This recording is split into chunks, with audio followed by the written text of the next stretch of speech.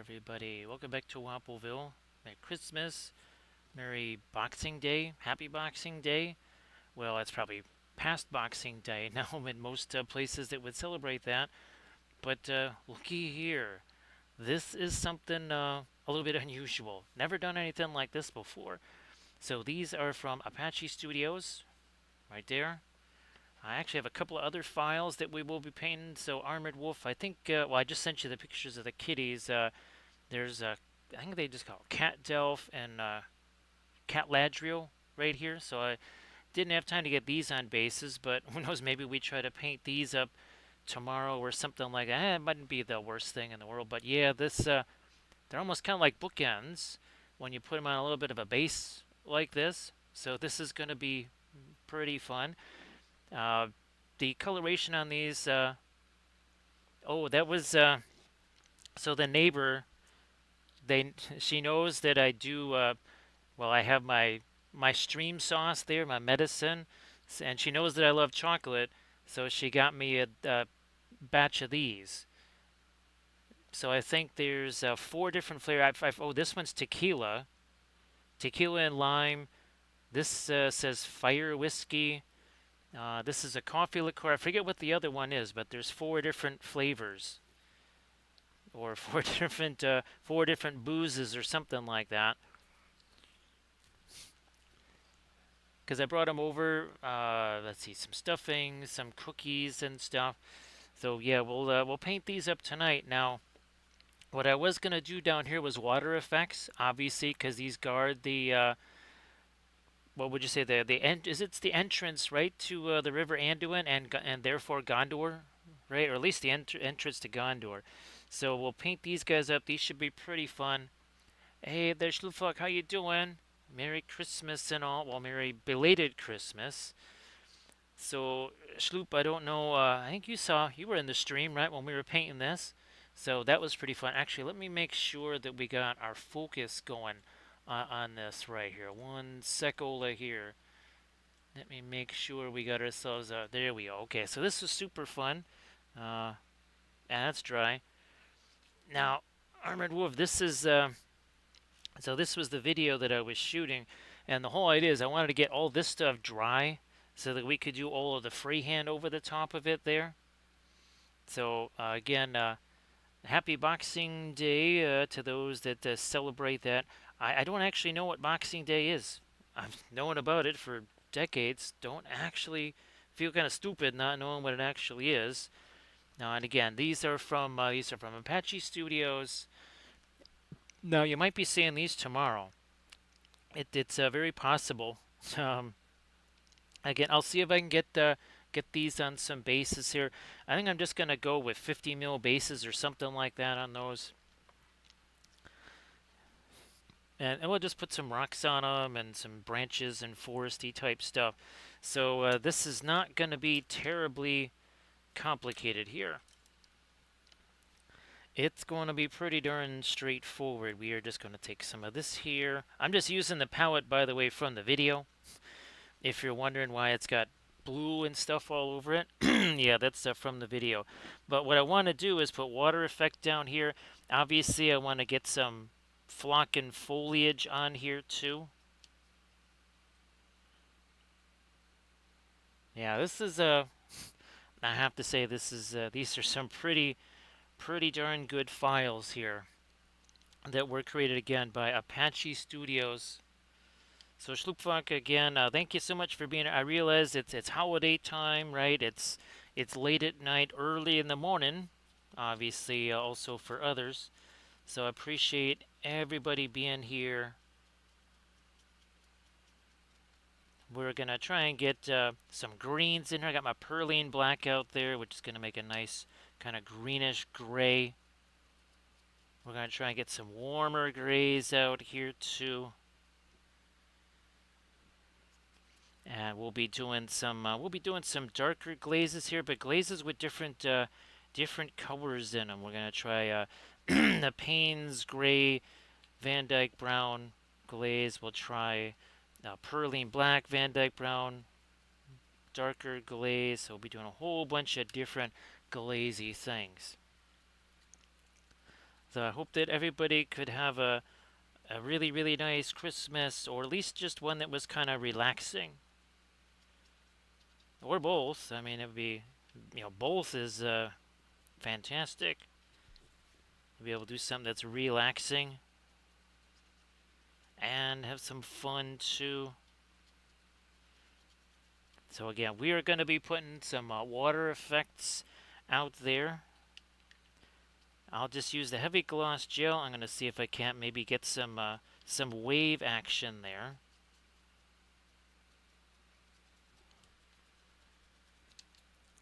Can already see the difference that makes right there. Obviously, just doing this, they're going to look like something. It's probably unlike some of the other things where we do the darker glazy stuff. What is that though? Yeah, things must be messy before they can be neat. This is gonna look a little bit less messy than the usual early stages. So again, my apologies for this being later. So Armored Wolf, I was trying to get a print going, and then I looked at the my my past sessions on Twitch, and there were two of them that were going to expire. So I had to make those into highlights, and each one of those can take upwards of 5 to 15, maybe not quite 15 minutes to upload or whatever you want to call that. So that was the thing I had to wait for. Well, Sloopflock, those are all things that make me super happy because I still remember when we first started doing the miniatures, we had never done miniatures, so we relied really, really, really heavily on the advice and the counsel of other folks. Now, obviously, there was no Twitch back in the day. Um, there was no YouTube even, but there was Cool Mini or Not, and there were people doing blogs, and they were kind enough to basically do step-by-step articles. That's kind of where all of this stuff began, as far as the tutorial videos and everything.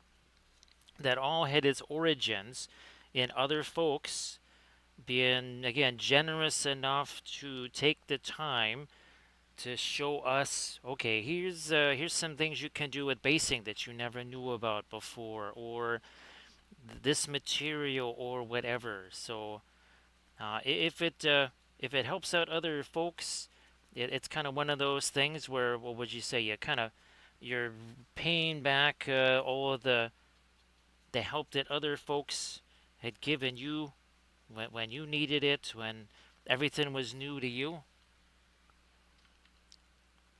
Now, of course, again, it was basically just a series of pictures and some text. That was pretty much the most you ever got. Uh, I think when did I first start doing YouTube? I think it was 2012 maybe when I first started doing YouTube.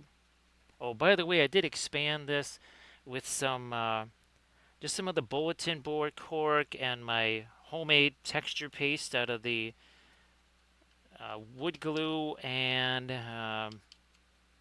was it the tile grout? Hey there, Valfera. Sorry that this is so late. Well, I mean, the Thursday stream is later. I was kind of hoping for about 10:30 ish, and then I was just telling Armored Wolf I realized that there were some past sessions that I needed to make into highlights, or they would have went away forever. So I was just about to start, and I went, uh-oh, I gotta turn these things into highlights here. So Valfera, I hope you had a fantastic Christmas. Now those trains that you saw, Valfera, my brother Frank, it's all that American Flyer stuff. Now my brother Rich, he's the one, he's the one that died in 2016. He had tried to kind of keep the model railroading stuff going, and Frank had no idea that Rich had all of these basically like coal carriers. I mean, they're the most outside of boxcars, they're the most simple of cars, and he had a ton of these things. Hey there, Awkwardish Panda, nice to see ya. Merry Christmas, Happy Boxing Day, all of those things.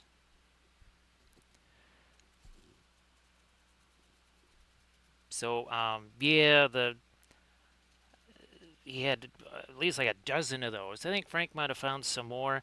And the idea is that each person, basically in the family, kind of gets their own rail car, or each couple, right, gets their if they're married, they get their a joint car. And I try to paint something fun and significant on the outside, and then they get items that are significant to them, and they put them on the inside.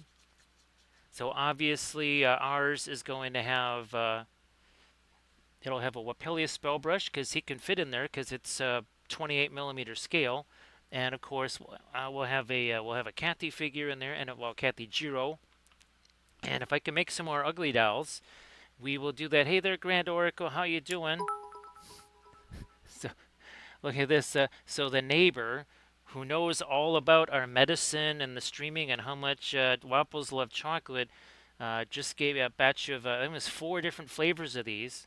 So I hope you're doing well there, Aquatish Panda. So Valfira, there's going to be another one with a skyline. It's going to be for my niece. So that's going to be the New York City skyline. So yeah, oh, there's more. Yeah, there's going to be at least that, and then there's got to be one that it's got Alaska Railroad on it. So thank you so much, Grand Oracle. I think Grand. Oh, geez, I'll have to shoot you some pictures of. Yeah, Grand Oracle. I'll send you these pictures after the stream. So sorry about that. So you can see I'm already starting to kind of change the colors around here a wee bit. Here it's getting to be a little bit more of a yellowish. That's that our Mars Yellow Deep. Oh, and Grand Oracle, I don't know if you saw. So this is the other thing is I had to get this video up today. So this video went up today. So that was the other thing we had to do. Where's my other one here? And these are from Apache Studio. If I can get these prepped, we'll either do these tomorrow or tomorrow and Saturday again. Not quite sure, but we'll see if we can do those too. So Valfira, that's the Scottish flag for my sister-in-law. So you saw the name Jessie next to it. So yeah, my sister-in-law Jessie. And the other side is going to be for my brother Frank, and that's going to be a Wampleville Railroad. So yeah, basically if it's a couple, each side of the car represents one of the two people. Hey there, Dark Horse. Merry Christmas. Appreciate you being here, Dark Horse. Yeah, sorry that it's so much later. So Grand Oracle, I hope this might be another weekend where you obviously I think you head till the end of the year, right? So here's hoping that your end of the year you can still kind of maximize that time to do some fun stuff. So it's the same dark primer. Actually, I used the same dark primer on this. There you go. So see that right there, Grand Oracle, along the line of the base there. That's the same color there.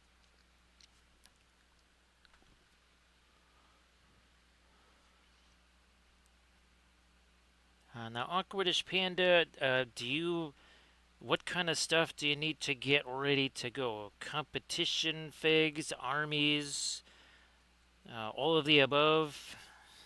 I wasn't sure if it's gonna, the clock starts ticking now, as far as what you want to get done for that. Oh, Valfera, that's the Chicago flag, Valfera. Now, of course, the nature of the beast, I could only fit one of the 4 stars.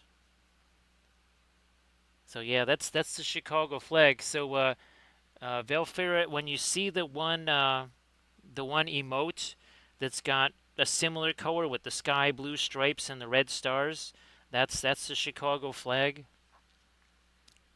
Well, good luck getting those done there, Awkwardish Panda. And of course, I hope that you have fun doing those, right? Because you want it to be fun. No matter what, you want it to be fun. Hey there, Arda Michael. Merry Christmas.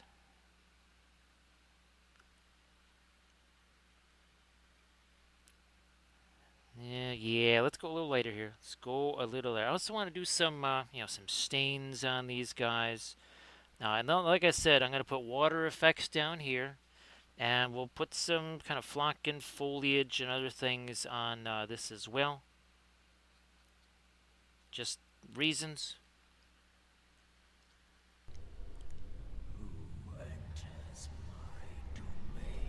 How's about we say Merry Meowmas to Rottweiler who let the dogs in? So these cats down there, they're not so sure about this Rottweiler coming in here. So Rott, how you doing? Merry Christmas and all that good stuff.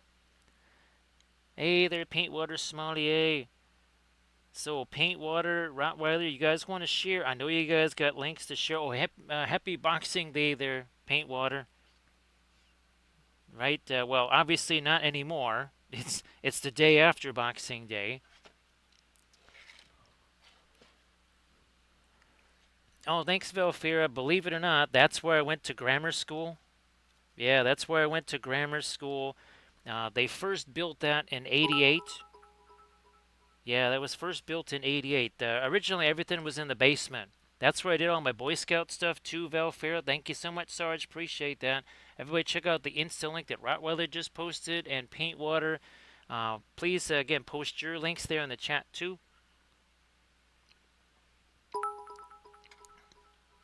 Look, we have a Blitzkrieg. We have a Blitzkrieg between Grand Oracle, Sarge, and Rottweiler. Thank you so much. So Sarge, Did any more of those tracks break on you, or have the rest of the tracks been mostly intact? Uh, and did you lose any pins? I'm thinking. Well, I guess Sarge. Here I'm thinking like, oh geez, okay, well fine. You say you want a break? That's fine. I'm gonna print me out some more tracks and some more track pins. So these these guys right here, they're 3D printed. They're from Apache Studios. We just started on those. Uh, Tomorrow and or Saturday we'll be painting Cat Ladriel and Cat Doff right here. They have a bunch of other characters. I only got these 3 files, and of course, oh hey Rottweiler, this is how this wrapped up right there. So this was our ornament that we did on Armada Mondays. So yeah, 3 days ago we painted this bad boy right here. So Arda Michael, if you wanted to share anything in the chat, please go ahead and do that. Hey Grand Oracle. Well, obviously Grand Oracle, I'll send you pictures and stuff. But actually, Grand Oracle, you don't mind sending me pictures of your if you've got swatches or something, because that could be some valuable data right there that we could pass on to other folks.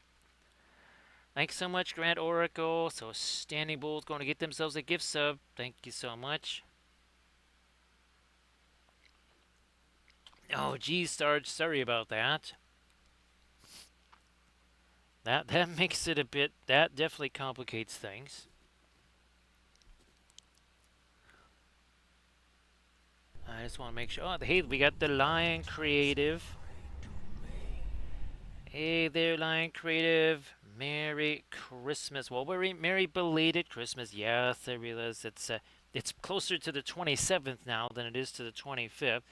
And again, for folks where it's Boxing Day, we want to say Happy Boxing Day, even though it's not Boxing Day anymore. Now it's also the day after Boxing Day there. Everybody, please give Lion Creative a follow. So, Lion, if you want to share some links in the chat, please go ahead and do that. I know you just finished a stream, but you got yourself any work in progresses or Discords, Instas, whatever, please go ahead and share those. So we are painting ourselves a couple of Oh, what are they called? The Argocats. That's what they call, the Argocats. These are from Apache Studios over here. Thanks so much, Valfear. Appreciate that.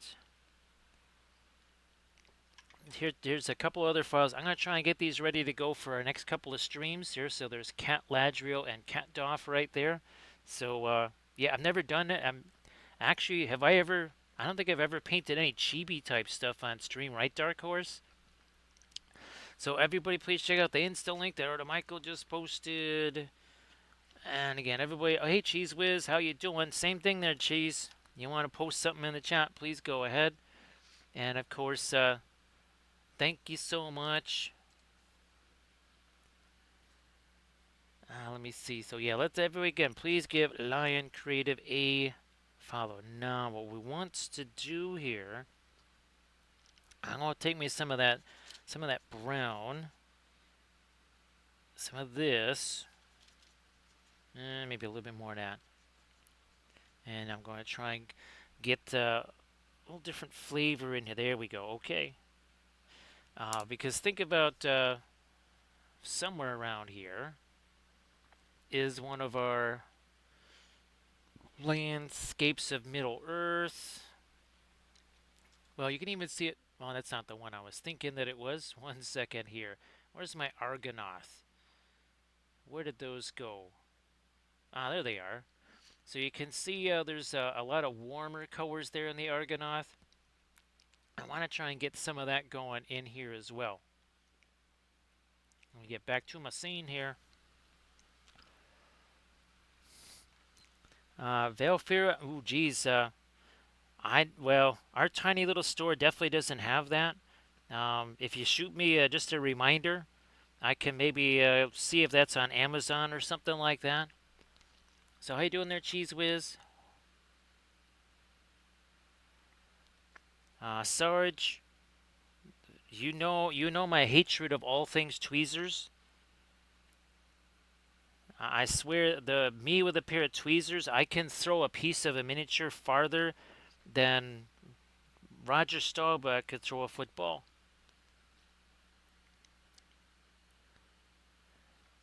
So Cheese Whiz, we just put this video up on the Patreon page.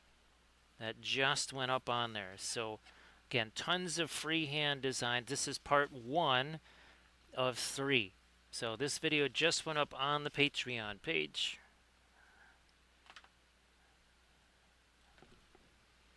Is this one we're working? Yeah, it's this one we're working with here.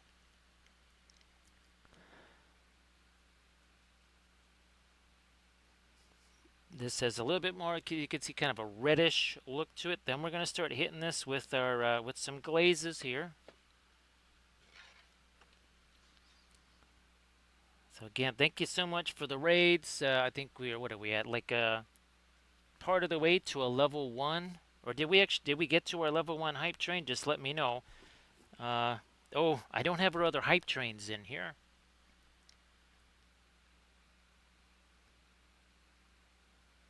So yeah, I sent that off this afternoon.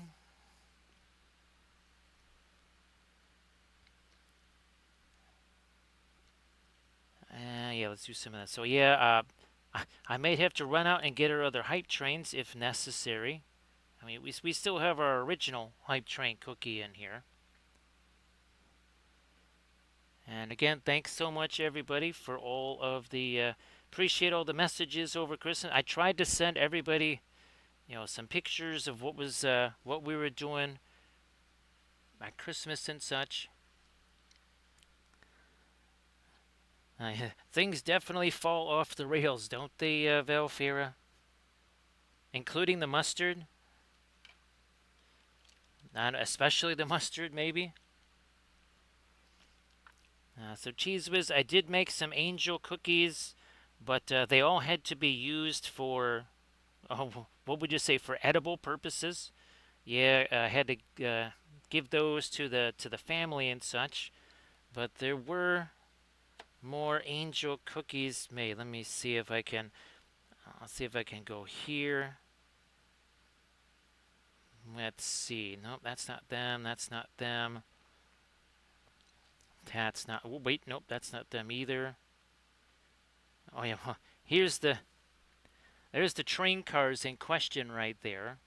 That we yeah, there's the and there's the cityscapes right there. Let's see if we've got the no, that is not there. Let me see if we can find another one here. Nah, it's gonna be too difficult.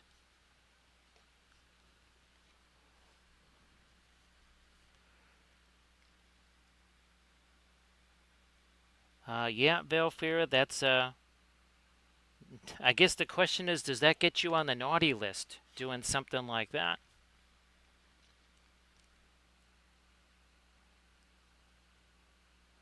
So appreciated though the all the bitses and the subs and the cheers. Appreciate that. So again, we're trying to get some greens in here.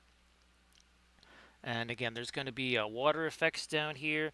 We are going to try and also get some, at least a little bit of some kind of greenery up on this, on these levels here too.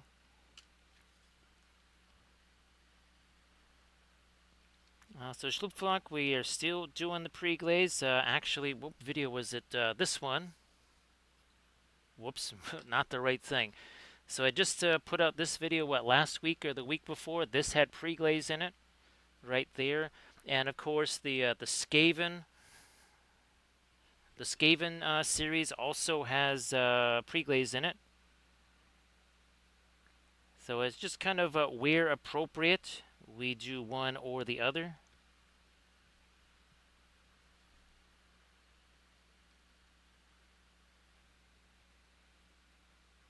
Okay, so again, these are 3D printed from Apache Studio, and he's got all the basically everyone is a cat, and I think they did a pretty good job of it. That's for sure.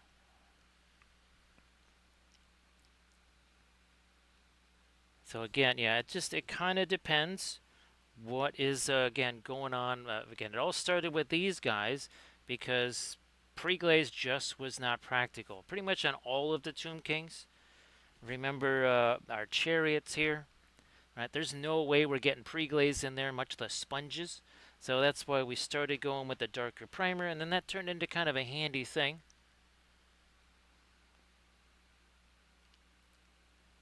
Yep, so these are indeed cats.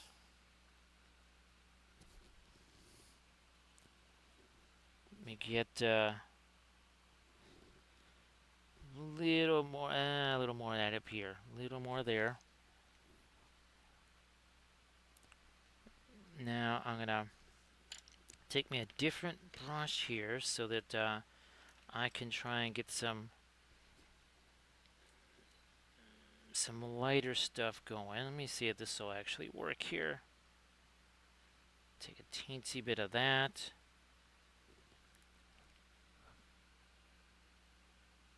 There you go.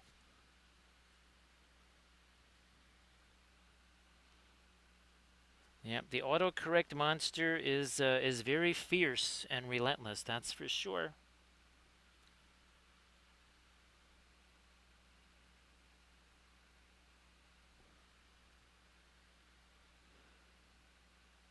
So these are the Argonauts right here, which we've painted in ornament form. We've painted them in 2D art form. Again, let me see if we can find them here without too much of a hassle. So there we go. There's the Argonauts right there. I think we painted them in 2D at least 3 times. So once in ornament form, and then a couple of times as paintings. Now, after this, I'm going to let me grab something that's a little bit bigger brush. Maybe something like this here. Maybe something like this. You know what? We got to go back to one of these. Yeah, let's do this. Let's do this. Let's get some of our, maybe not quite that much of the Mars black there, and then some of our Van Dyke Brown. And now this is the part of the stream where everybody just holds their breath. They're just so entranced by the mixing of paint. Literally, that's what we're doing. So Schlupflock, basically, the this darker primer thing, what it does is just kind of inverts the pre-glaze. So we still end up doing glazy things, but it just ends up being the second thing to happen instead of the first thing to happen.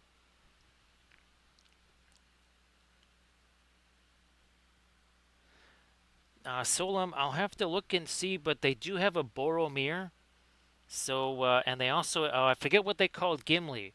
So, Solum, go on to My Mini Factory and look for Apache Studio, and then you'll be able to see, because I don't remember what the other names are. You know what? Let me have a little bit of this here. There we go. I'm going to set it up like so. There we are.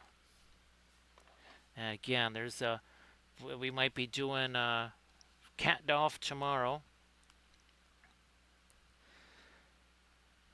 Yeah, Arda Michael, the supporting business is not it's not the most entertaining. That's for sure. Vital as it is.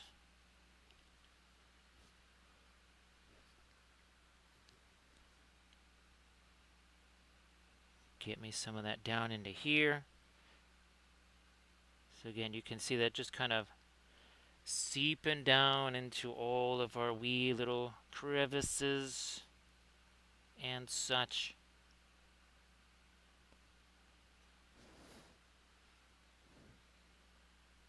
Away we go here. But what are we doing? We're just touching the brush to the figure. We're not doing anything else. We're not brushing on. We're touching the brush there.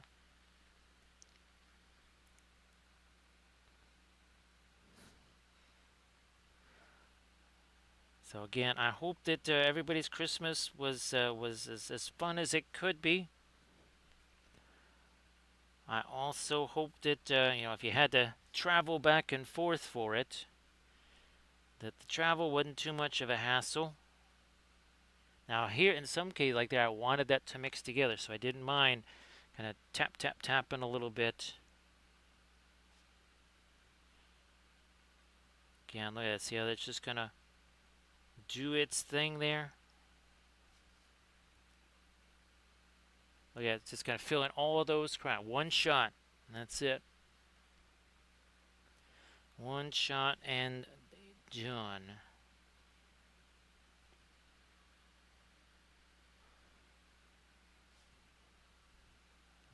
Let's keep going with some of our stuff up here. Oh, look at that, all the way down there. Look at that.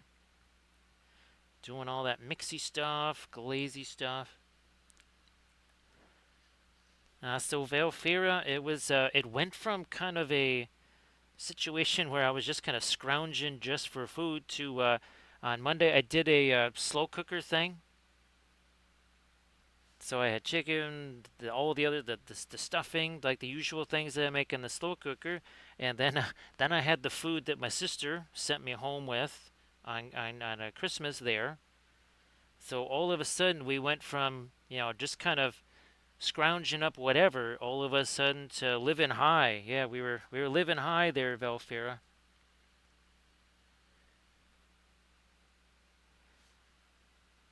I mean, again, this is a cuisine channel, and Christmas is one of the ultimate cuisine holidays outside of Thanksgiving. So, look at that, just filling stuff in there. Now, these were printed out on a resin printer, by the way, not FDM. However, there is a part of me that's tempted to put these on the F, because I mean they got kind of bigger details. There's part of me that's tempted to see if I can print these out on the FDM printer bigger. I mean, these are pretty big. Also, they're hollowed out, so that's the problem, though. If they're hollowed, right now, maybe only the pre-supported ones are hollowed. But if they're just hollowed only, I think that kind of then precludes them from being a potential FDM style print there. Hey there, AWOL Trooper. Merry Christmas. AWOL, if you want to post anything in the chat, please go ahead. Everybody, please give AWOL Trooper a follow. And of course, Valfira, if you want to share anything in the chat also too, please go ahead. Hey there, Sectorix.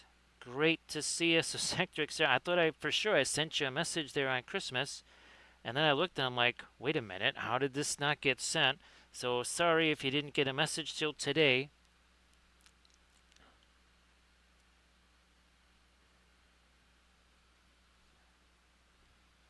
Let's see. So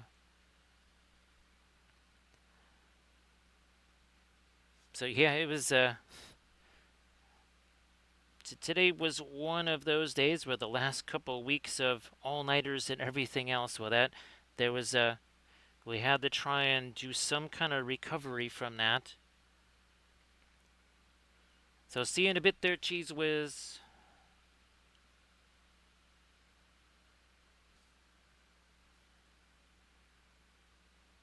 But they do a good job of hollowing these things.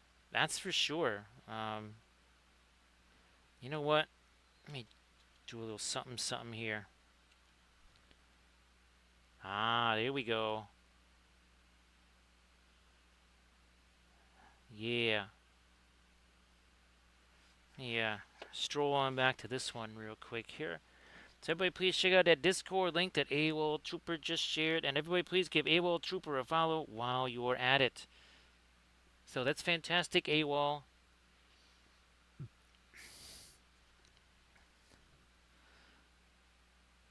Solo, there's a couple of things kind of like that that I'm.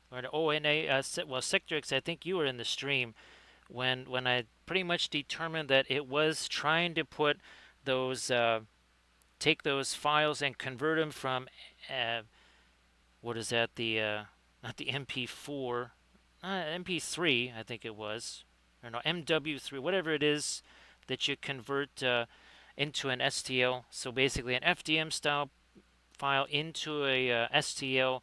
Tried putting it on the same build plate as another regular intended STL file, and boy, it wiped out both of them.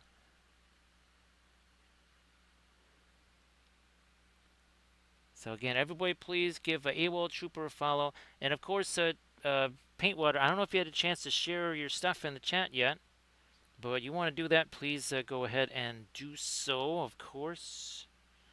I want everybody to be able to do that.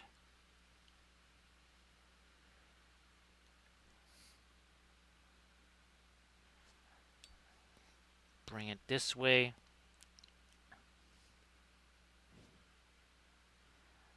Oh yeah, let's get some of that down into here. So again, we're just having some fun here with the, look at that, just touch it, let it go, let it do its thing. And then we're going to get in here with some mid-tones.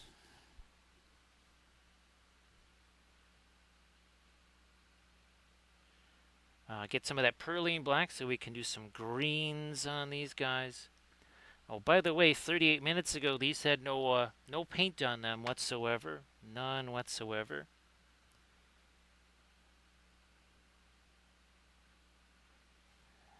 Now, oh, by the way, these are not hollowed, as you can see. These are solid right here. So those probably weigh almost as much as these bigger guys do. Everybody check out that Insta link there that Paintwater Smalley just shared. Now, Paintwater, have you still been able to get some stuff done even though it is the holidays, or have you, some of your projects had to kind of go on the back shelf there? So again, everybody please be like AWOL Trooper. Go check out that Insta link there. Now again, I extended some of the base part there with just my own homemade texture paste, some of some rocks, same kind of rocks we use for our Moria bases. I actually do have more. I'd have to put them on bases though, but I do have, I think, 5 more of those Moria goblins. Oh, that's the other thing I want to start doing is that Erebor terrain. I want to start painting those buildings so that we can winterize those. So, needless to say, I'm trying to emphasize files that, or whatever paint stuff that's gonna have a significant winter theme to it. I'm trying to get some Angmar stuff, like trolls and all that, ready to go, so that we can do again some snow effects on those.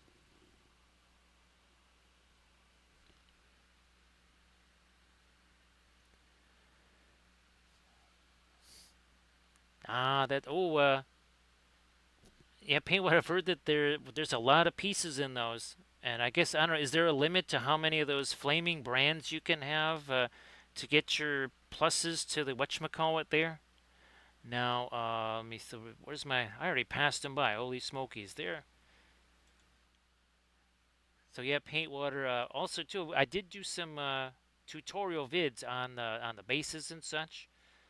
But geez, actually, paint water. I think I easily have over 1,000 points of done lendings. If you were to tell me, yeah, you would have more done points of done lendings than you do Rohan. And the reason you say, well, okay, why is that significant? Because Rohan is a hero army. I mean, it has like the most named heroes of, well, now it has even more. So you would think that that would be very easy to get to a higher point level with Rohan. Okay, let's put you. As I see, this is already starting to lose some of the shininess there. Now let me grab. Let me see if this one might work. So I'm getting me some of that perline black out here. This has some little bit of greenishness to it, and that is going to start going down into here. So see, that's got a little bit of a greenish tint there. Again, still sort of a mid-tone.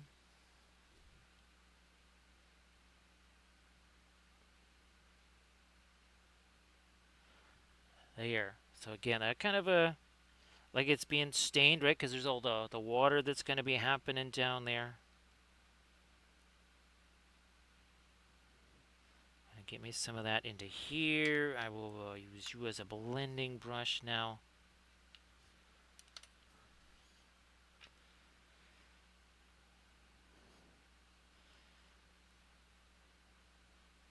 There we are. So I guess obviously the bowl games. Actually, there's getting to be a growing hue and cry to just have all of the playoff games be at college campuses instead of this not neutral site nonsense, which really just breaks the whole flow. So I'm hoping that I don't know, it may not be next year, but we were told for the longest time that well, we had to stick with the BCS because well, you know, moon money there, right?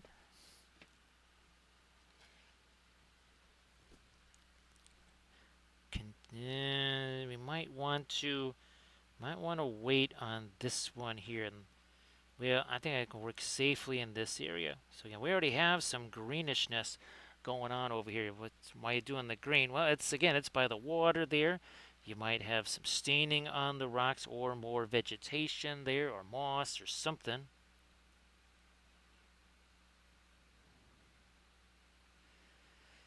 So Sectrix, yeah, I'll shoot you another message. I have not had any time to play around any with the AI stuff. Haven't even had time to really work with the iPad at all. Although I did figure out why the phone was acting so weird as far as me getting files off of it. Somehow it was on Wi-Fi, but it got turned off of the house Wi-Fi.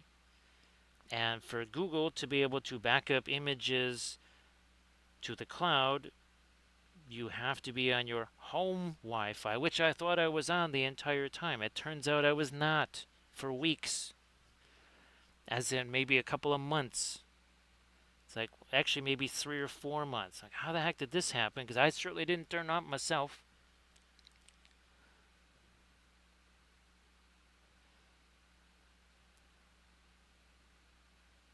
course, Sectrix, I think I'm hoping that we can try to do some kind of Zoom meetings or something, and where we can kind of get into some of the doing some of the graphics and or not the graphics, but some of the rudimentary things using the bamboo slicer to what would you say a little more elevated level instead of beyond primitive. I mean, I have actually started doing some things in there that I haven't actually done before.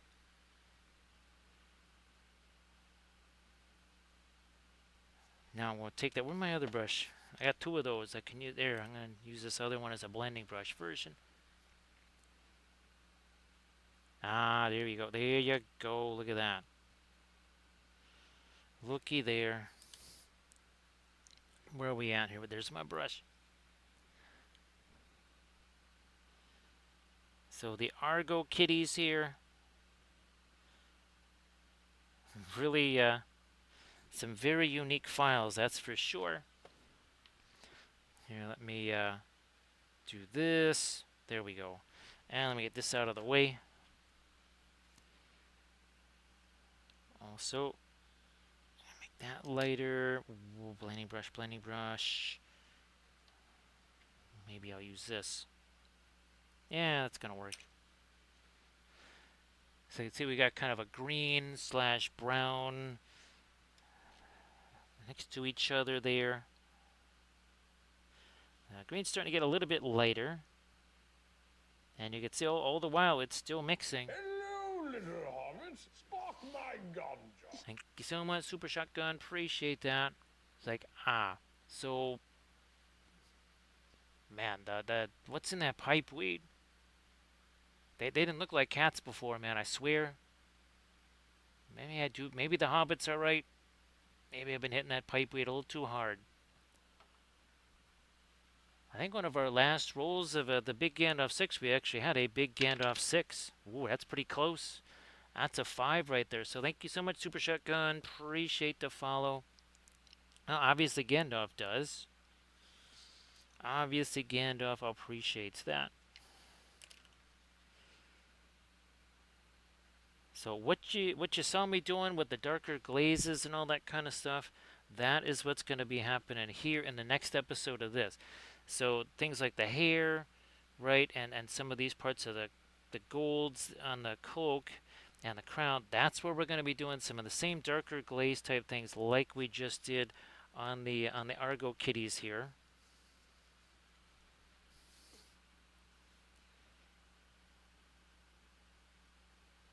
Catch some of this here. Again, trying to make things a little bit lighter with our greens there. So it's not just like a neutral dead gray. We're trying to do all kinds of stuff. Remember, we're going to get some more of our browns into there. We want to do some staining on this. We're just kind of underway here. We're just getting started. Well, actually, 48 minutes ago, there was no paint on this or either of these at all. Like the Weeping Angel says, don't blink. And yes, I did make some more of the Weeping Angel cookie. Well, angel cookies. I still have cookies, the nativity scene ones that I haven't even gotten the frosting on yet. There we go. There, now maybe let's get some of that up here on the face.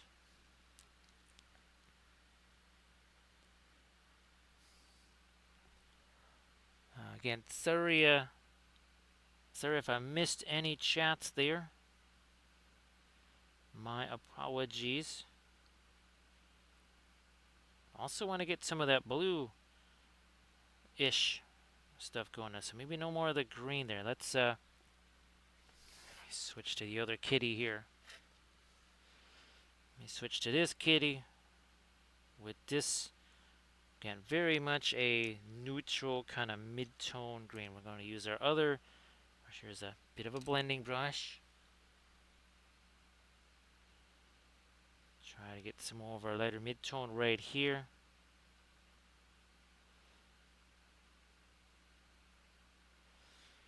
Yeah, let's bring that brush back out here to do this.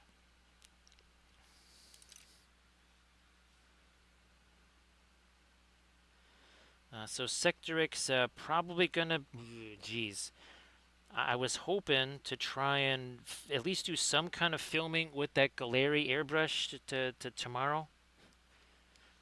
I don't think after the stream tonight is practical, but I'm hoping at least maybe tomorrow during the day somehow, for sure on Sunday, is to use that Galeri airbrush and work on some of that terrain.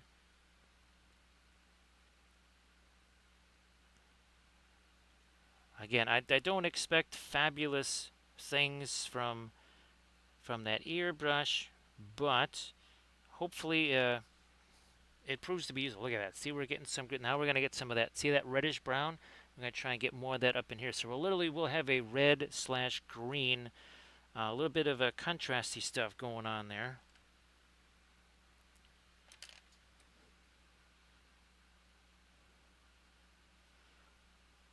Sure, we'll try and lighten the top of that rock a little bit more. So this is all still part of the file. Then you get this stuff in here and the stuff out here. That is stuff that I added.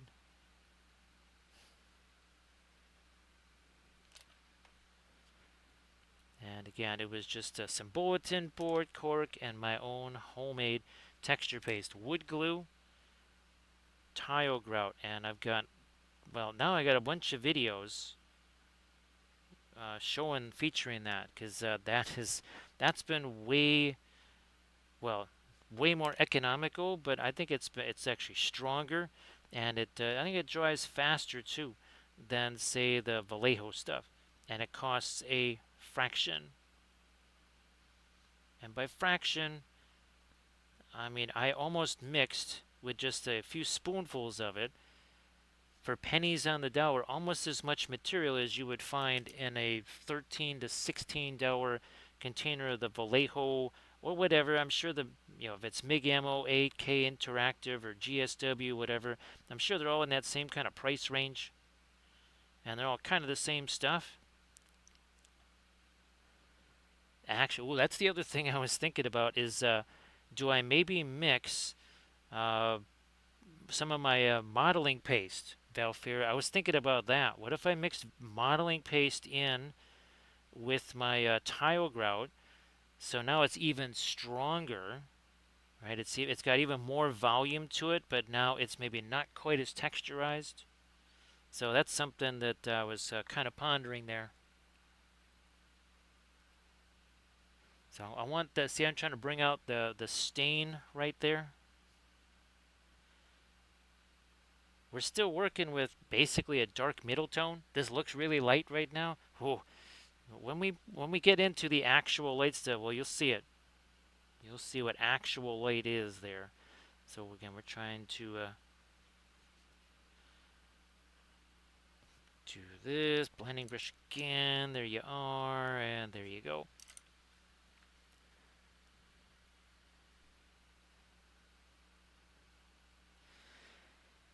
Um, I don't know if the Vallejo folks are still on strike, but again, keep in mind they only work on miniature paint stuff for 3 months out of the year. So even without the strike and without any closures of the Panama Canal or whatever, or not Panama, the your come on, Suez Canal, I think you're still gonna have some mischief in the supply of Vallejo stuff.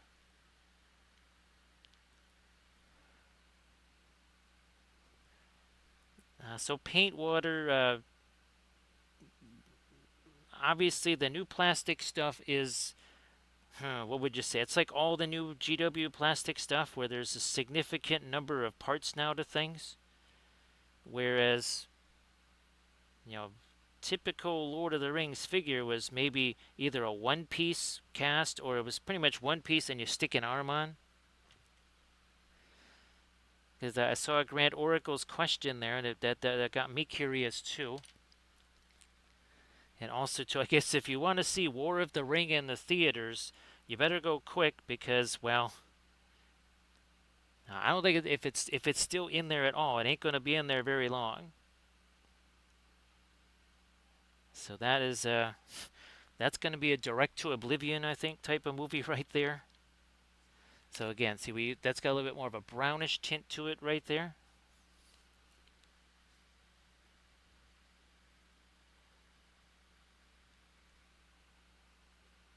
Yeah, so paint water. Unfortunately, I really haven't looked at any of the rules. What I was thinking of doing was, since we got to make up our own rules anyway for all of the stuff we want to do, one of my favorite things there, paint water, of the new rule set is the fact that, well, something like a an Ent or Smaug count. What is Smaug? Is he like count as 20?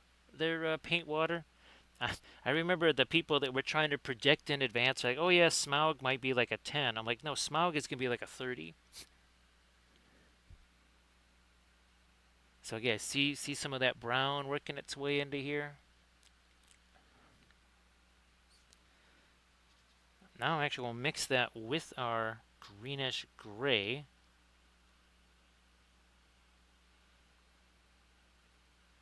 There we go. Because I think what a troll there, paint water, is sort of counts as 3.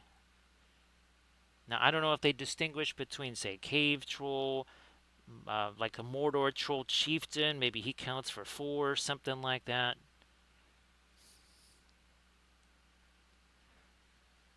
Actually, now I'm kind of curious. How much does Sauron count as? I would imagine he probably counts as at least 3, potentially 5. What we're talking about is for counting towards objective holding, because there's an awful lot of things in MESBG where you have to outnumber somebody at the objective. Taking my blending brush. That's not enough of a blending brush. Let's do that. There you go.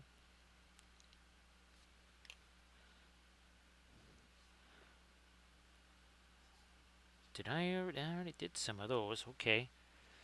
So you see these kind of almost alternating reds and greens. We want to get some of our yellowish golds in there too. Now I'm going to do this.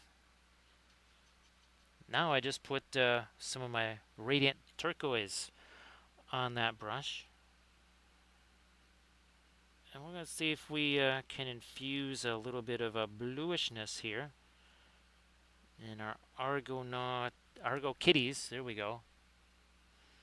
Oh, no problem there, paint water. Well, Bithron, obviously, he used to be the person where I could, I think it's this. And Bithron would always be, he was the rules checker. He would go grab the book or something like that, and he could say, yeah, okay, you were right about that, or you were almost right about that, or no, you were completely wrong about that. But yeah, paint water, that is by far my favorite thing from the new regime, and that is definitely something I'll include in our version of MESBG. Now again, this is just a dark middle tone. You're thinking, well, okay, that's not quite a highlight though. No, it's nowhere near a highlight. It's actually pretty dark in relation to what an actual highlight might be. Now, so Artemichael confirms that Smaug does count as 20.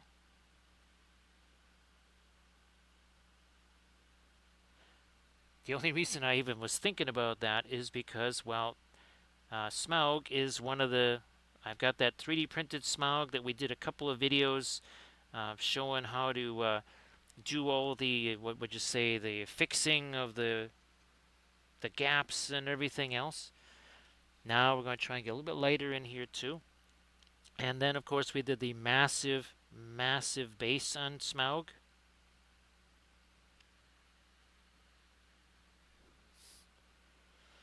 Okay, so Artemichael, I guess then Sauron would be 5 because he has 5 wounds, doesn't he? I think he's got 5 wounds. Look at that. See that? Now we're starting to pick up a little bit more of our,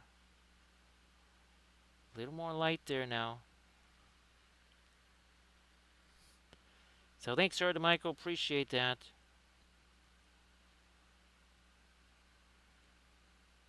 Now, Paintwater, how many games maybe have you been able to play in the? Oops, that's way too much thinner. Let me get rid of some of that. Holy smokes, that was way too much thinner. How many games have you been able to play in the new system? And Artemichael, have you been able to play any games with the new system?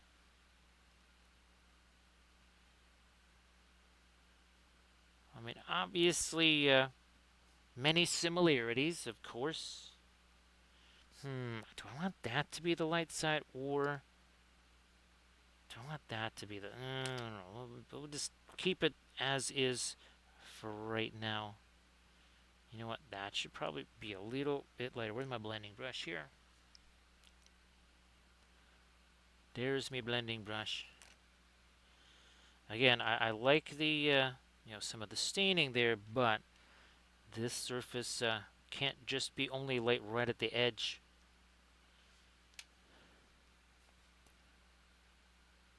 So a bit of a balancer. See, I'm just gonna slap that on there. We'll take this and see how look at how it mixes with what's already there. Doesn't get any easier than that. I mean, I suppose it could. I don't know how. So this is again a brush with no paint on there. Do a little bit of tap, tap, tap.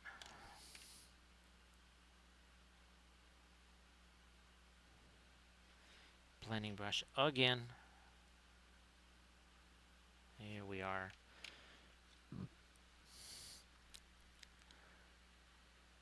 Okay, so it's I guess it's not tied to wounds because Sauron is dominant 10.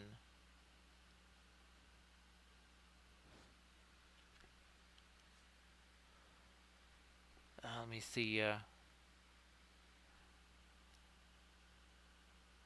So yeah, paint water. Well, again, once you get in a game or two or something like that, when you're in the stream, definitely let us know what you think of it. What you think is a really good improvement. What you think is kind of I don't know if we needed to have that new stuff.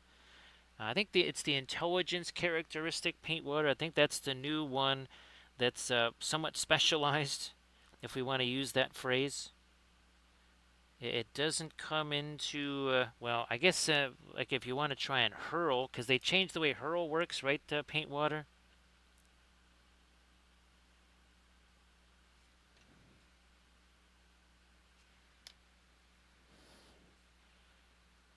I guess it also does depend, too, if they, what happens with the, what is that, your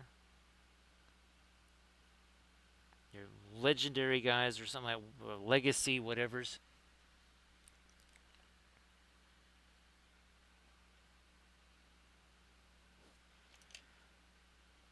There we are. Also, too, I think it's a little bit harder to transfix now.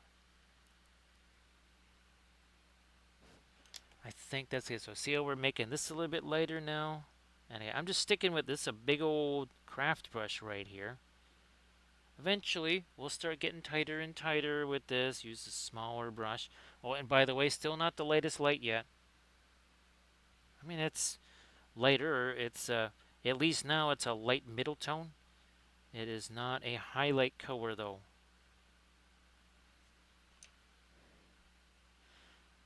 So as I'm doing all these rocks here, I'm pretty much channeling a Devil's Lake State Park there, where you've got again a lot of the kind of greenish tinge and stains on the stones.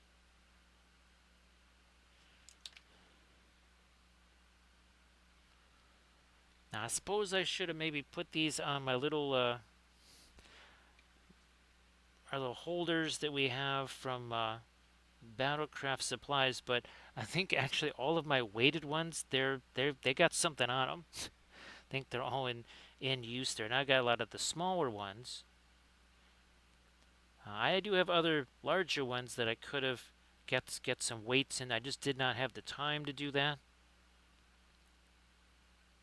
But yeah, those are really handy for stuff like this, right? I just will basically hot glue them to the base, and what I'm talking about is these right here. So this is a kind of a homemade configuration of one of the. Oh, here's another one. So I guess this is another one I could have used for these. So I know it's used when throwing because you don't just throw them straight ahead, right? Michael, you have to basically target somebody.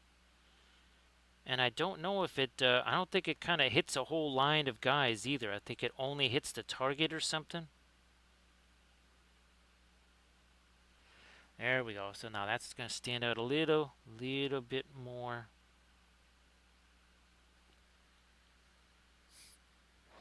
Okay, so it is just one guy.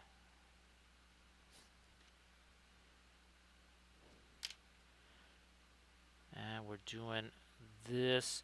I guess we'll see how uh, it plays out with the tournament scene, and that you have to decide if you win the role if you want priority or not. The only reason that really is something that comes to my mind is obviously that could slow things down.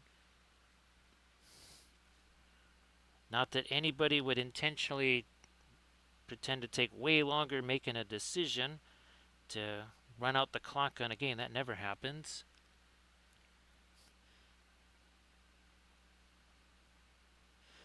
So it's more like tennis, but with bodies then, paint water. You're just trying to lob in. You're way at the back end of the court there, and you just hit a lob shot there, so you can try and recover and get back into position.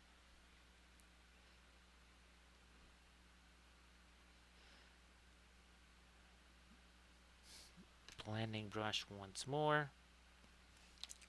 So okay, see all that? You got the browns, you got the greens, you have in here, same deal. Oh, here, Velfair, let's do this. Let's do this, Velfair, to show what we're talking about. Okay, the shading looks interesting still, but see that whole area with this cloak and stuff? Nowhere near as interesting as that. Look at that. Look at all the greens and reds start to show up there. Now I want to do, I'll just take those two together. Maybe I'll give it a little bit more on my fast mat. Rolling.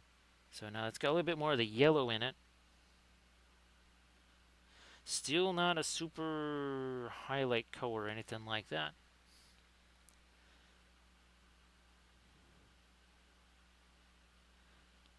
Alrighty. Blending brush. Push that over to the side. So what I'm doing here, not all that different than what I was doing here. So on the cloak there, I just would kind of hammer some paint down there and then take the blending brush to it.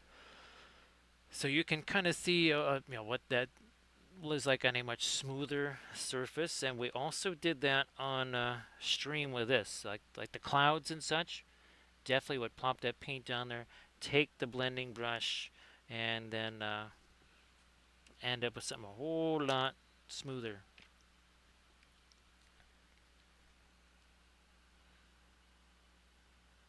And again, that is something that you can do with the oil paints. Keep in mind, you want to, with the oil paints, we're not using a ton of thinner, right? We use very little thinner. To clean the brushes, we're using that Winsor Newton brush cleaner, which also works for acrylic paints, so extra bonus. It'll clean your brushes of basic. It also works for super glue. Yeah, found that. Don't ask how I found out about that. But it'll work for super glue. Oh yeah, we're getting some yummy cracks and such down there.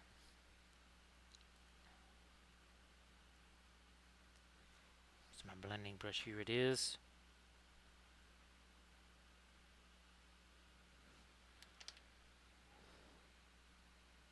We'll also get back in with our darks. I'm going to maybe even expand a little bit on the cracks from the other side of it, making some of the darker portions a little bit more significant.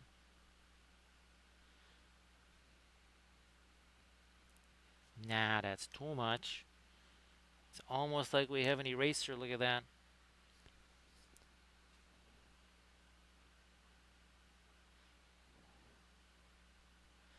I think on this, let me take this brush. Some of it, well, not that quite that dark. Let me try this. There we go. Also here, we'll do this all around. Let's get this guy.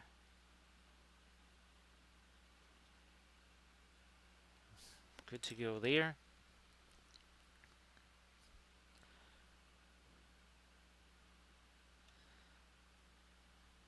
Catching some light on the edge of the helmet there.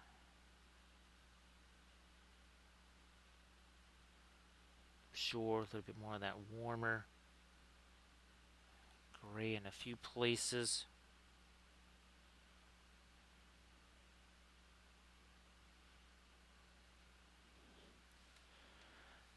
And really see the differences in the, again, you got some reddish browns, you got the greenish grays. Now we've got almost something that looks a little bit tan-ish. Now let me approach it from this side. I think that's the better way to go. Sure enough.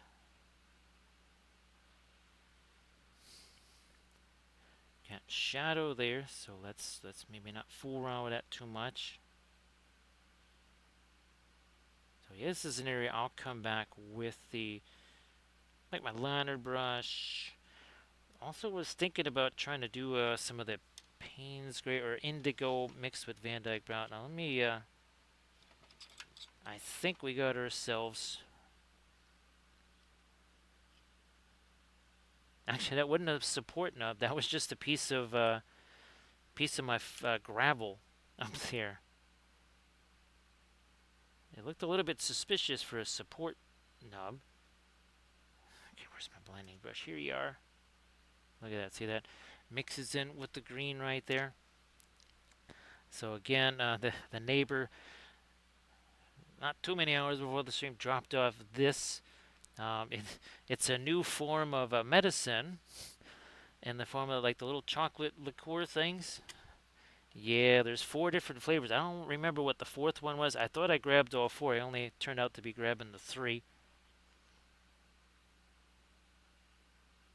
So that's a new type of medicine there.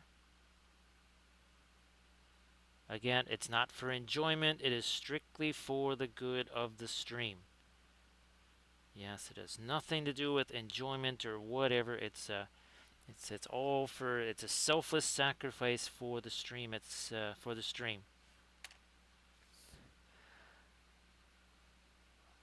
Taking some of that blending brush again.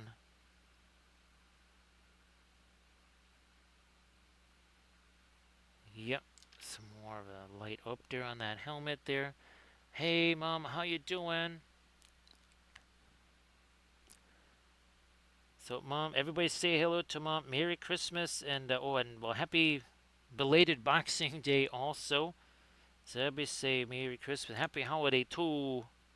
Mom, how you doing there, Mom? Glad that you're back, boy. You weren't actually back home for weeks and weeks before Christmas came along, so I was really glad that you were able to get back before all the Christmas stuff started. So yeah, Sector X, again, it's sacrifices must be made for the greater good, right? So that is one of those sacrifices that we're willing to make many times, as often as possible.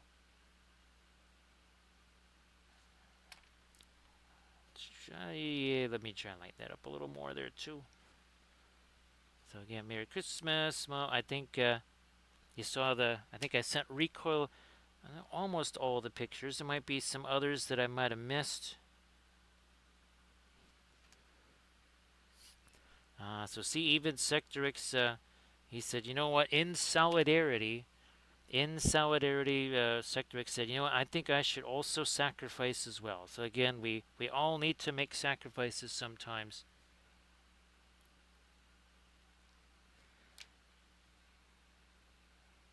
So mom, yeah, that is where I went to grammar school, which is funny because again, recoil is like, what the heck is grammar school? Which was the same reaction that Kathy had when I told her. She said, "What do you mean grammar school?"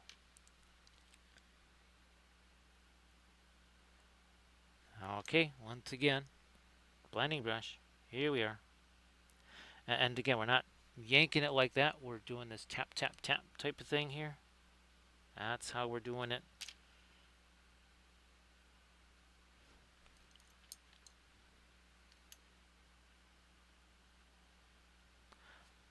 Letting that mix, right? That some of that is our initial dry brush stuff that we did. So look at this. That light is a little bit yellow. See, that's got a little bit of bluishness to it. That's got a little bit of yellowishness to it. I think we're going to be doing a lot of these, Valfaro, which is funny because we're painting stone. You'd think we practically were in film noir. However, when we does this, look what happens. Bam. Oh, and by the way, still not as light as we can go. We can go lighter than that if we feel like we need to. So that whole film noir thing, that is something that you can do.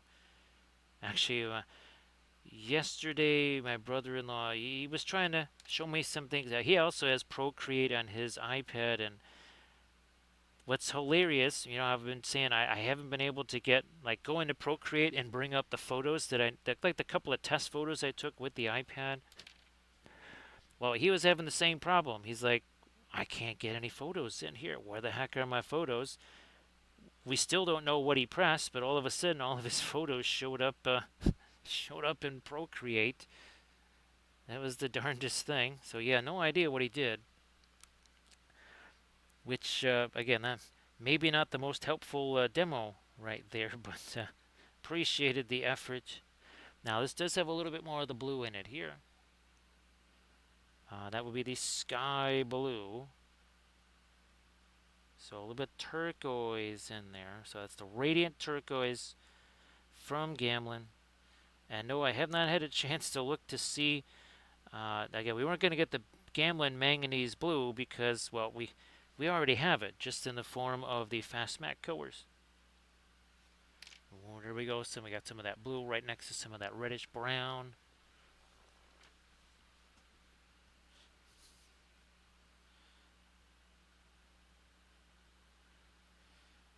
Some of that down here.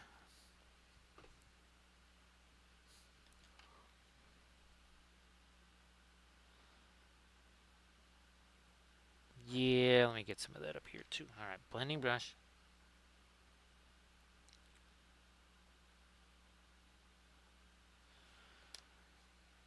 There, see how that's got a little more form to it than just some dry brushed edges. Bit more form. And of course, we're trying to keep things relatively dark in back in there.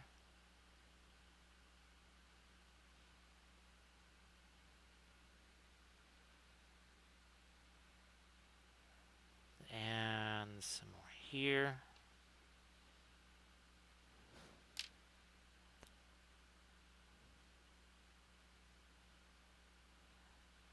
You know what? I'm going to do this too. Let me, it's a little bit more of a right there on that rock.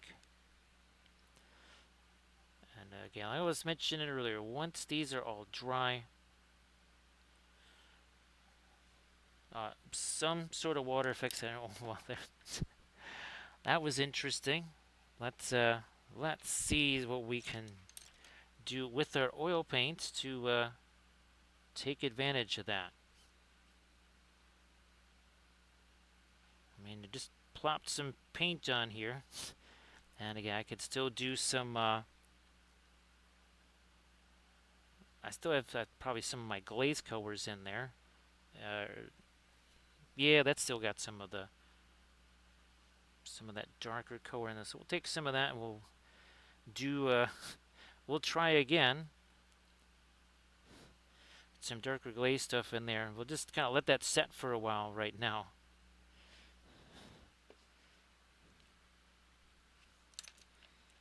So in other words, I'm going to move that over here. So either one or both of these we'll try and do tomorrow and or Saturday. So not quite sure. I got to try and get those maybe after the stream. I guess I'll try and get those on bases. But I think we'll keep the basing pretty simple on those.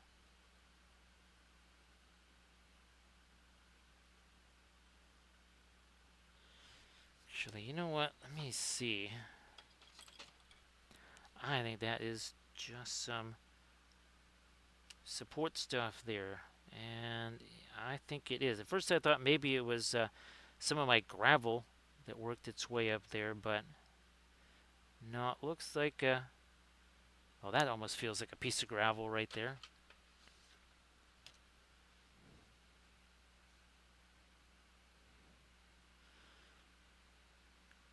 And up here, I don't want to just automatically think, oh, it's the top of his head. It should just be light.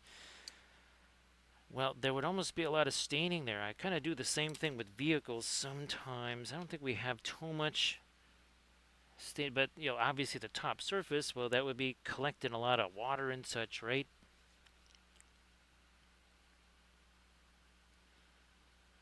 Starting to actually see a significant difference now between our two Argocats.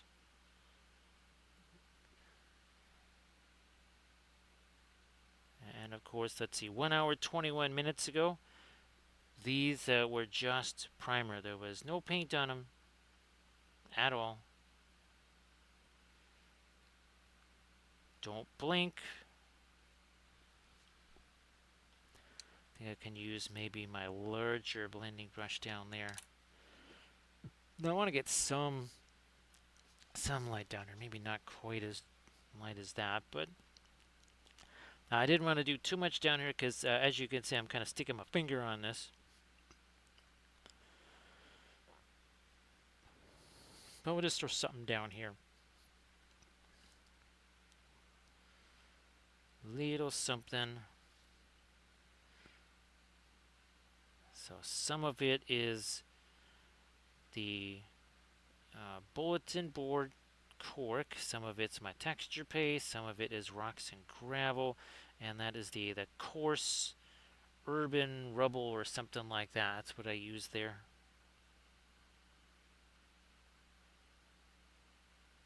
Got his little paw right there.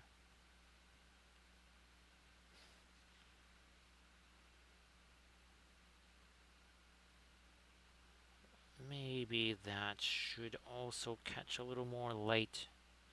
And I also want to make sure I have some kind of stains on there too. Where's my blending brush here?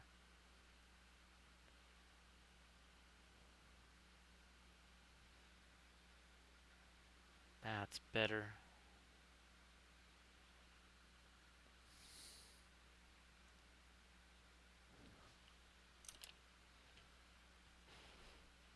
You know what? I'm gonna. Where's my perline black here? Nope, maybe a bit more.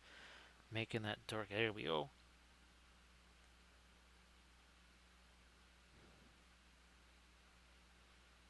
Maybe down in that crevice there. So again, the whole idea of that green is the moss. Right, there is some moss. If I try to represent that with some kind of flock or whatever, it won't really be according to scale. It would be a teensy bit too large for that scale. So that's why I'm essentially trying to kind of do it just with paint. You know what? Let me get a little bit of, there we go. Some of the indigo with the Van Dyke brown together. I want to start getting some of the really dark stuff in here on some of the cracks too.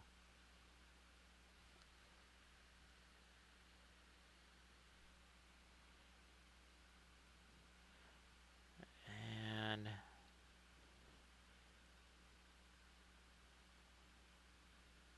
So Art of Michael, is there a certain thing? Because obviously, when it comes to physical sculpting, undercuts, those that's kind of one of the bugaboos there of your like physical corporeal sculpting. Now, when it comes to digital sculpting, I'm not sure what some of the things are that just kind of tend to create stuff to fail more easily.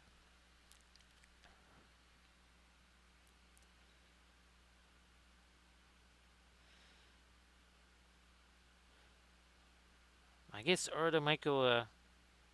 I never really heard too much about interior geometry until I started talking to the folks from Archvillain.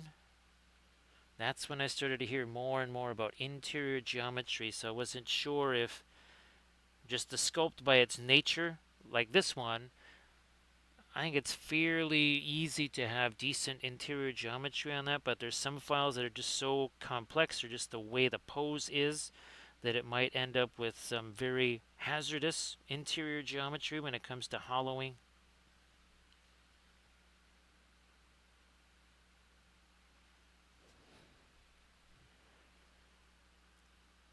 Taking my dark over there, up here too. So see that edge starts to get a little sharper there. Where's that little blending brush? Where are you hiding? You're around here somewhere. There you are. See if we take that and just pull that down to hey there, Doji. So Doji, I guess you could say they're like chibi kitties, uh, chibitties or something like that. Though yeah, there's a cat doff right there, and there's a cat ladriel. And of course, Doji, if you want to share any of your oil painted stuff in the chat, please go ahead and do that. And again, I want to say thanks to everybody that tossed in some bits and the subs and everything. We also appreciate that follow. So many thanks for that.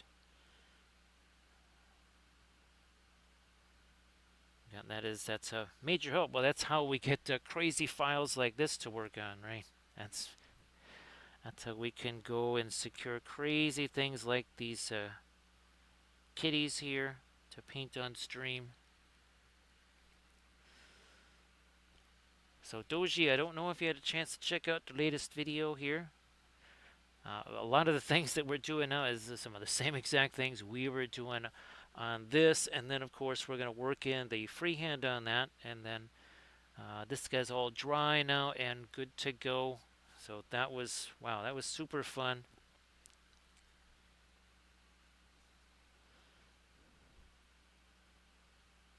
Let me hit this. So Dojio is almost about to do another ornament, and then I realized, you know what? I think these things. I had a different plan for them. I was going to actually put them on much larger oval bases and almost try to make some kind of diorama out of the two of them. And then I thought, you know what? We'll just use these almost like bookend type things, and I think this is going to end up actually being some presents for a couple.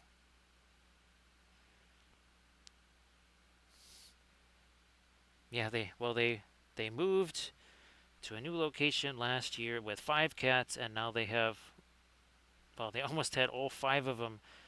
Shall we say not endure past a year and a half?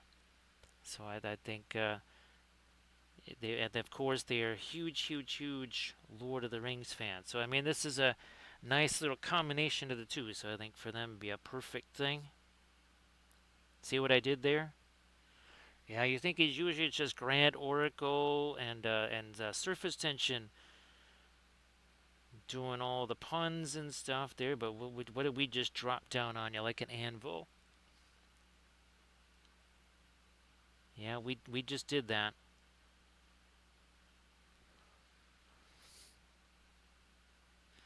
Get this going here.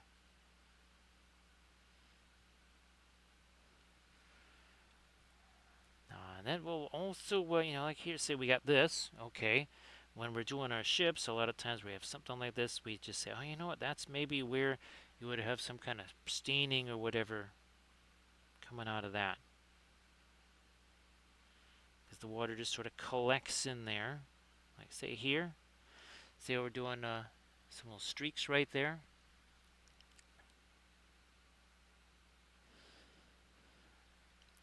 Definitely a catastrophe, right, Grand Oracle?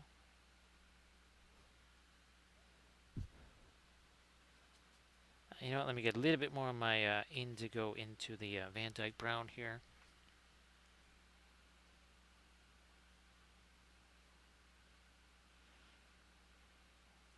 Let me see if I can't sneak in a little more dark under there. Also, here, this is another place I would really like to have some streaking, because I think if you look at the, I guess whatever would you say, the photos of the, well, as they call them, bigatures that they created, I think you'll see that there was like the staining that wrapped around underneath the chins. Let me go back to this, to our brown over here. Again, there's again some stronger staining happening there. Look at that's going to just mix with what's here. Kind of a dry brush. Then we got the green. We've got the reddish brown there.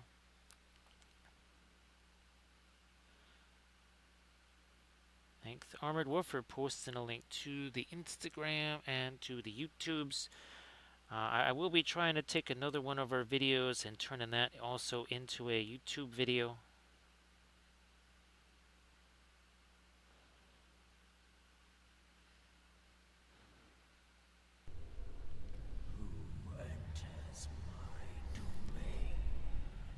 Hey there, Sobs. How you doing? Thank you so much for the raid. Everybody, please give Sobslung a follow there. So I saw Fire Machi and I was combining the two names. Of course, Sobs, if you have anything that you would like to share in the chat, I know you just finished your stream, so you won't be able to do that. But if you got any other stuff you'd like to share, please go right ahead. Looky here. Merry Christmas to everybody. Happy Boxing Day, all that stuff. We are painting not one but two Argo kitties. These are 3D printed from Apache Studio. Here's a couple of other files. We'll try to get these ready to go for the Friday and Saturday stream. So, Sobsling, if you want to again share anything in the chat, please go ahead. It's a little bit different than the last thing we were painting on stream, which, well, if I could not drop it, we can show it to you. There we go. There you are. That's what we painted on the last stream. Fun little ornament there. It's a little bit different from what we painted last year on Christmas, which was Coniferous, the Christmas Ent. Just a little bit different than that. We started out with the darker primer. Oh, and we're using oils. We're using oils like we always do here. Here, let me just get that darker stuff back in here. A little more of that. There we go. Where's my blending brush here? Okay. There we go.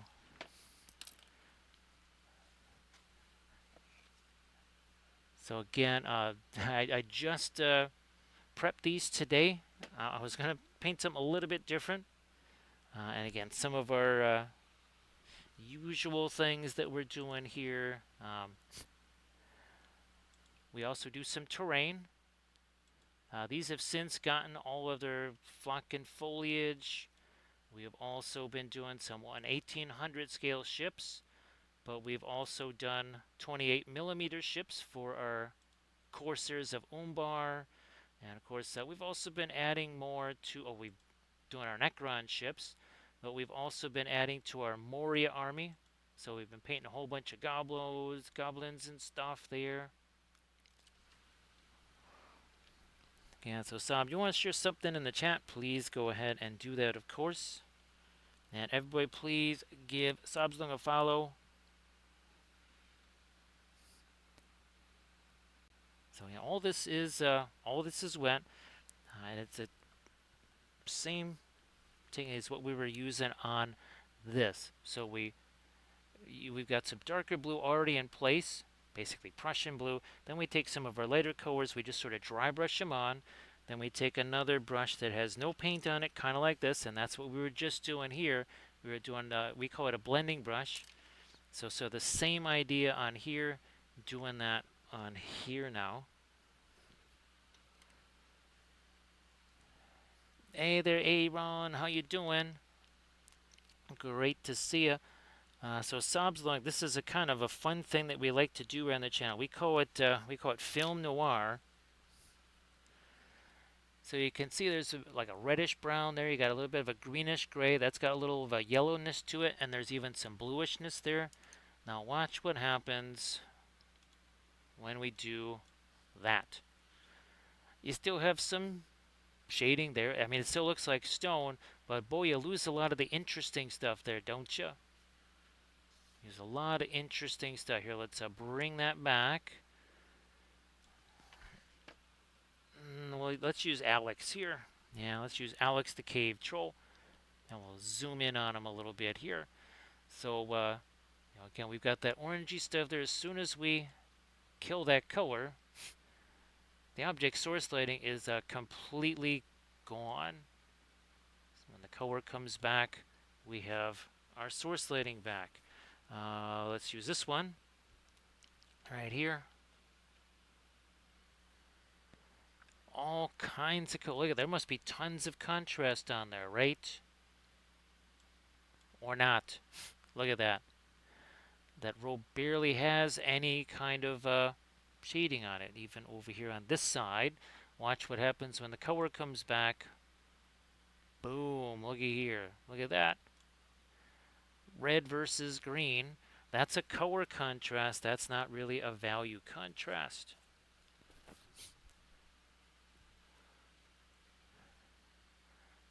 G Sectrix, I think in X amount of decades, I think I might have done that once, maybe. Other forms of destruction have happened more frequently. Let's put it that way. That I've managed to avoid that form of destruction. Now I'm a master of other forms, though. So yes, Hobbs. It was even the same thing on our on this right here. You think, well, there's tons of contrast there. When you do the film noir, it's you almost can't tell the difference between the two sides. Now here, let me zoom back out. So you got that. Here, let's film noir that. So here's your source lit side. Does it really look all that different? It really doesn't look terribly different, does it? Until, again, we bring back that value. Now you can do this with your phone, right? You take a picture of it, you go into whatever app that you use on your phone, and you change around your colors.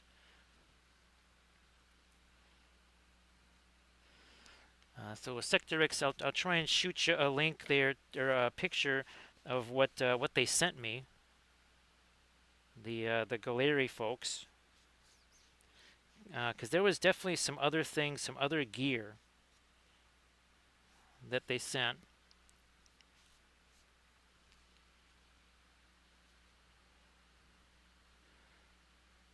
So yeah, Aaron, we like to cut just the value scale, and we pretty much say, okay, 1 to 10. 1 through 3, that tends to be things like your highlights, and then 4 through 7-ish, that's your middle tones, and then you get into 8, 9, and 10. Those are your darks.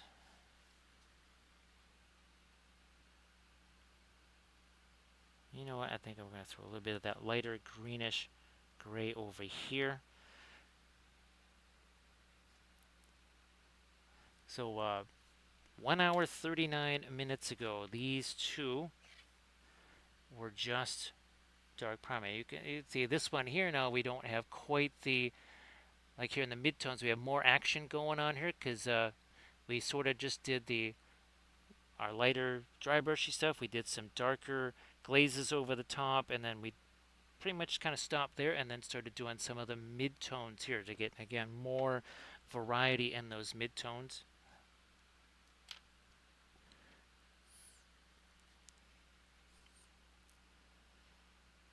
Doing some of that here. Now, you know what? Let me get, there we are. Let me get back to some of my radiant turquoise. Now, I think it was the same thing with this, with the ship here too. You know, the few places where we actually had a warmer color made a big difference. Oh, so this was, yeah, here, let's do this. So this one, another form of contrast that really is not talked about basically at all, and that would be edge contrast. So right there we have, there's no blues, there's no nothing, but the clouds are kind of a soft, you see you have a really hard edge there on the water, you have some hard edges on the hull and some parts of the sail, right? So that's edge contrast, and that's really important thing if you want to show, say, something that's metal. You really need to have some high volume edge contrast there.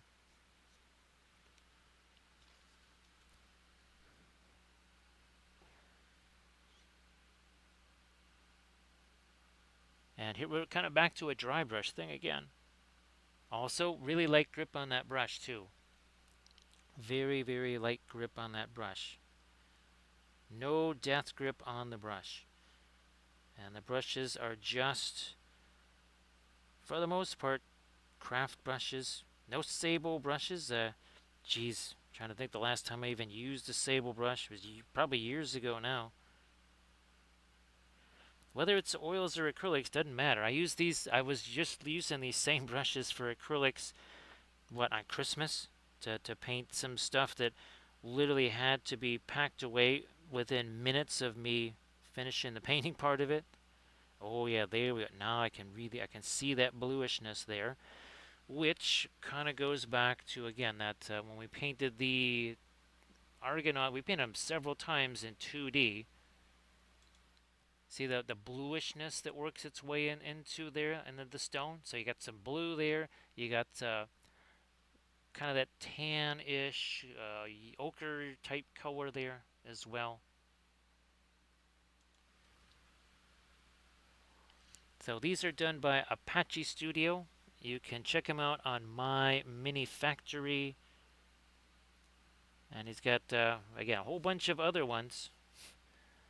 We're going to try and get these to the Cat Ladriel and the Cat Dolph ready for streaming, hopefully for our Friday and Saturday streams.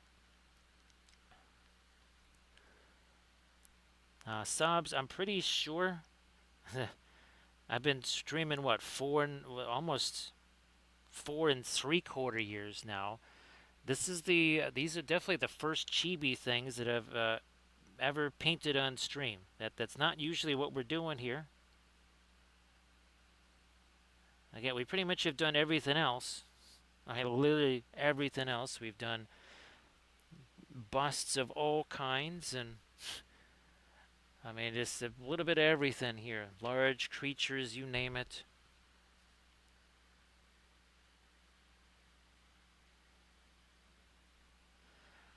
Doji, I would say one of the biggest advantages that I ever had was to have.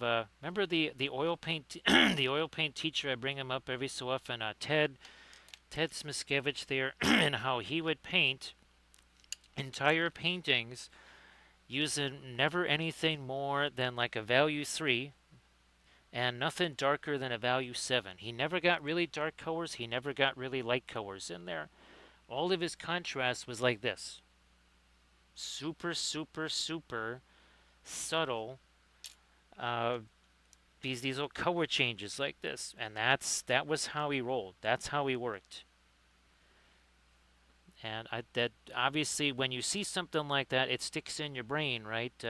Otherwise, if I hadn't had that experience, I probably wouldn't really be that much aware of it. There, Doji.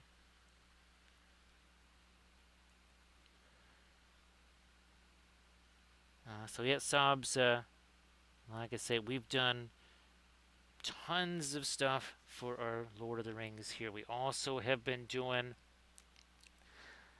let's see, well, here we go. We have an entire Easterling city, and by Easterling city, I mean colossal sized Easterling city. We'll be doing probably this coming week. I'm going to try and paint some dwarf buildings for Erebor, possibly maybe even some of my Moria buildings too, or Moria columns, because I want to try and do some. We did all of the Hobbit holes with all of the foliage and stuff. Now I want to try to do some of those Erebor buildings, but with snow and ice on them. And actually, you can check out all the previous sessions. They're all saved as highlights. So Sobs, look back from I don't know, like a month ago or so, when we were painting a bunch of eagles. And they actually had they were 3D printed, and they were on nests. Then I also painted in October 11 different fell beasts with the named ring race on them. Hey there, JT, how you doing? Nice to see you again, Leroy. Everybody, please give JT Stark a follow. So yes, Sobs, I painted at least 3 of the eagles, and they were sitting on nests, kind of like Misty Mountain style, Sobs. And of course, we've painted I think 10 different Ents on the stream. Everybody, please give JT Stark a follow if you could. And JT, you want to post anything in the chat? Any Instas, Discords, whatever? Please go ahead.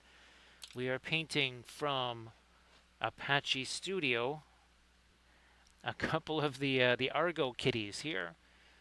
So actually, they are 2 different poses, and they literally do match the two the two guys. Well, actually, they should probably be this way. I'm looking at my pictures down here. There you go. That's how they should go. That's how they go. So there's the Argo kitties. Oh, no problem there, JT. If you want to share something, a previous thing, whatever, that'd be fantabulous. And again, he has other fabulous sculpts there. So we'll be trying to do these 2 either tomorrow and or Saturday. And our last stream on Monday for Armada Mondays, we did a very festive ornament, but with a wee bit of a ship design on there. Oh, here, let's get the history behind this. He said, when in the world did you do that ship? Because when I was 13, I painted that in oils. And I wanted to show people a little something. If you look at the one sails on the foremast there, and you see there's kind of a warm gray there, that's because Doji I didn't know about, right? That color temperature and just how crucial that is, especially in things like shadow areas.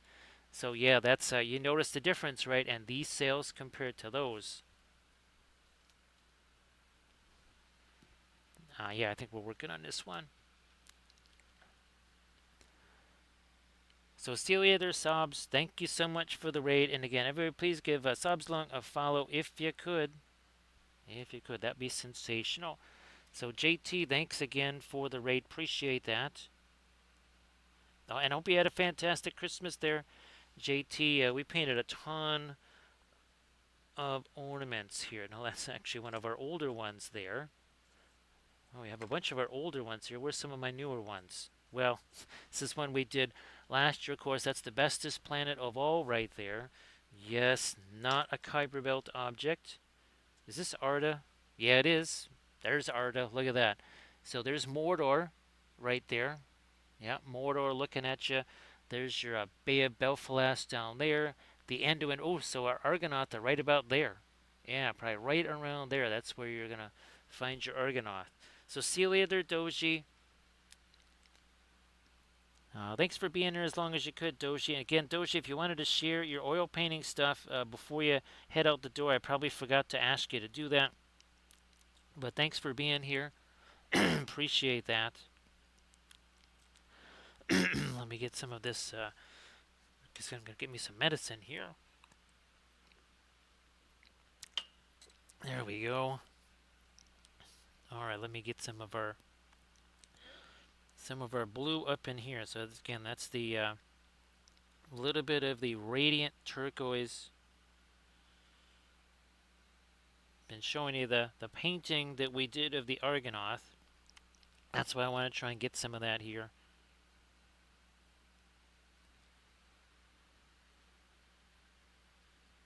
Ah, yeah, JT, that I understand.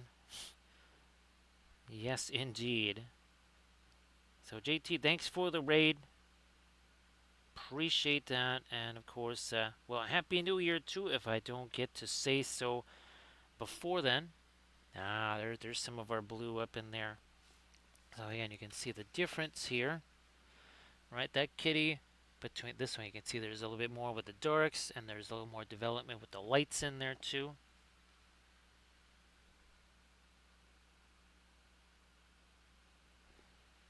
So yep, Aaron, there's nothing in between,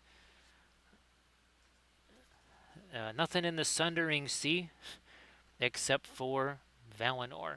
So Numenor would have been right about where this is, right there. So yep, no Numenor there, no five pointed island. That is all bye bye by that time. Yeah, if you see a giant, I don't know, 100-foot long dark eagle cloud flying towards you saying maybe you should turn around, maybe you turn around. Maybe just say, yeah, you know what, maybe we'll do this some other time. Like never.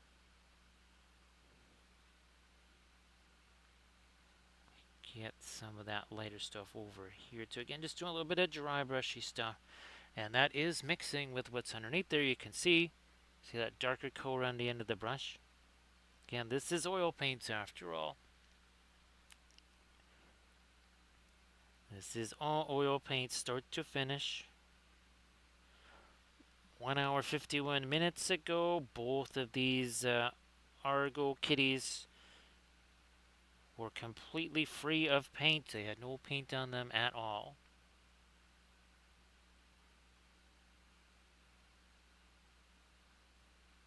Let me do something, yeah, with that here.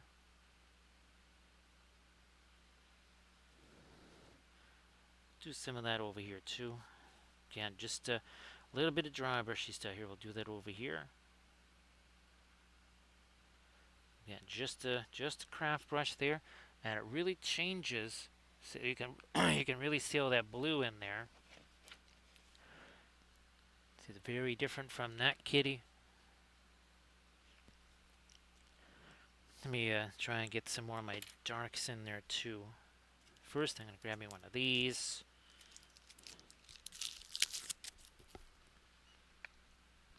Let me get this brush, and let's again start to work some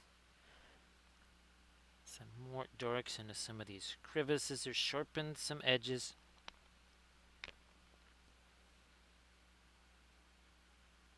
And then we'll maybe try to bring back some of the lightest lights along some of these cracks and crevices too.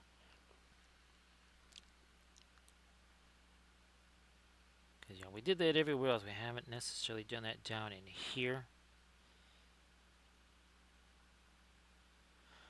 Like so. Once these are dry, we're going to have water effects out here. We're going to have some flocking foliage on there too.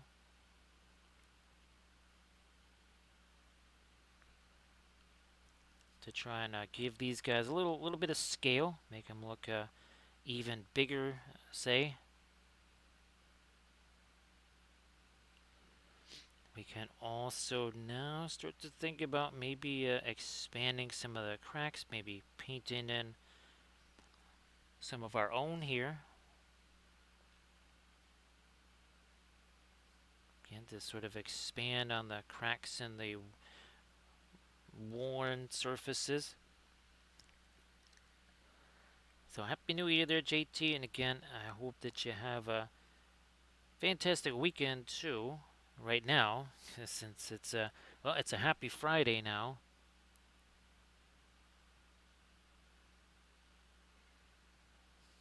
Work some of this down into here. Also this way.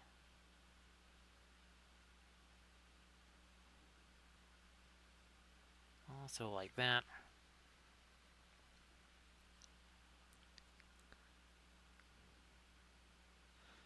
Something more up here.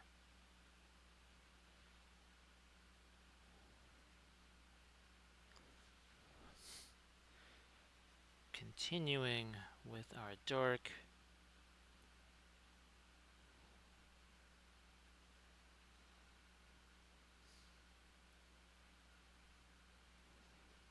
Let me work it this way.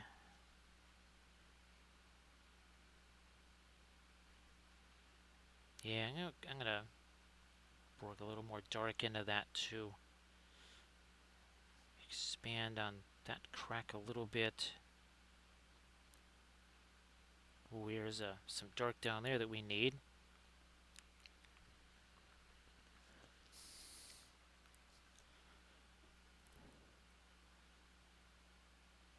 Yep, I'm gonna put. There's a couple of cracks down here. We need to get our dark into those.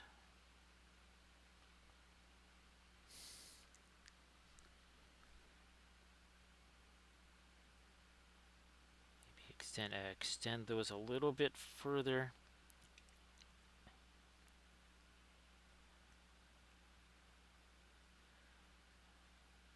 So I mean, we literally have red, yellow, and blue up there. The red would be our reddish brown. The yellow would be that tannish ochre color, and the blue would be that sort of turquoise type thing. They're all very subtle, but they are there.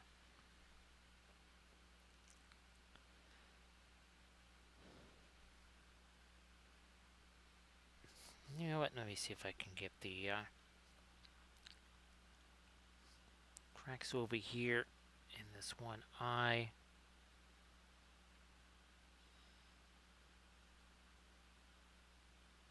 Now, if I do that too much, the cracks might end up looking like whiskers over there. I did have to paint a cat ornament for my niece. So I was just literally painting cats a couple of nights ago on Christmas Eve. Does that get too dark? It doesn't matter. We're again blending some of that out anyhow.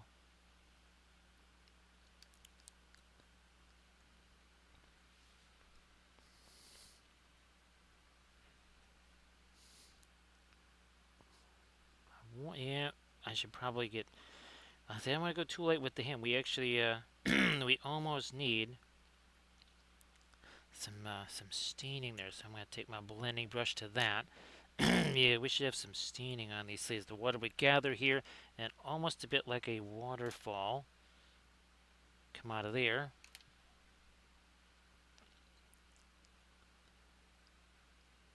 Yeah, I'm not gonna make that terribly light because, well, I mean, it should just be pretty much all in shadow. Also, I'm gonna get my brown here again to do some weathering. And it's a little bit like the streaks that we would put on our. You can sort of see it a little bit on the sides of the holes right there. I wonder if the Akagi will show it a little bit better. Yeah, you can kind of see it a little bit more on Akagi there. It's the same sort of thing. Hey there, Thranuel. How you doing? Merry Christmas there, Thranuel. I hope that you had a fabulous day. And I realize it's well, now pretty much, yeah, it's the 27th here as well. So we're a few days removed. It's not even Boxing Day anymore. And again, still trying to figure out exactly what that is. I meant to do a Google search. I've heard of Boxing Day for years and years and years and years and never quite remembered what it was. I think we were joking yesterday that it's called Boxing Day because that's the day that everybody returns their presents to the store, and I'm pretty sure that's not it. Because I'm pretty sure that Boxing Day was around long before stores with return merchandise departments there. Hey there, Plankwalker, how you doing? Merry Christmas, all that. Great to see ya. Yeah, man. Fine, we'll just do that. Oh, we did the editor jargon. All right. Let me go back to this here brush and maybe something like this. Geez, that is way lighter than I thought it was. Here I'm thinking it was going to be more of just a straight up mid-tone, not a light middle tone.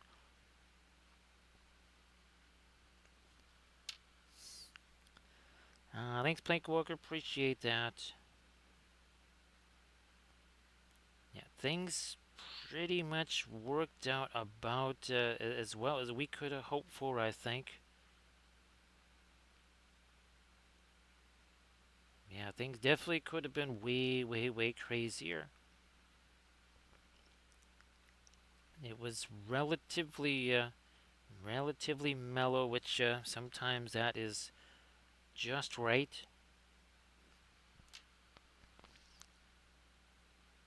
And then it's pretty much that is very much a just right sort of thing. Looking for things to be a little bit more mellow.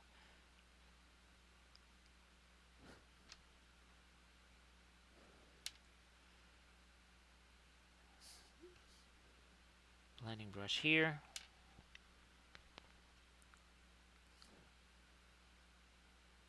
Fine. Maybe we'll work a little bit more on that light there. Let's take that blending brush. There we go. Trying to use some of the dark that's already situated there.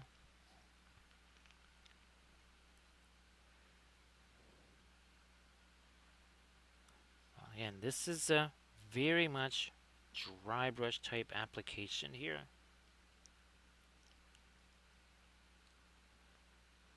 And then we're to make it even more of a dry brush application, we take out the blending brush and feather it out some more. I want to try to get me a little something something back in there. And not too much. I think we'll go darker here.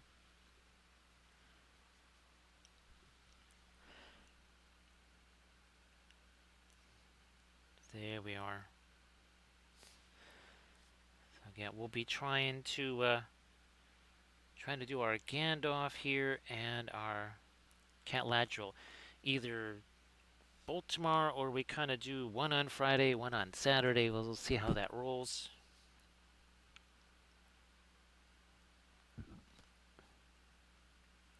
Let me here.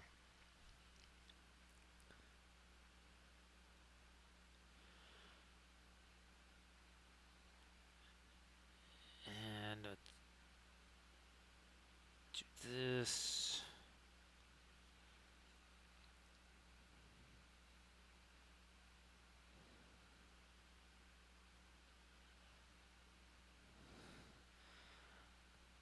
Should we try to? Yeah, let me see if I can't work in a couple more cracks there.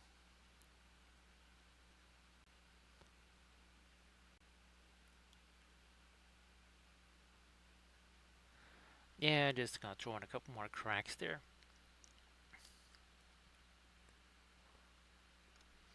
Thanks, Thranuel. That definitely that sounds a bit more like the kind of the definition that I would think as opposed to my more comical version there. So thanks for looking that up there, Thranuel. So Thranuel, I wasn't sure if you had any sort of time to not have to be commuting to work at insane o'clock in the morning or anything like that.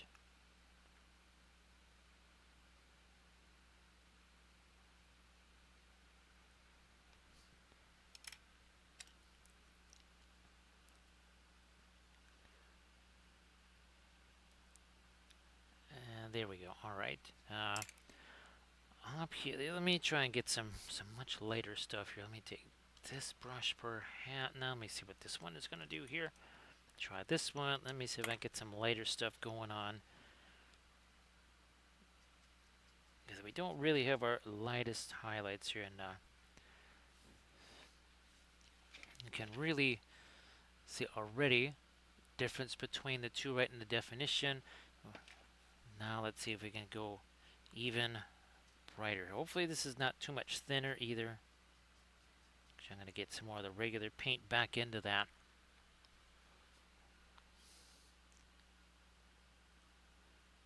Can definitely make this lighter.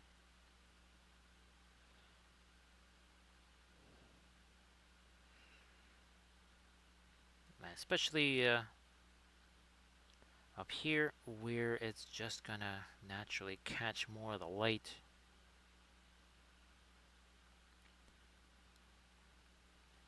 Let's see if I can get this crack there in the eye. So lighten up the edge of this thing. Here we go.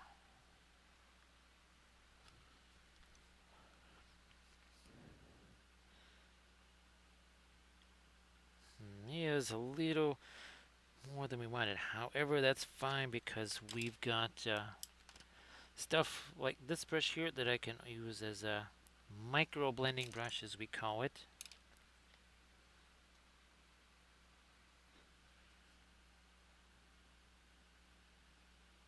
Cut some of that away.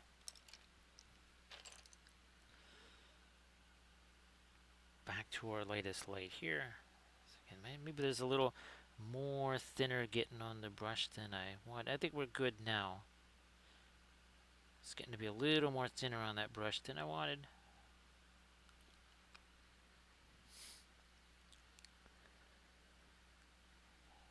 Thranduil, that's a very busy week in normal time. That's a extra crazy week for Christmas time. Well, sorry to hear about all that, Thranduil, but I guess also a tiny touch of congratulations too. So that's a lot of up and down there, Thranduil, in a short time span. Now we're getting this to our. See, starts to really bring out those cracks there now. Been waiting a while to get to these lightest lights here. Again, 2 hours ago, both of these kitties were just primer. Just some Steinoriz primer. I took basically a terracotta colored Steinoriz and black, mixed them together. Basically made this color right here.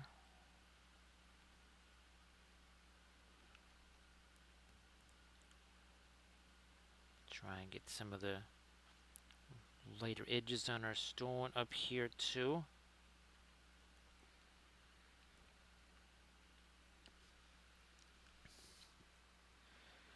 So again, sorry to hear all that, Thranduil. That is, again, any one of those things would make it a challenging Christmas. All of those at once makes it one doozy of a Christmas.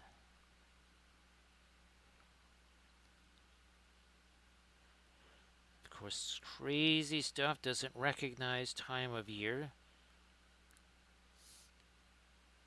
It just happens whenever it wants to.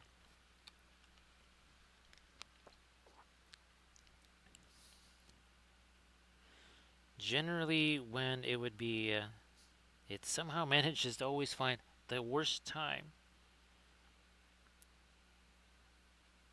Never really says, gee whiz, you know what, that really would be a little bit easier to deal with if this craziness happened at some other time instead of right now.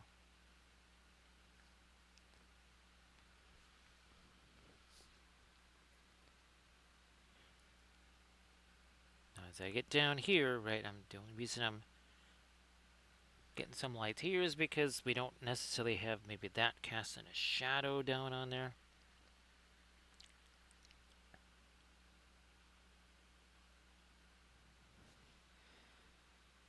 This top edge of that belt, better do something light there too.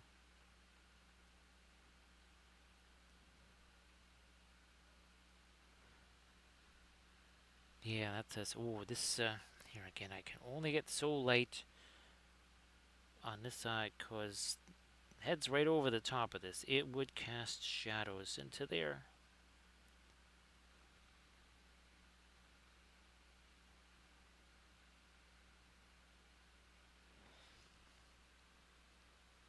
I might need to start working a little bit of thinner back into the brush. You can also see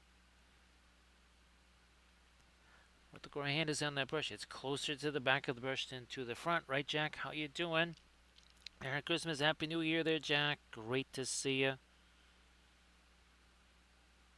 So, Jack, I hope that everything is going at least as well as possible. For things to be going fantastic, that would be incredible. Hopefully they are. Hopefully you've had a chance to do some miniature related stuff as well during the holidays here.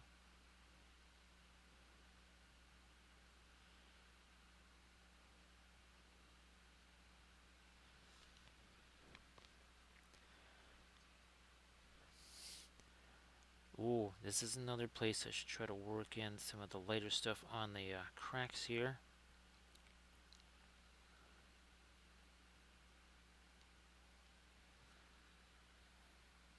Ooh, yeah, same up here too. Let me see if I can. Do a little something there.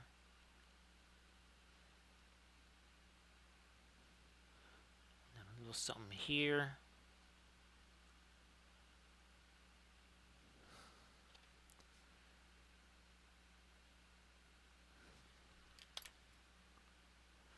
Ooh, on the top of his head. Jeez, what we doing here? We're missing some decent light up here too.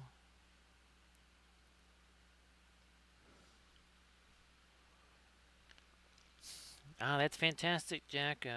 Glad that you were able to do that. Sometimes the gatherings are super gigantic. Sometimes they're much smaller.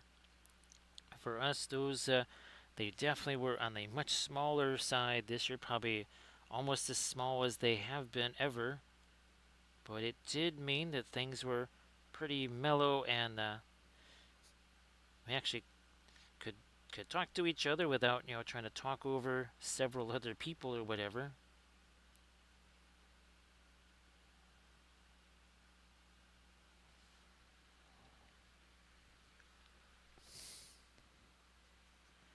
So really, whoops, wait a minute. There's a little chunk of something on the end of the brush there.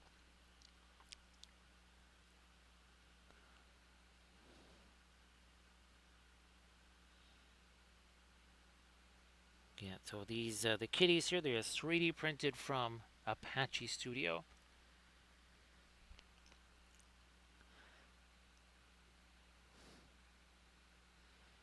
So yeah, almost was gonna paint another ornament, and Jack here is the and Plank Walker. Yeah, geez, Plank Walker, we should have brought this out as soon as you came in. There's there it is. That was again the painting that I first did when I was 13 with the oils, and there it is. That was from a little while ago.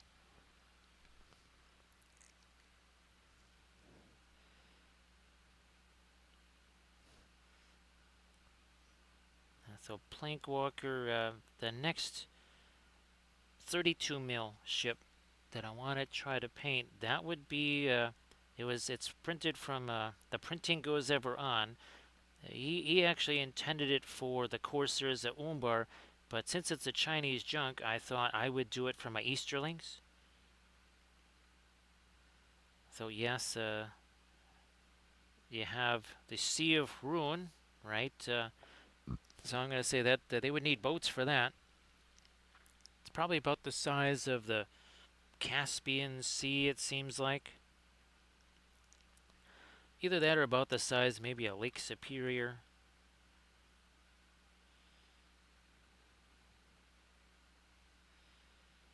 Gonna get some light again on the edges of this crack here.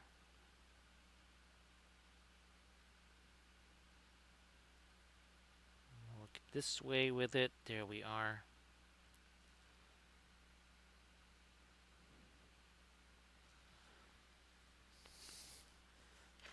So you can see again a difference now, right? See how this has, you can see the edges being a little bit sharper, a little more definition on this guy here.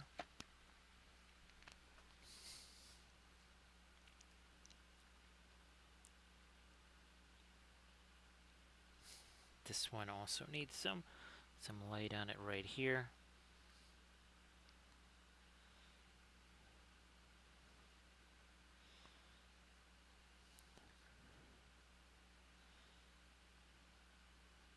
Catch some light on the top edges here.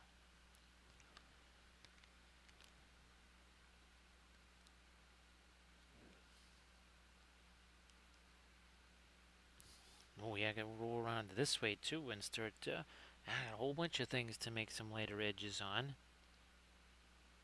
Nah, that's not quite where I want that. Just let that get mixed back in. As we say hello to Muffy. How you doing there, Muffy? Thank you so much for the raid.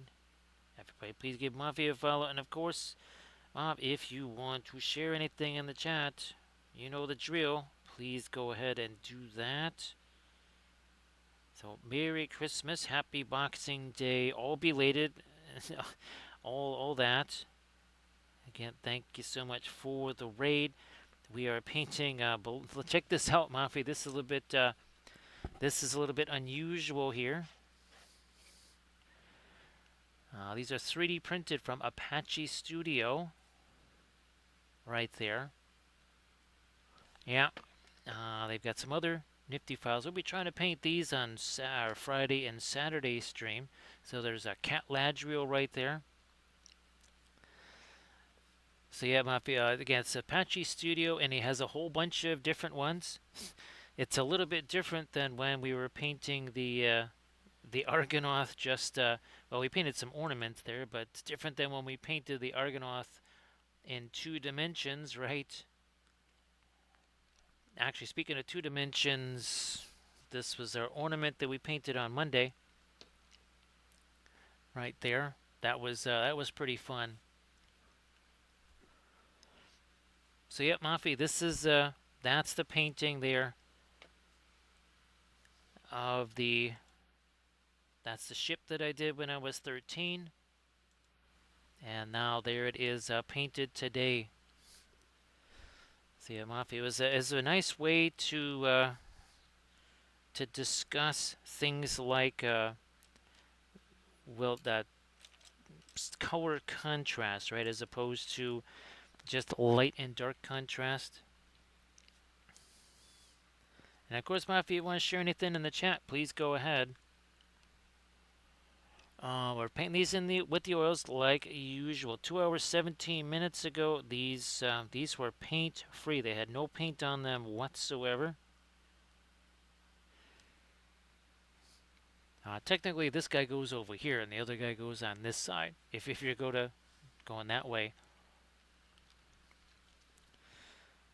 Yeah, and of course, with the ship there, we talked about all about edge contrast, because there's a lot of edge contrast there. When you have colors that are, well, pretty darn similar to each other, whether it is in saturation or in value or even in color temperature or whatever, that's when edge contrast sometimes can be a big deal, especially if you're trying to show different types of surfaces. Let's say one is skin, which is softer, another is metal, which is harder. And of course, this is a video we were working on last night, and it was kind of the same thing where we would put the colors on there. You can really see, if you were to do this in film noir, all that blue and red contrast would just kind of go away. So yes, Manuel, these guys are going to be chasing the rats all over the place, aren't they? Now so yeah, right about there, that's where our Argocats would be, because, well, there's Mordor, right? There's the River Anduin. There's your Bay of Belfalos there.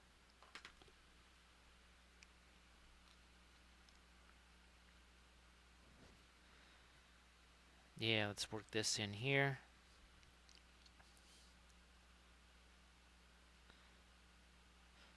So of course, Thranio, one of the big old rat ogres that I did, something fell on it, and he's actually only on 1 foot, so it did break him right at the foot. So I haven't had a chance to take the blue tack off of him yet, but that was somewhat annoying, I have to say. How you doing there, Apothecary? Appreciate you being here, and thank you so much. So thank you so much, Apothecary.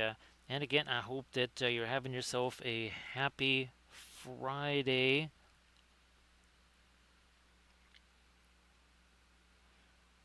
Hope everybody's having themselves a happy Friday. And of course, once again, hope everybody had a fantastic Christmas. And of course, here's hoping that people are going to have a great New Year's as well. Same there, Miracle Matthew. How you doing? Again, Miracle Matthew. I hope that Christmas was really top notch for you there.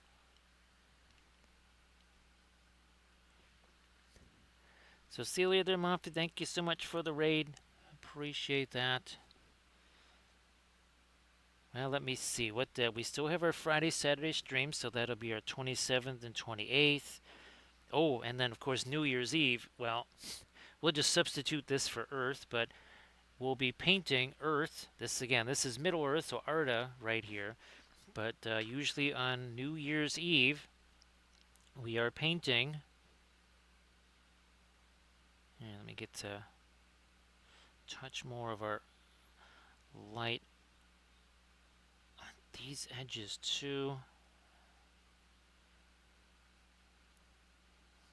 like so. Some more up here.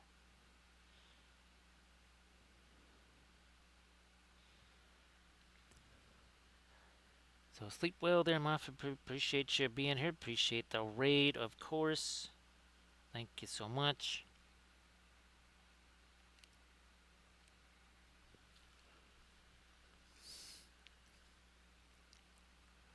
Hit that a little more.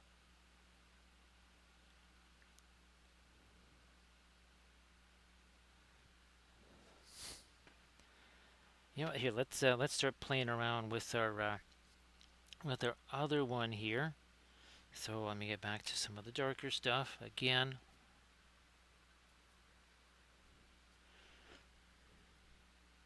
Oops, actually, let's move him over there.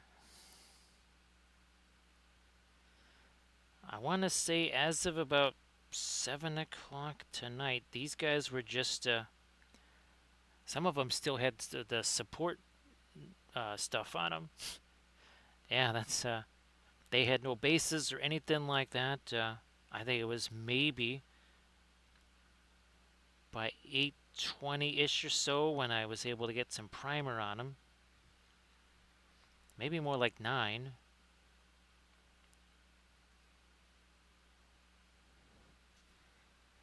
I'm gonna be doing some more of my greens and such in the mid-tones and trying to get some of that brownish color too.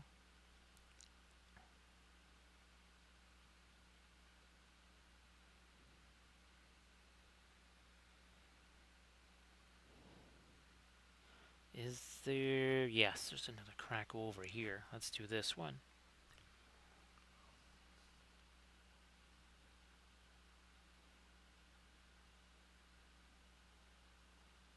Maybe extend it a little.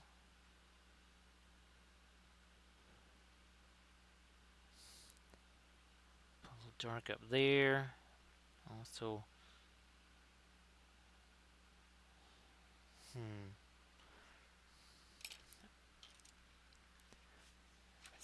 So take a look. See here. See that kind of reddish brown color. Let's get some more of that onto this Argo kitty here. Then we get some of our, remember, our bluish color with the radiant turquoise. Actually, you know what? Some of that's already on the brush here. So why don't we use this? And that's stuff we've been rolling out up here. Blending brush. That's not the one I'm looking for. This is the one I'm looking for here. Yeah, essentially a brush that has no paint on it.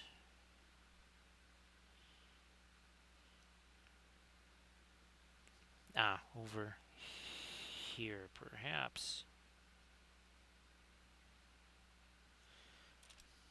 Blending brush. Look at this. Little tap, tap, tap. All of a sudden, that whole area's got shading. It's all nice and soft and blended, and it took a few seconds, just like this here. Plop that stuff on there. We take this blending brush, do a little tap, tap, tap. A little Shazam, look at that. Looky there.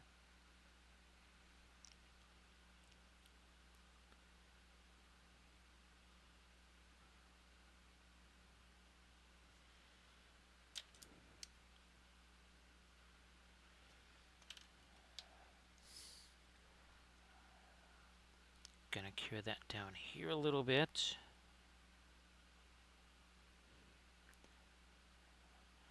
Down here to the handle of the sword, a little bit on his, well, his hand. And as you can imagine, all the stuff that's got this bluish tone is either going to be up towards the sky. I've been using more of the greener tone down towards the water, thinking that, okay, the water has led to some foliage on there, some staining or whatever. And then also to a little bit of reflection, reflecting just like the Argonaut painting that we did. And that blending brush, where you hiding?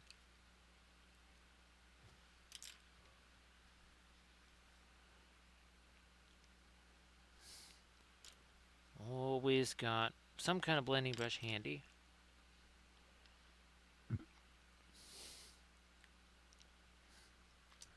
So we just slap that on there. We take this. We have plenty of paint on there that's already there for us to mix with. Not really mixing colors on the palette. The miniature, that becomes your palette, especially the bigger the thing is. Because then you really kind of have to try and get as much color variety in there as you can, whether it's in the midtones, whether it's in the lights, or even in the darks. Now, we don't want shadows to just be black. Because again, this thing would be a whole lot more boring if you take away all that color. And much like It's a Wonderful Life, we get a chance to see what the world would be like without it there. So again, there's value there. There's also edge contrast. But what we lose is the saturation contrast, the color and temperature contrasts, which again are on display. There we literally have red, yellow, and blue on that. Whereas here we're just trying to kind of engineer some more of that.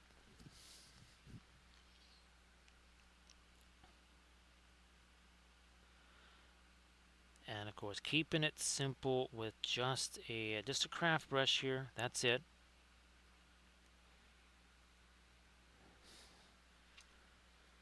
All of these just craft brushes. No sables, nothing fancy. And the snazziest brushes we've got are the synthetic brushes from Princeton, and even those are $5 or 30 cents a piece, something along those lines. So no super expensive brushes.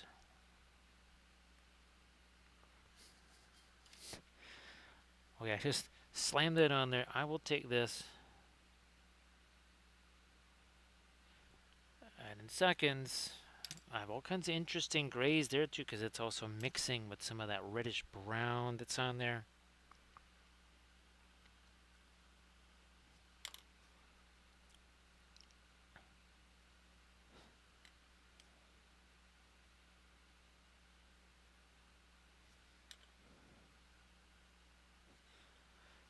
Let's do this. Something here.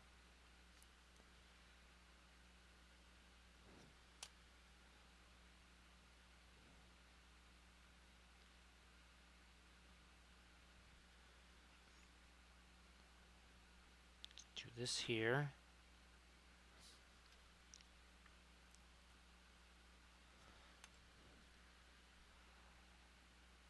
And then just like we did with the other one, we will come back in and really bring out some very light stuff too.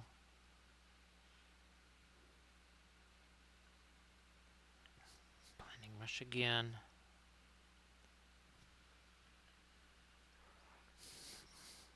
before I'm going to get some of that perlene black. That's our dark green.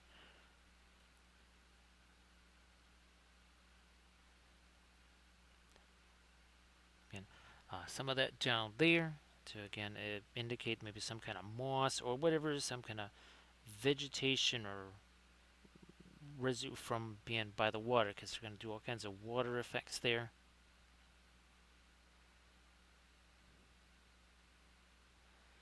I'll just take the heavy gloss gel and do that probably. Either that or the green stuff world splash effects, which is what we used on remember our watcher in the water.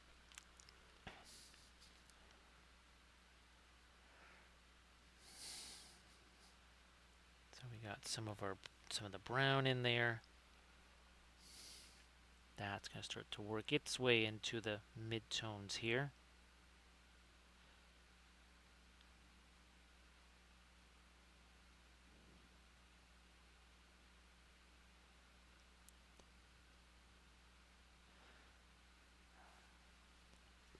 I want to see if I can do a little bit of, again, some streaking right there. We're going to put some darker stuff into that too, probably some Van Dyke brown.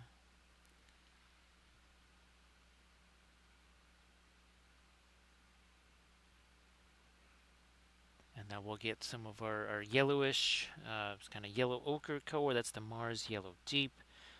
This is just kind of more like a burnt umber that we're putting on here right now.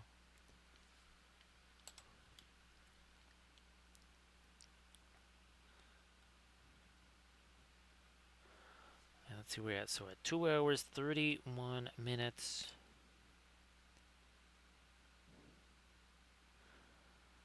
If these are not dry by this time tomorrow, they'll be well on their way to being dry. Either that or they'll kind of be at maybe a sort of a nebulous stage where you can handle them, but you really wouldn't want to be putting any kind of varnish stuff on there, which I basically never do. Also, like the water effects. This would be dry enough to handle and touch maybe by this time tomorrow night, but I wouldn't want to be doing the water effects just yet. I'd want to give that at least 3 days or so for something like water effects. As I remember, the oils, they don't necessarily dry, they cure. So think of it, actually, ironically enough, think of it more like, say, resin, right? You're doing the resin water effects. It doesn't really dry, but it cures over the course of a while.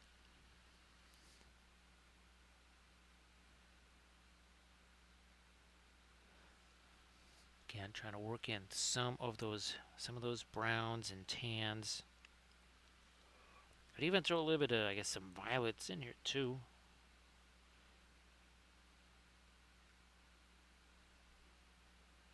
Yeah, let me get a little bit of my brown up there.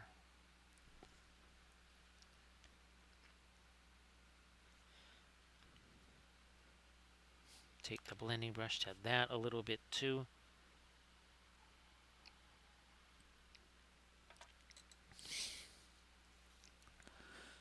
A little bit on his hand.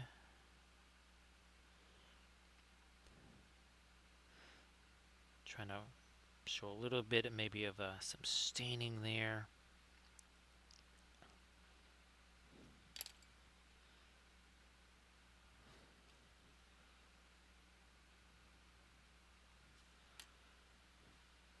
So these are 3D printed from Apache Studio, and he really did do a fantastic job on these guys, capturing a lot of detail.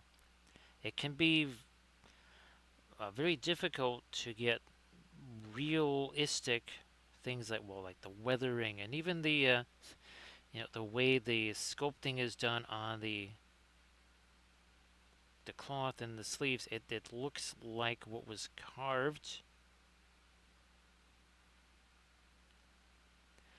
And the rocks certainly worked out very well too.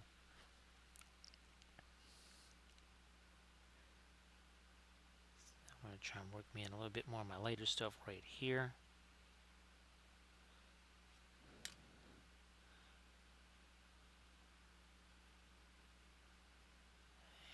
Okay, then let me get this.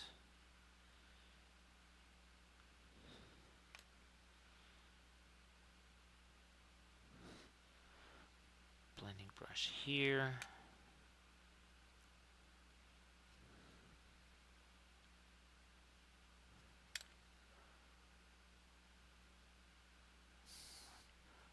All the way around the edge of his helmet there.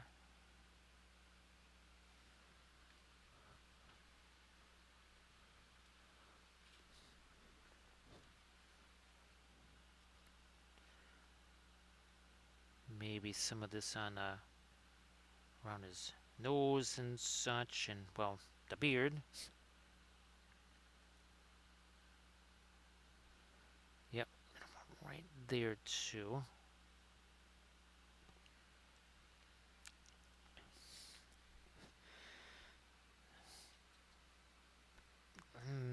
Let me get a little bit of the asphaltum here.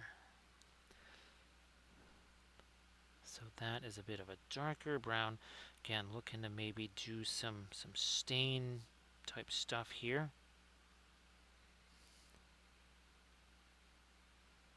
Trying to think of logical places where that might happen.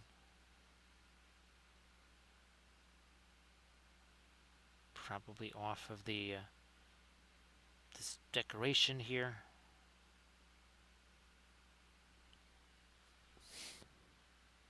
Maybe a touch more of the asphaltum. I think at a certain point I'm gonna take a brush that has absolutely no paint on it whatsoever and also hit that one over there too.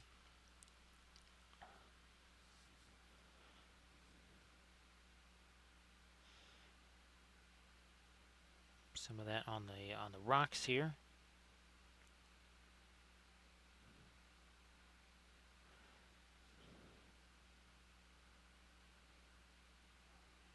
Yeah, let's get that around where his feet are.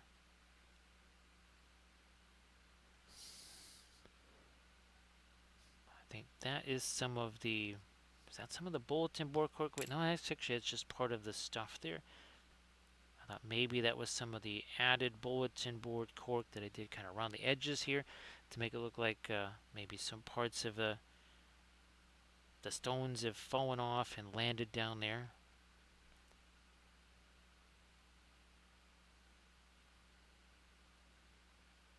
Blending brush again.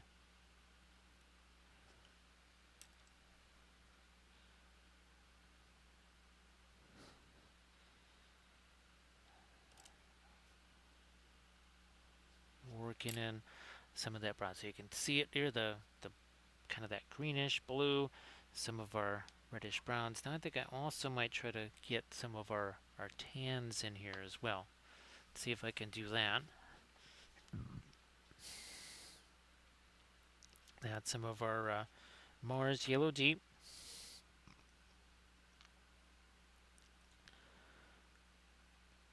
Sure, I'll just put some of that over here. And again, it's just a dry brush here. And then we'll spread that around with a blending brush.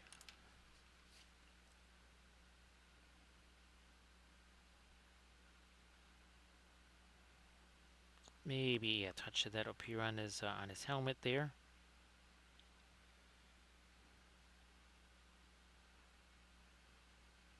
We can see that turquoise right there. Let me get some of that on this part of his helmet here.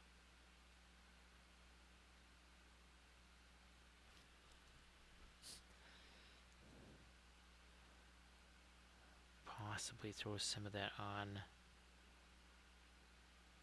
this part of his helmet here. Let me tone some of that down.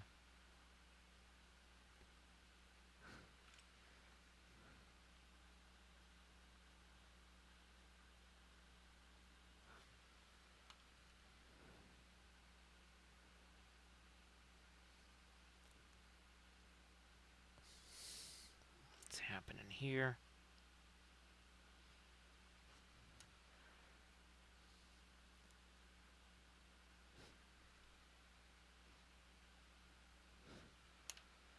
Oh, on his eye over here. Jeez, look at this.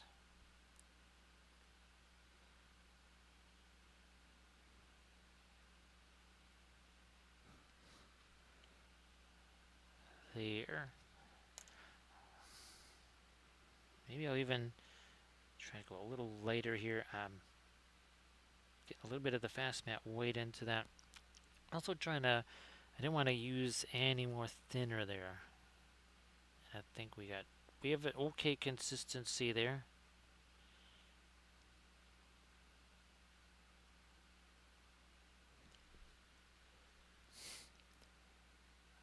Maybe on this side of his face. We've got the turquoise there. I want to lose that turquoise. It's right over here where my brush is. Now I want to have that sort of juxtaposition with the more bluish color with this kind of ochre color, which again is sort of the yellow. Remember, red, yellow, and blue, your primary colors right there. We're just using highly desaturated approximations of our three primary colors. Instead of that bright yellow that you're familiar with, we're using again the Mars Yellow Deep. Instead of the bright red that you're thinking of, we're essentially using like a burnt umber mixed with some of our lighter colors, which has a tiny bit of a reddish brown tint to it.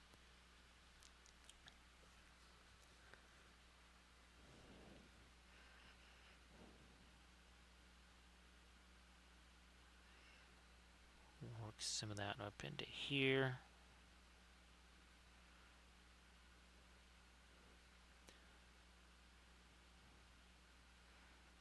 On the Now let's try some of this on the rocks here. We will still be going lighter than this.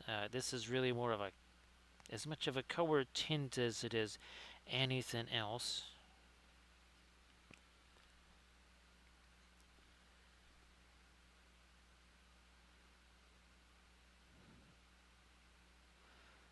Yep, let's hit this. Blending brush.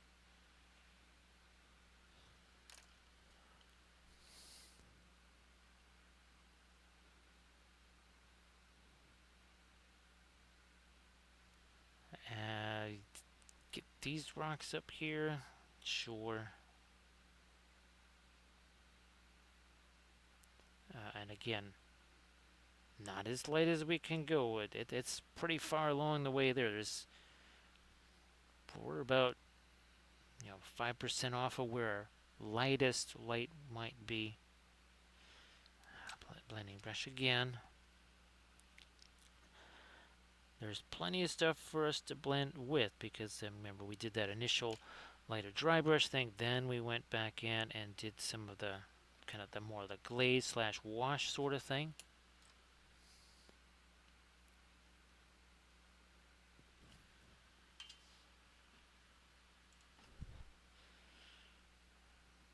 Catching more of our light along that edge of the rock there.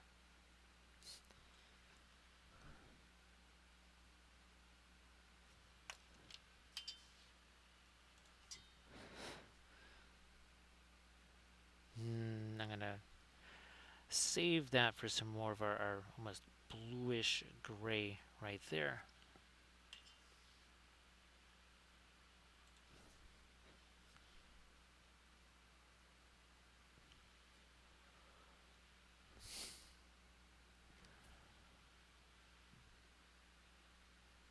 Thanks for posting the link to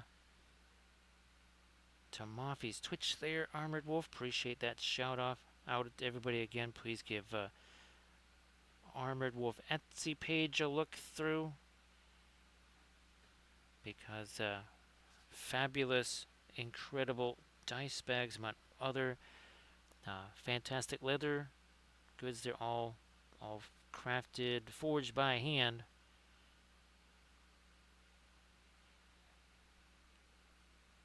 Sure, we'll get a little bit lighter something going on his knuckles here.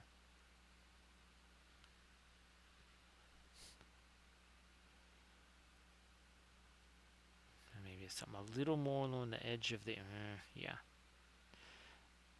Don't usually use my fingers for doing that. I'll do it with acrylics only because with the oils that I get that paint on my fingers, then I might be transferring that all over the place, not really realizing it. So that's why I generally don't do something like that with the oils. That really is the main reason why. No other particular reason.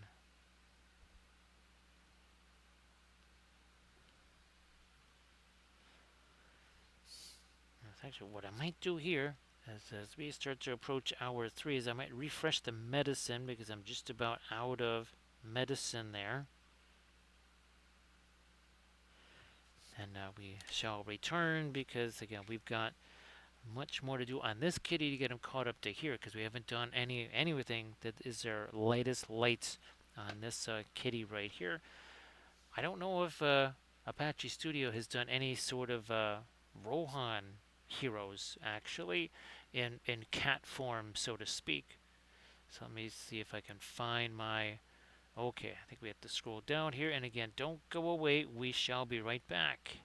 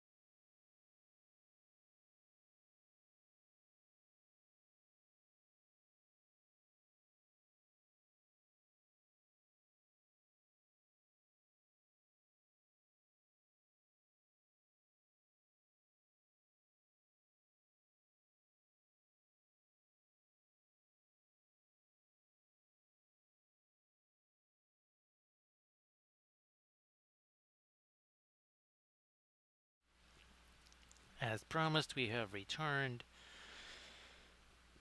Did we do... we're gonna get back into maybe our darks again here. Yeah, let's do that. Let's do some of the darks again, then we'll come back one more time. Actually, I can get this out of the way here.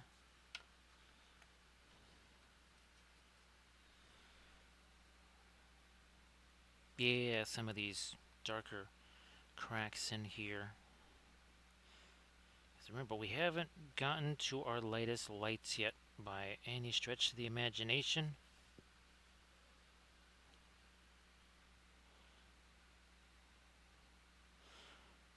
We also might want to do some more smaller cracks and such. Ooh, up here, this is where. Right up in here. These guys. I don't want to make every single one of them look like a bunch of dots, but some of those, they need to get a little bit darker. Here, there's that. Our blending brush. Taken like so.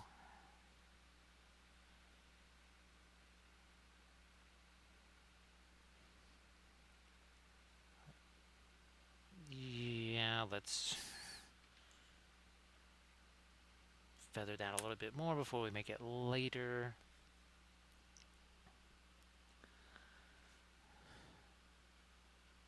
We're going to see if we can do some cracks here. And before we start to get the much lighter colors in there. You know what? Let me darken you down a little.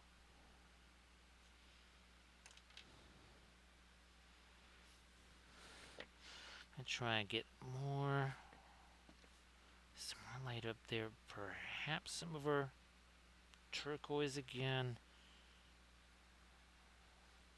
What's happening around here? Now I'm going to go back to this craft brush that we were using. It's got this really long handle on it.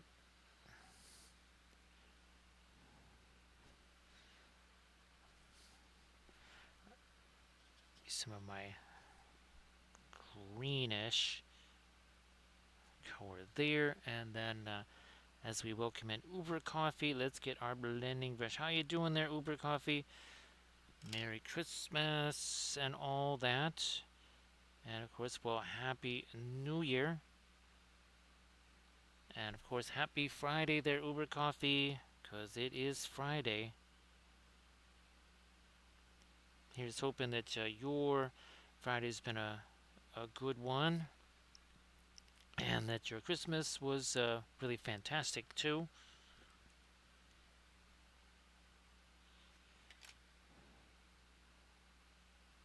Be working. There we go. Some of our light here. You know, we haven't really done a whole bunch down here on our rocks. Let's do that here too. Getting that blending brush going. So Uber Coffee, these are kind of a little bit different than the normal thing that we do here on the channel. I mean, obviously still Lord of the Rings, but chibi kitties. Last time I painted chibi kitties on stream was never, so definitely a different kind of thing. So Coffee, it worked out really well. We got pretty lucky, I would say. It worked out very nicely.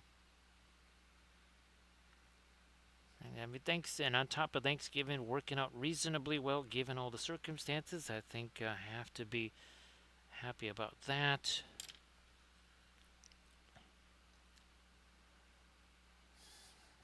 Literally just throwing paint in there and then doing this. So Uber Coffee, we've got here some other sculpts by the same, again, Patchy Studio, and I'm going to try and get these prepped up for Friday/Saturday streams.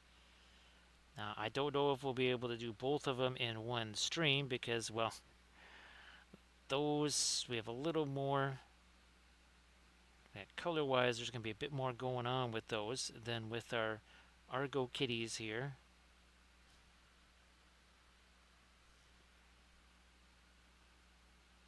needed a little more of my mid-tone back in there. Take the blending brush, do that again.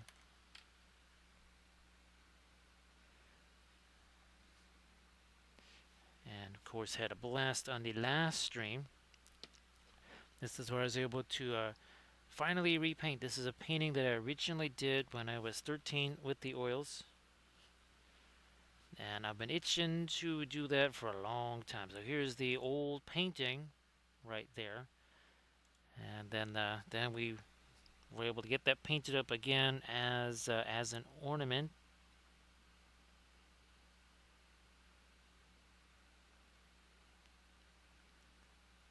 All right, let me get this here.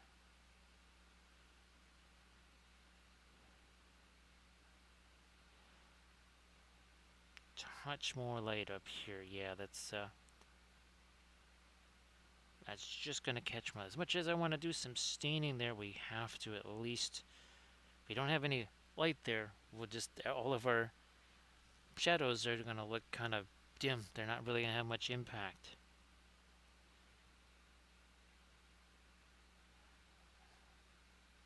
Although we got some pretty decent darks established, because as I put this dark middle tone in, or at least a middle tone, it looks almost like a highlight. Believe me, not a highlight.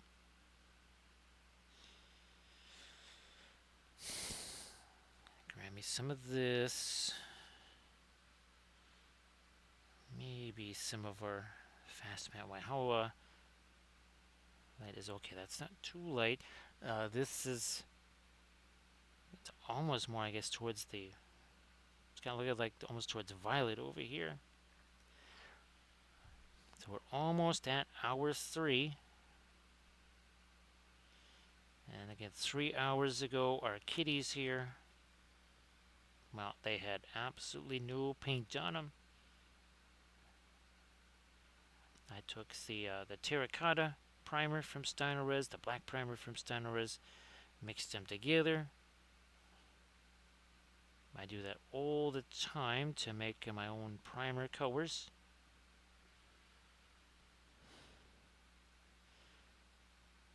I think it was, yeah, this one? Yeah, this one was an example of primer painting. While this was painted with the oils, almost, I want to say 70% of the face was painted with just primer. I even mixed up a fluorescent primer. And even most of the cloak was done with that primer painting process. It's the same thing that we will use on vehicles. Because, well, something like this, there's no base to touch that by. If you've got 5, 6 layers of primer just from primer painting, now that means it's going to be pretty rock solid when it comes to being handled. Or, dice banging into it or whatever kind of things can happen to something like a vehicle. I mean, miniatures themselves, they take a fair amount of abuse, but vehicles, right, for the most part, you just kind of grab them with your hands. Hopefully it's not too much thinner.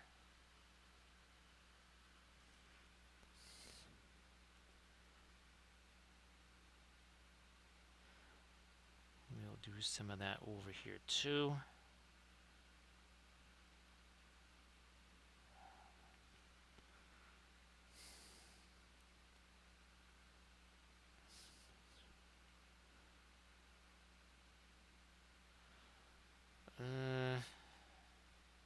Yep, we're going to get some of that kind of neutral. It might have a teensy bit of kind of a reddishness to it, but overall, sort of a neutral, warm gray.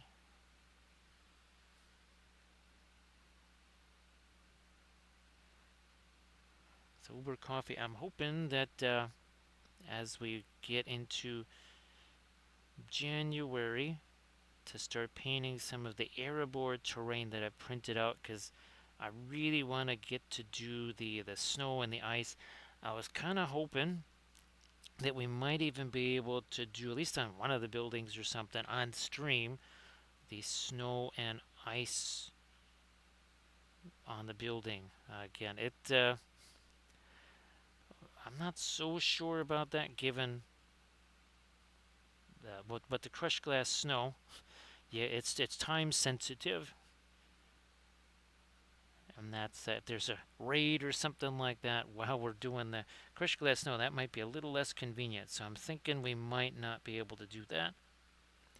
Hey there, Erit. I hope that the stream was fantastic. Everybody, please give Erican Wife a follow. So, Erit, that was I think that was what, about a 6+ hour stream for you there. So yeah, Merry Christmas, of course, Erit. Jeez, yeah, let's not forget to say the important stuff first. So yeah, that was a good live stream. Hopefully, you were able to make some really good progress there. And again, of course, Erit. Oh, geez, if you want to share your Pinterest link there, please go ahead. The fabulous jewelry.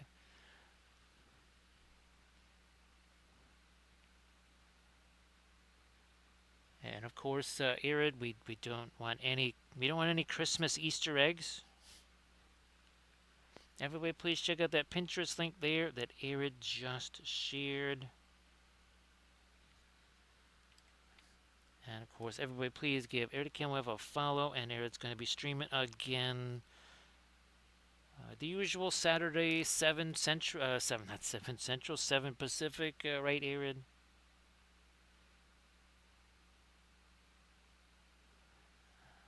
Yeah, yeah, okay, I'm liking that sort of neutral gray there. I'm going to try and get me some of that out here, too.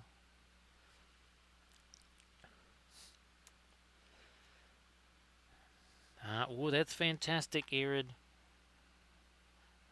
I just after all those hours of work on it, even before you ever put any paint on there, right?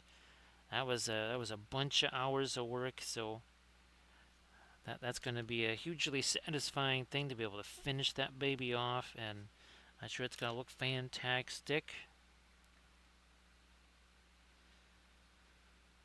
You work this in up here. Got to get this a little lighter. Also, again, this is that sort of warmer, almost neutral gray.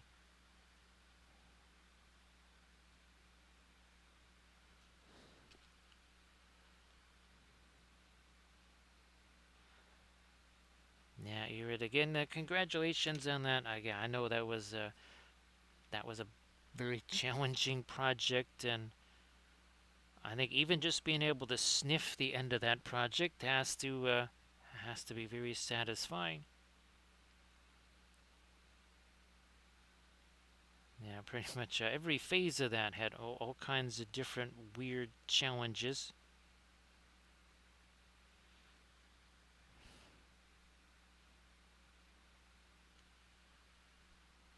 I can only imagine, of course, here the first when Kathy did her dice tower, she made one. It was out of foam and everything, and she added lots of felt to the baffles and everything to make them be relatively quiet. But very first thing she did was try to just dump like 30 dice down there, just to hear all the dice bouncing around inside of it. Because that's what you got to do, right, with the dice tower. As soon as it's ready to go, is you got to dump as many dice as you can in there all at once. So they're all knocking around in there.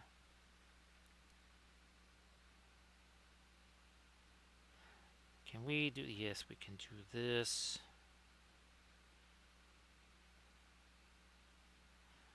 Some of this almost has a wee bit of a texture to it. And remember, we're going to get lighter with that, just like we did with this Argo kitty over here. And then, again, once this is dry, we're going to be doing water effects in there. We will be doing some kind of foliage stuff. And what I might try to do is to give these guys a sense of scale, maybe, is to put foliage on there that some people might perceive as almost being like a tree or a shrub or something like that, and having it be really small.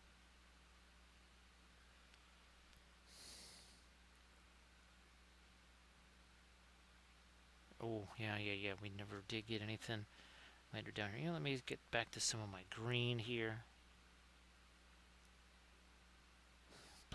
brush to that.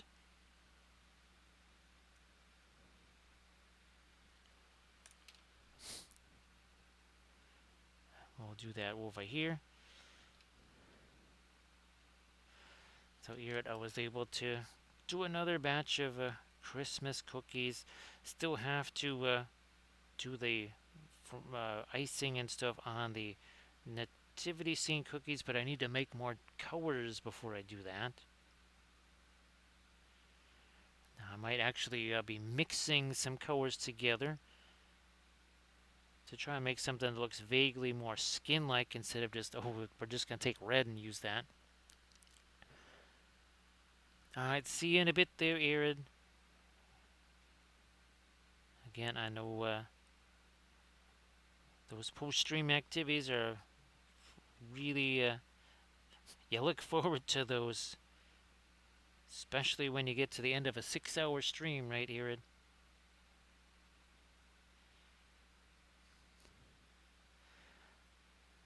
I think before I try to get to the lightest stuff, and I'm just going to do this here.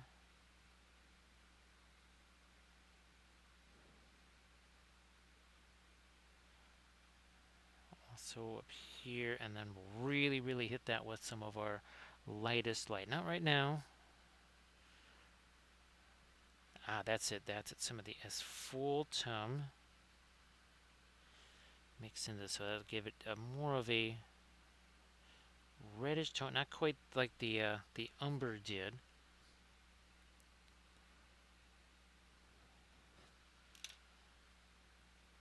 And looking for as many many different colors as I can squeeze into this here.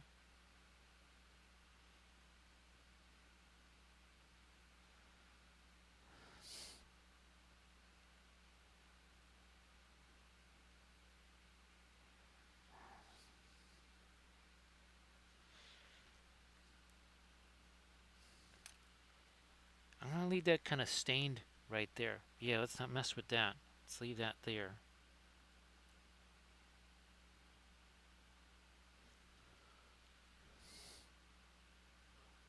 Let's leave that in place for right now.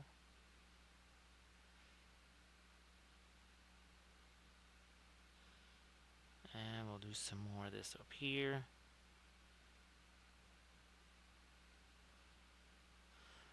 I mean, look at the size of that brush. And again, you can see it's all kind of wonky and stuff. It's just a craft brush. That's all it is.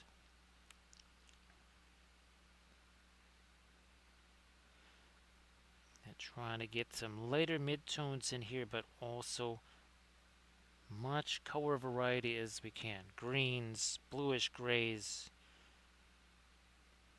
Yeah, might even still sneak in a little bit of violet in some places. That would be kind of fun. Of course, remember you mix purple and green, you're gonna get yourself a gray.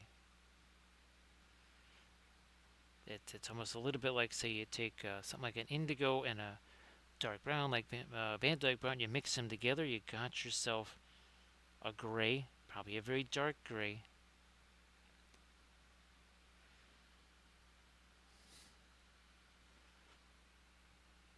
Sneak in a little. Speaking of that violet, I'm gonna actually grab a little bit of that and throw that in there, because why not? Blending brush to it.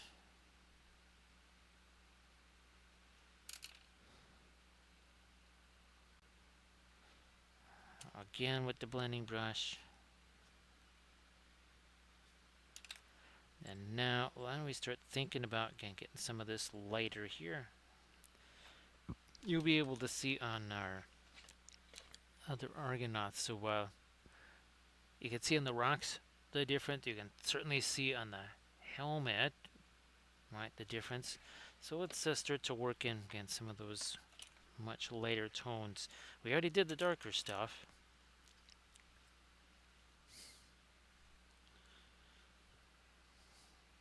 Fine, I'll just use the fast matte white here. Even some of this will be kind of mixed in with the blending brush. So I'm going to start up here first because you can see I'm setting my hand over there. So let's not work on stuff there that we'll just have to do again.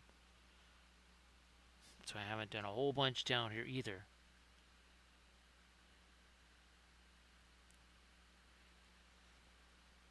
Grand Oracle, huh. The Gamblin and the Williamsburg Payne's Grays are so blue. They're basically it'd be just like taking indigo. The what is it? The Windsor Newton Payne's Gray might almost be more like mixing a very weak Egyptian dioxazine violet with almost to the point. Geez, for a second I was gonna say like mixing like asphaltum with Van Dyke Brown, but I think it would almost be more like mixing violet. And that, again, that would be that'd be the Windsor Newton version.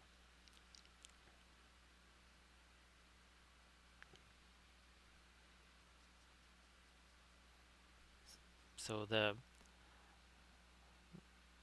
it's just wild how blue both the Payne's Grays from Williamsburg and Gamlin turned out to be. Now the indigo, sorry, not the indigo, the Payne's Gray from Williamsburg is it definitely has the most bluish tint of all of them. Gamlin, I don't want to say it's in the like in the middle, but it's towards the middle, kind of shifted a little bit maybe towards the blue.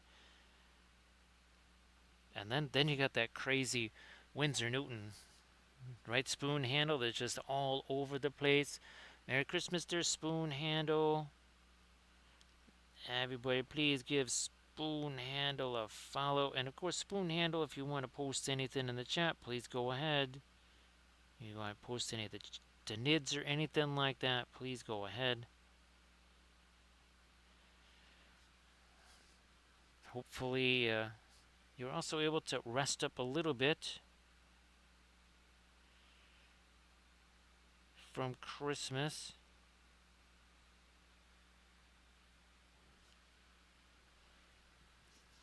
Hard to believe that, well, of course, when you have holidays like that, you start forgetting what days of the week it is.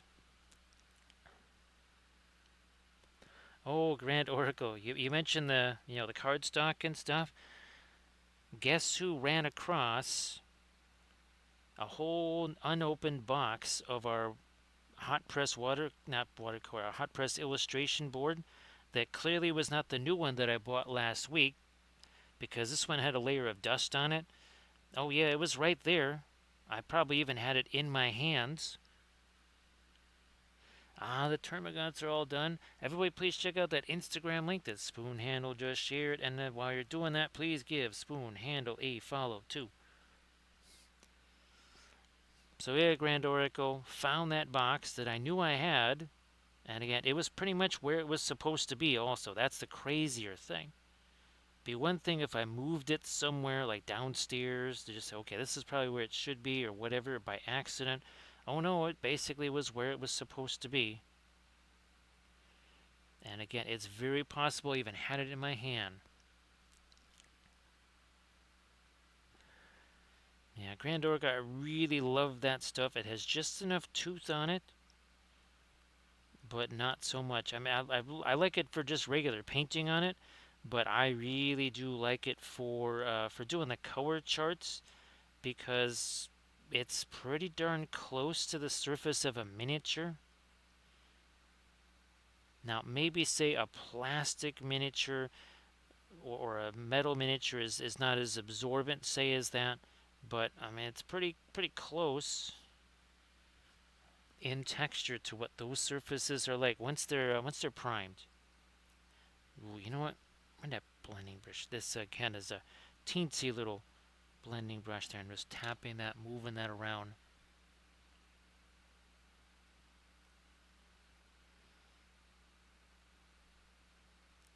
So yeah, Grand Oracle. There's been things that have been well, even the ship that we did, right? The only reason I found the stupid painting is because I was looking for the painting.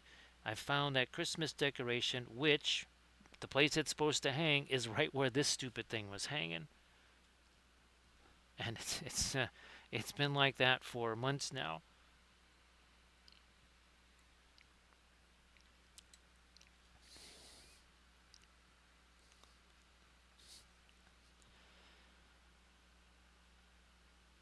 Here we are. Let's get the other side of his face, catching some of this really light stuff here. Oh, and also too, Grand Oracle, it works very well for doing like that freehand design sketching because it's again, it's got enough, what would you say, sturdiness to it that I can draw on it. I can also erase with it and everything, and it's absorbent enough. That's why I used kind of the pen on there. So again, that's the pattern. This is our newest.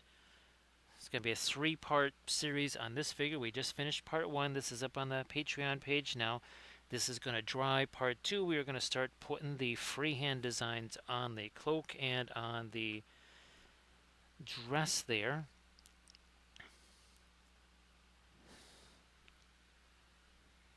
Blending brush again.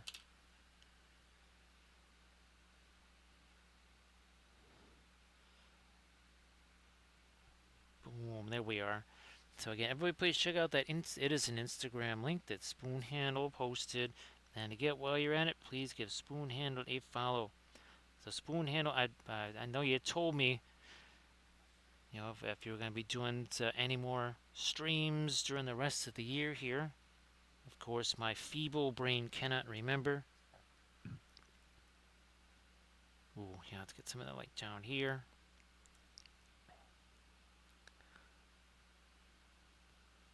Maybe even extend that crack a little bit more. Let's get this one. Something over here.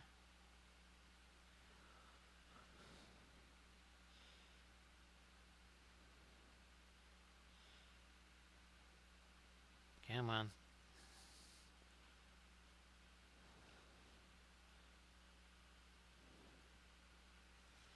All right.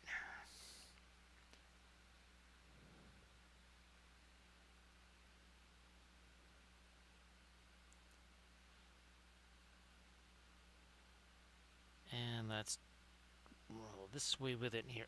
We got to definitely get a whole bunch of light on this side of the crack over here. Yeah, spoon handle. I I think, well, if tonight would not have been a usual stream night or something like that, and then the Friday, Saturday streams, I probably would have tried to somehow stream last night, but like you say, for the fatigue definitely is going to play a role there.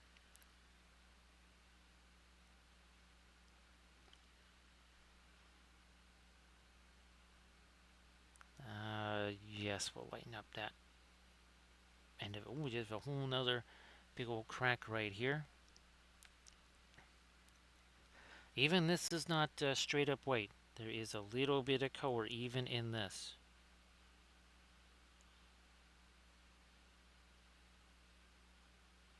Come on there, alright.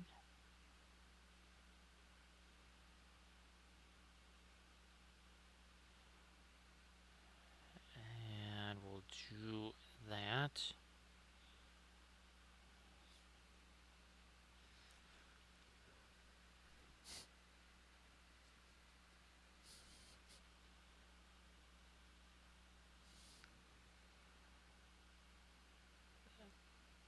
Now we'll leave that alone. Leave that alone. I'm going to try and get a little bit light on the ear.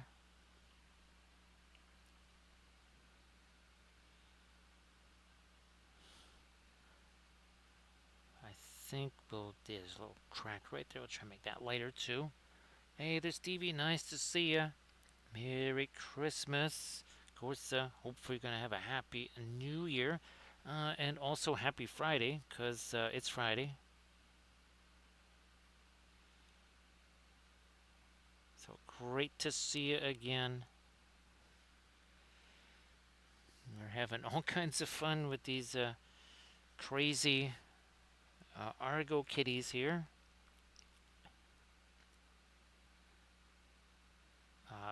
Again, never painted chibi cats before, especially Lord of the Rings themed chibi cats, so it's kind of a first for the stream, that's for sure. So yeah, Stevie, it worked out really nice, definitely, and again, hopefully you did as well. Now, wasn't sure if also New Year's is going to be another thing where you got some big plans set up for that too. Yeah, we will be streaming our painting. That'll be our last ornament. It's always our last ornament of the season. And we'll be painting Earth, and of course, we ring in the new year. I believe we cover usually at least 5 time zones.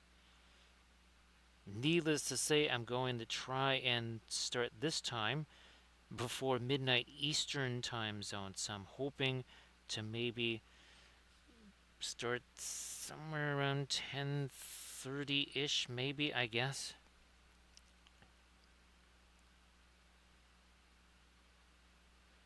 So that way we'll at least be started by the time it's midnight on the Eastern time zone.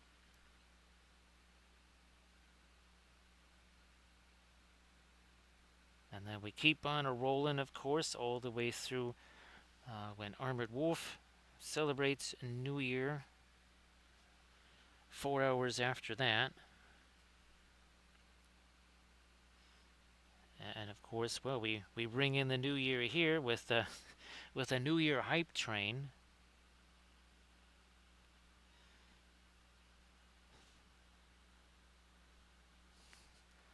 You know what? No, I think I'll come back with some of my darker stuff there. Also want to maybe do some of the stains, and we'll probably do that on this guy here, since we want this to have a chance to set. That's what this one's been doing for about the last 45-ish minutes or so. Maybe a little longer than that.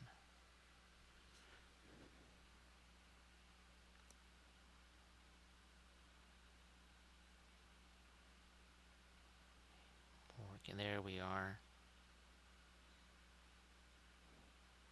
We'll also have to do some cracks on our sword here.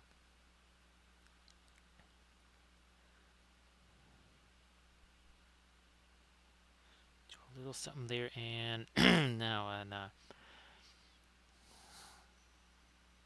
cloak here. We got to get some lighter stuff working there.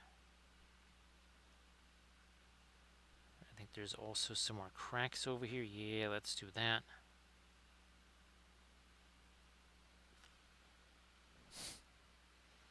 So Stevie, hope that you maybe had a chance to do a little bit of miniature stuff, whether it's gaming, whether it's painting, or both. Hopefully that's happened.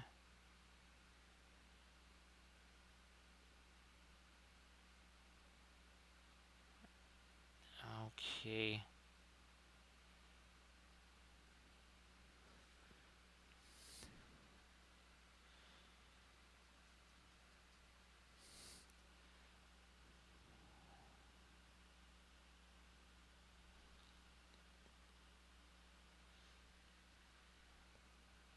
There we are. More that ooh, yeah, especially right here along the top. I mean, that is going to catch some light. There's nothing here casting a shadow on it. Over here, though, different story. We don't want to be fooling around too much down in there, or even too much in here. But these outer surfaces here, you're going to have that light kind of cascading down. I mean, we could also, have the light coming this way and some shadow stuff going on there. We could maybe, well, print these up again and maybe try a shading regime that's more like that. That's the beauty of the 3D printed stuff. Heck, I could also, again, I'm going to see if they have just a regular unhollowed file, no supports on it, and see if we can print out that even larger. Oh, Sarge has one side of the track links complete. 94 links, 188 pins. Sarge, actually, so are you going to actually? I think you're going to end up like being an honorary member there because I think any of those tankers that had to do that, that was probably like an initiation there, Sarge. Yeah, they made the new guy have to put in all of the track links and everything and all of the track pins. Yeah, but the new guy in the vehicle there or in the unit had to be the one to do that. So that was your initiation rite. So now you are officially ready to join in the unit there. You've gotten your track link initiation ceremony. So everybody please check out that Insta link there. And again, you think, okay, it's just a bunch of little plastic pieces. Well, that's a lot of intensity right there. Believe me, with all those track links.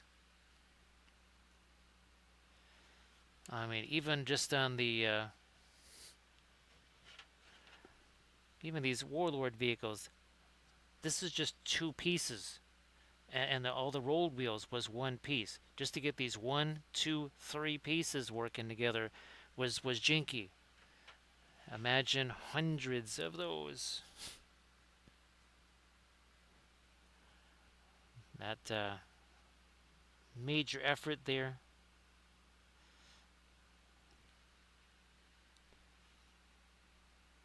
And just think, there's only one more side to go.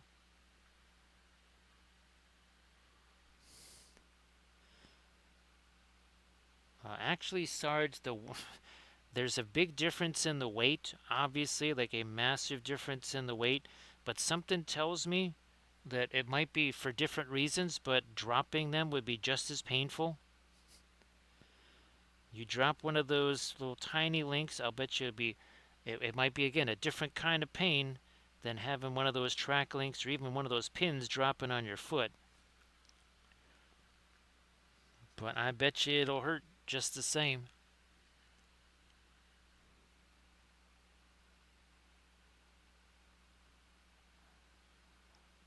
Okay, we're going to work in some of that here. Let that just cascade right down that edge.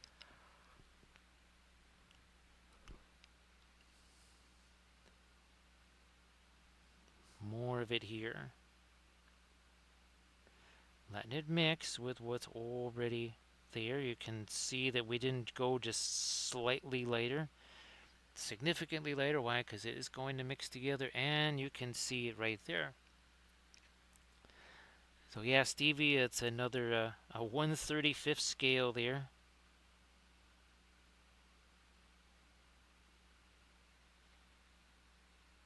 Of course, before the 3D printing, I would always just kind of cheat a little bit and get 1/48 scale vehicles and planes for bolt action. I think this is the only one. Well, the 1/48 scale Stuka that was resin cast. Did I already pass him up there? Where the heck is he?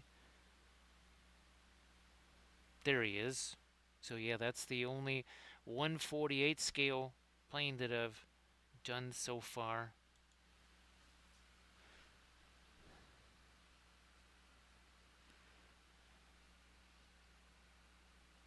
I'm gonna have to see. I'm sure there's got to be uh, STO files for Dauntless. We might even have to print out one of the Devastators or something like that, and maybe we'll have a series of, or either that or we paint multiple planes in this same stream so that we can let them have time to set.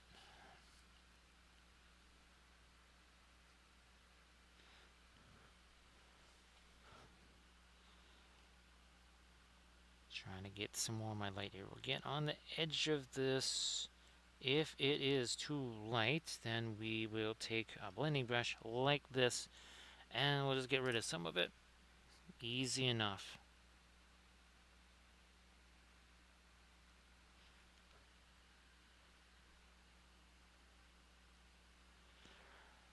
Stevie, I don't know if I've ever. I have Airfix kits here. Pretty much like 170, no, 1/72nd scale aircraft. I think those are Airfix. I don't know if I have any vehicle Airfix kits. I just keep thinking of Lindy Beige. That's somebody I haven't listened to his channel in forever. I don't know if Lindy Beige is actually still around making videos, but I'll never forget. He's sitting there at the Bovington Tank Museum, and he's got his 1/72nd, you know, Airfix vehicles and kits out there as props for some of his vids.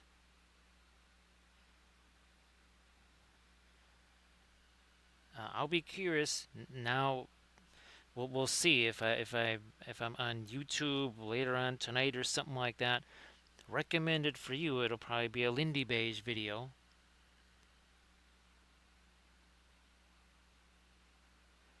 It's probably been at least a year since I last saw a Lindy Beige historical video.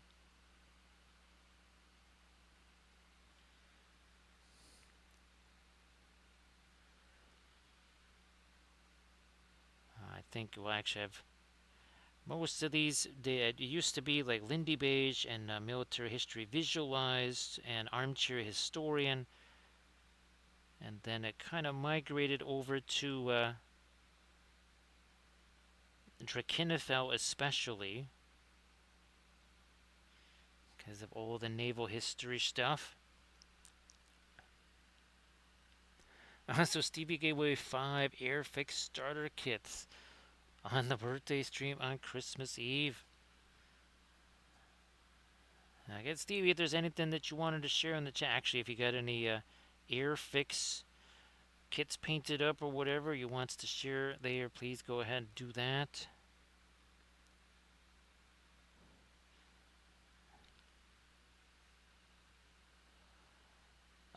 Tammy, let's see, I'm pretty sure, oh, geez. I'm trying to think where some of my 1/700 scale kits have come. Are they Tamiya kits or are they Revell?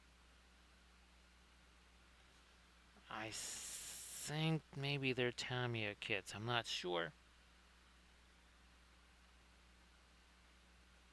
Again, I'm still hoping to be able to paint up one of those. Let me see. I have Scharnhorst. I have a KGV. I've got Shinano. I have West Virginia in both forms, 1941 and then 1944. Which I guess in some ways is almost a bit like Issei, where we did it in both configurations.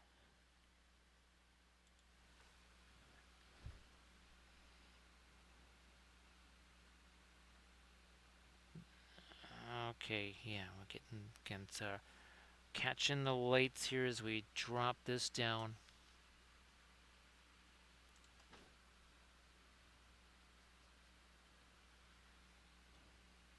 Yep, this needs to catch some light here too.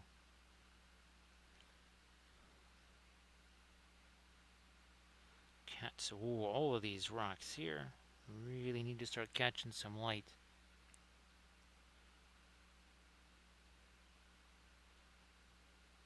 Do some of that here.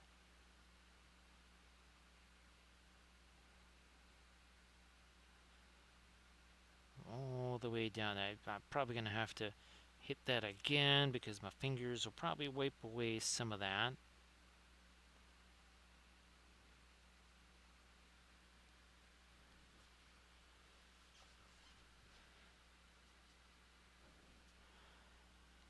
Yeah, we haven't really done too much with our light on these rocks, and they can catch a decent amount of light because this is not casting any shadows on them over there.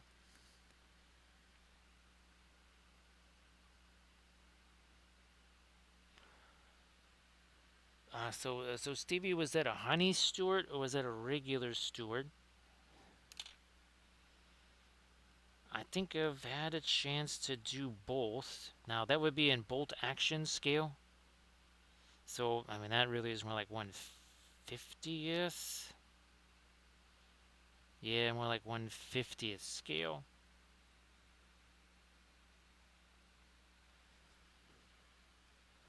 So see you later there, Sarge. Yeah, that's got a little bit of eye strain there. Now, Sarge, again, glad that is done. Glad things are kind of holding steady there. Don't want to jinx nothing though, so I'm not gonna say anything more. Well, again, Merry Christmas there, Sarge, and hopefully we see it tomorrow night. Well, later tonight. And again, what I'm going to just try and do is stick these on some simple. So, oh, I didn't realize this, but he's got a tail. What about Cat Ladriel here? So no tail on Cat Ladriel. That's interesting. I think we'll have to set up Cat Ladriel so that we do some object source lighting on that.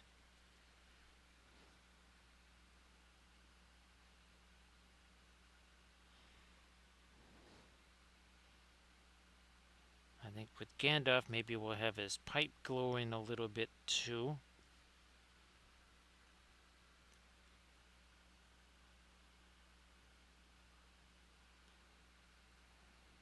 Let me hit this. Yeah, let me get some of that up here.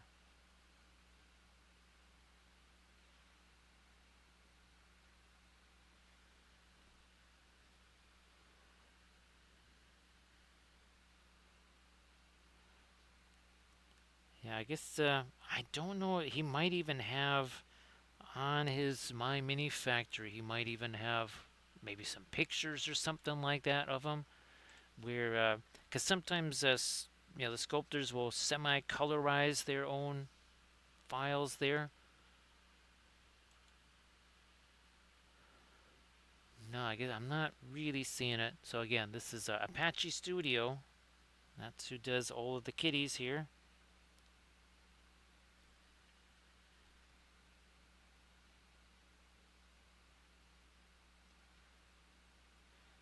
Now here, I'm looking to see if there's any tails on our Argocats. I don't see any. You know what? Let me, here we'll use, let me grab some of this.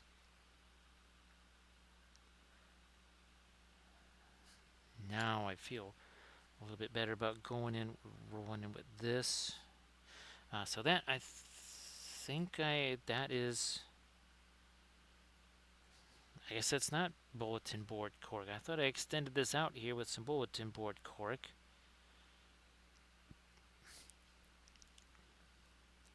But it feels a little bit more solid than that. Yeah, that's not bulletin board cork. That's actually that's some of the original resin then.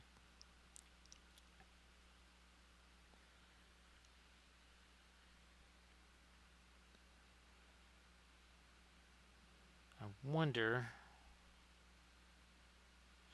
do I want to try and do some more dark in there?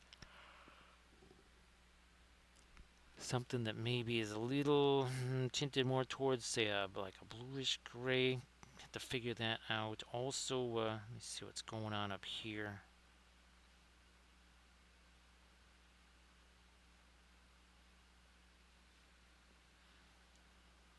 His fingers. He kind of has fingers and not a paw.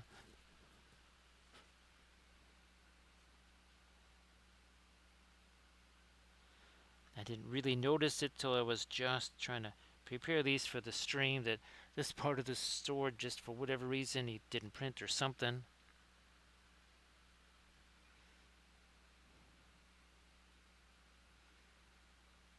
But I mean, it is a statue. It could just be broken away.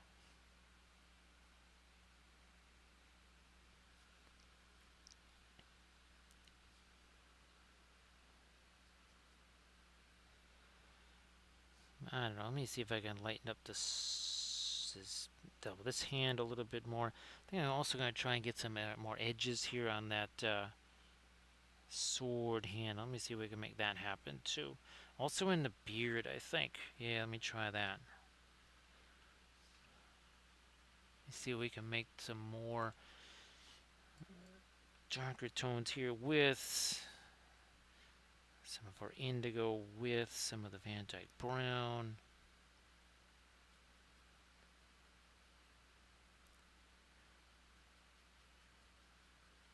Yeah, here a little more.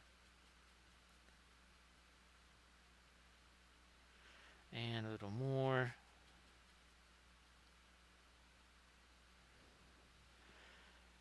Okay, into the beard.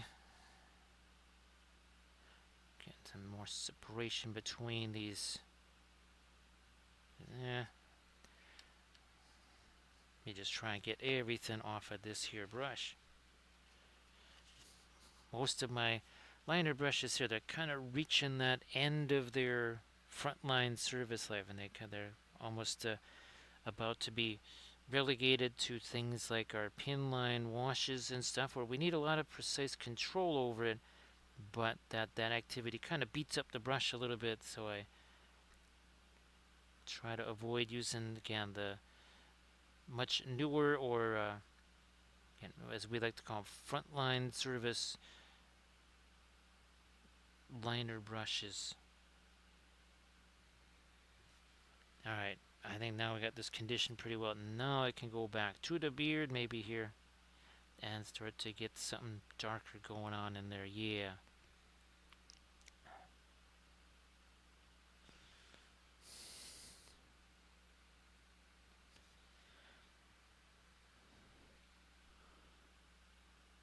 Oh yeah, definitely in here. All the way down in here. And then also here where the belt is. And of course all around the kind of the parts of the sword here. Let's darken up some of the, also down here. Yeah, that's, talk about a sharper edge. We have no edge there. Not really going to do a whole bunch, say, with reflected light on that necessarily, because, well, it is also, it's not metal. It's a stone representation of metal. Poof. Now on the underside of the helmet here.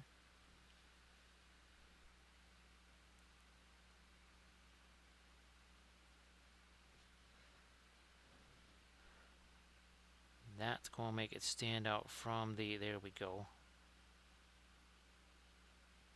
We needed a strong shadow in there. I also need a little more shadow over here. Blending brush. Let me try this thing. There.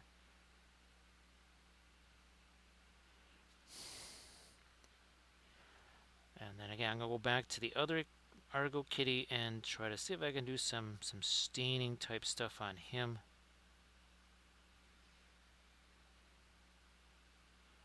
And then we go back to this guy and then try to do a similar thing, well, on him.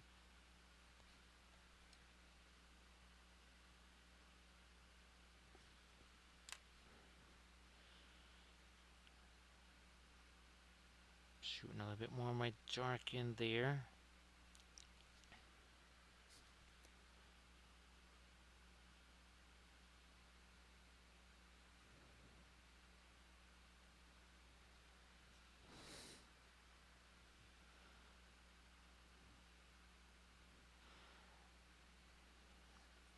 Yeah, let's we better do some of that down here. Fine.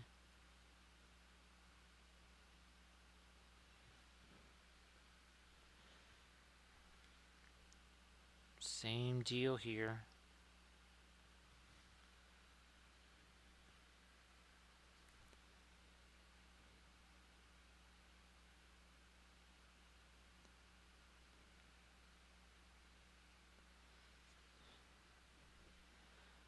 And we're going to do it this way.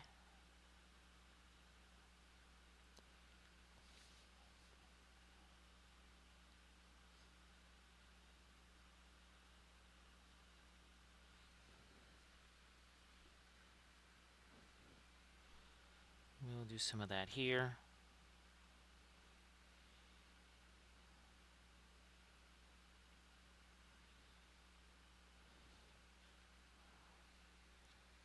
Feeling much better about the sword, the hand.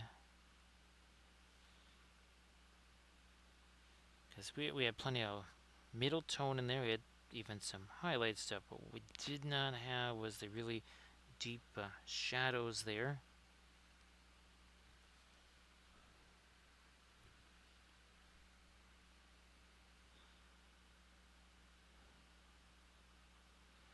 Let me try to, yeah, get some of that in here.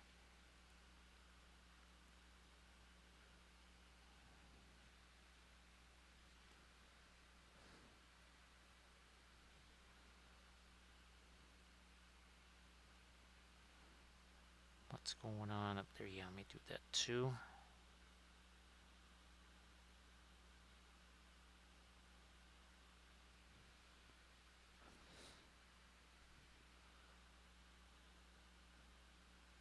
Also, yeah, more cracks down here.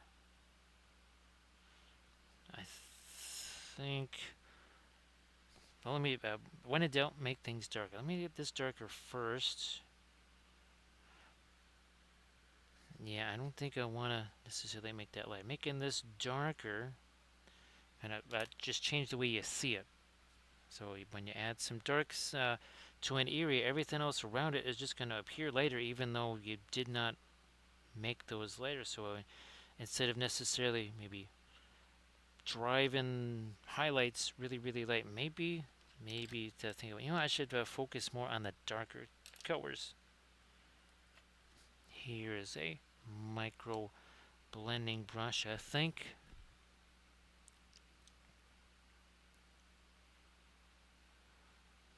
Pull that down here and maybe some more dark this way.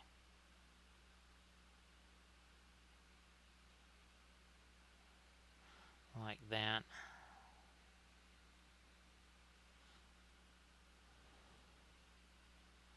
See if I can maybe extend some of the cracks on this a little further.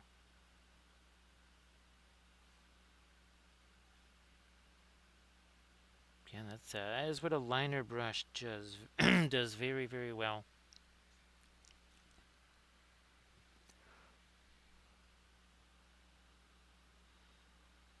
Maybe up here at the top of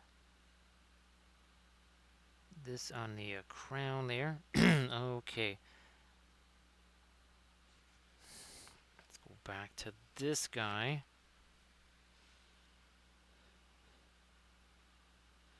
First, bit of dark down there. Now let's. Oh, there's another little crack that I think I could reinforce there.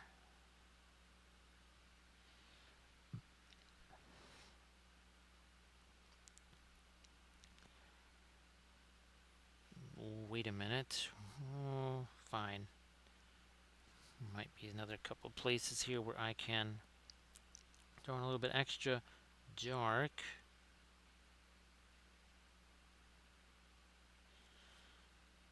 Sure. Over here, blending brush.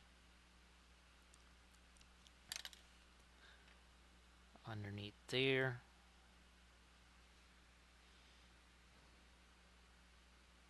Oh, down here.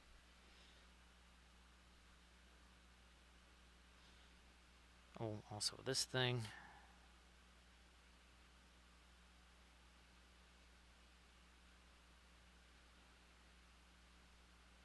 Don't think I can really mess around too much more with that. Oh, this too probably should be a bit darker up there.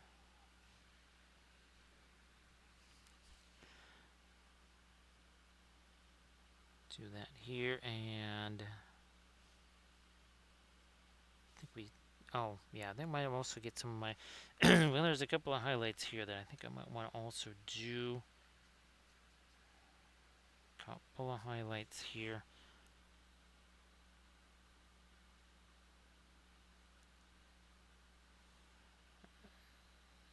Also there.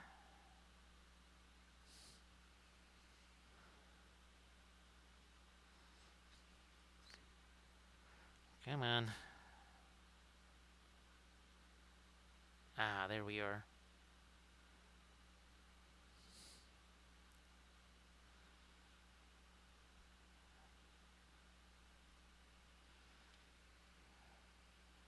Now, and here we have the.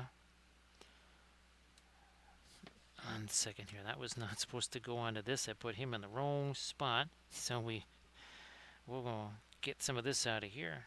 Just gonna do a little fix-up job on him here, real quick, like.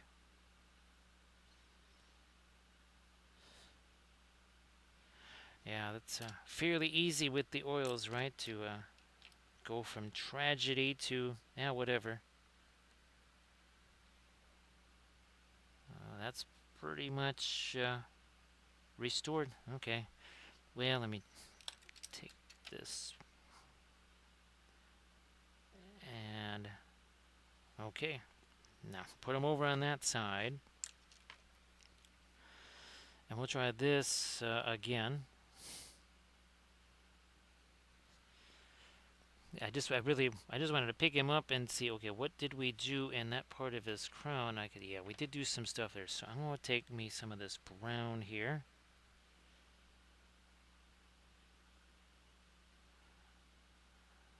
That's pretty much just the original dry brush stuff that we did there. So let's do something more here with that.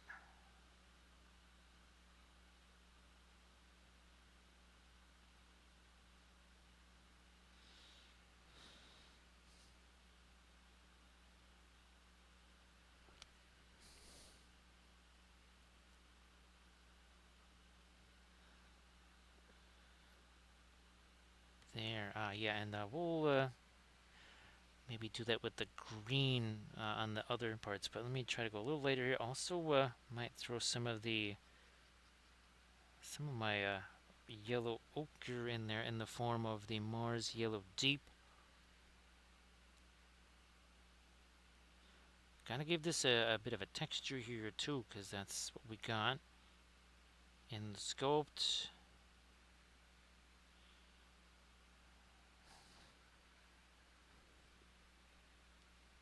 That will go up here.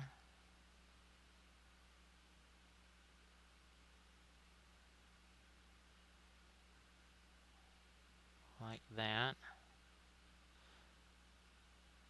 A little more up here.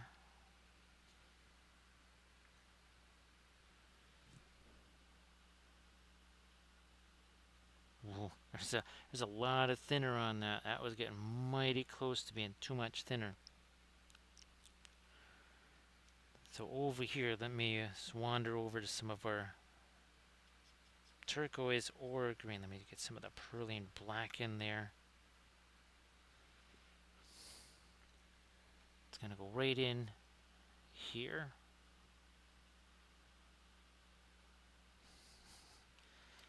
Where is my Itsy blending brush? Oh, I'm gonna get some of that junk out of there.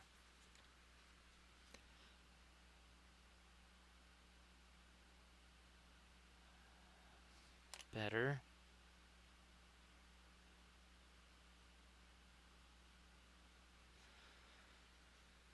Rotate him around. Ooh, we didn't do this. One sec. Let's go back here. Forgot about this stuff here. And that's pretty much from our original dry brush application, and then the bit of glazing that we did over the top of it. We're just trying to put a little something more in there. Even in there, I'm going to utilize the blending brush to just sort of take some of the edge off of that. And then we'll do a similar deal here with that same, again, we can see how much warmer that is. It's a much cooler color over here. Again, using the blending brush.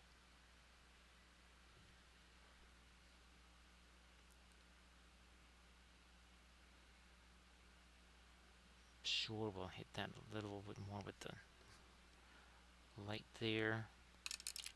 And maybe this, see if that's, that green's gonna work in there. Boy, oh boy, there's an awful lot of thinner in that, so we have to be careful here.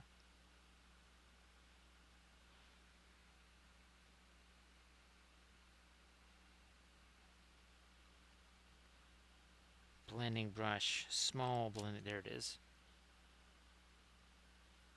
The small blending brush, get that working in there.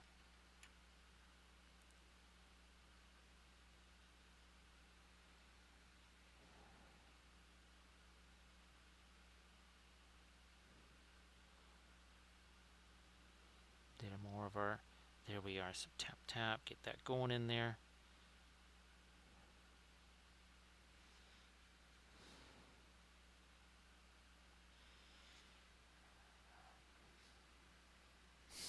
Okay, all right, fine, we'll grab a little bit more of that radiant turquoise then and see what that looks like out here.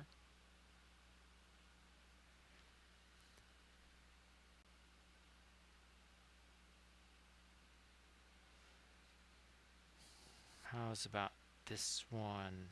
Possibly even a little later.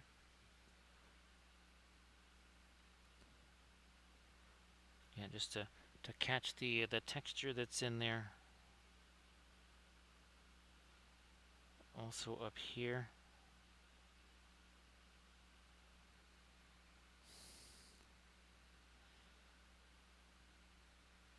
I think these here, I want to get a little something in there. We basically have absolutely Zippo. Let me try this green here. Maybe a little, come on, some of the asphaltum too.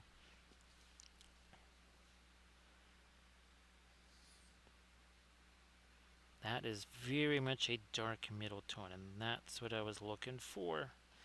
And I'm still even going to do some blending brush on that.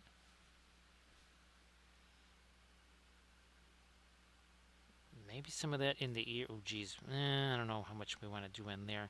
But ear is another place.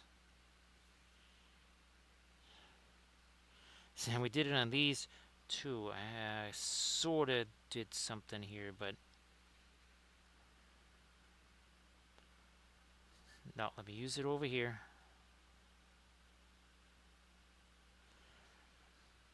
Where's my that brownish color? That's gonna what we're gonna roll with over here. Because I'm trying to work my way back around to start doing maybe some kind of stains or whatever here. And I'm thinking the asphaltum might just be the thing to use because it'll be different from everything else. I don't want it to be like rust either. Hey there, Revlis. That's an interesting idea there, Revlis. That sounds like a plan. Because I can totally see that. Yeah, that's a good idea there. I'll have to remember that.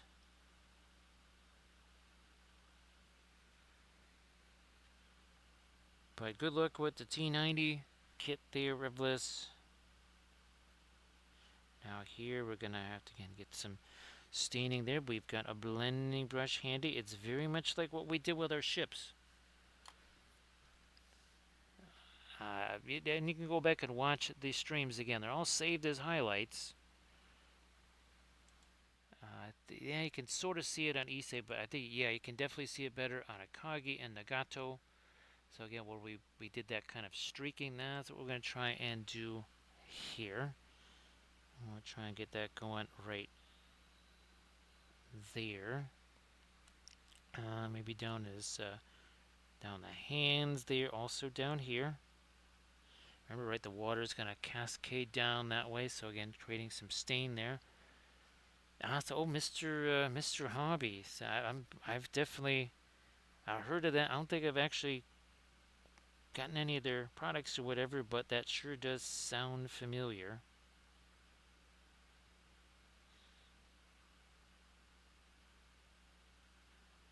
So here, look at this, a stain that kind of rolls over each of the folds here in the cloak there, or robe, or whatever.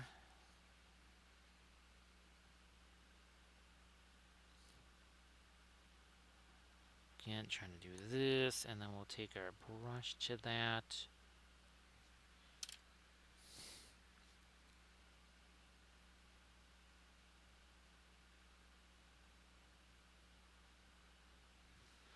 again, trying to figure out logical places where the staining might go, and that obviously these things, for sure, and an obvious place where some kind of streak or stain or whatever would happen.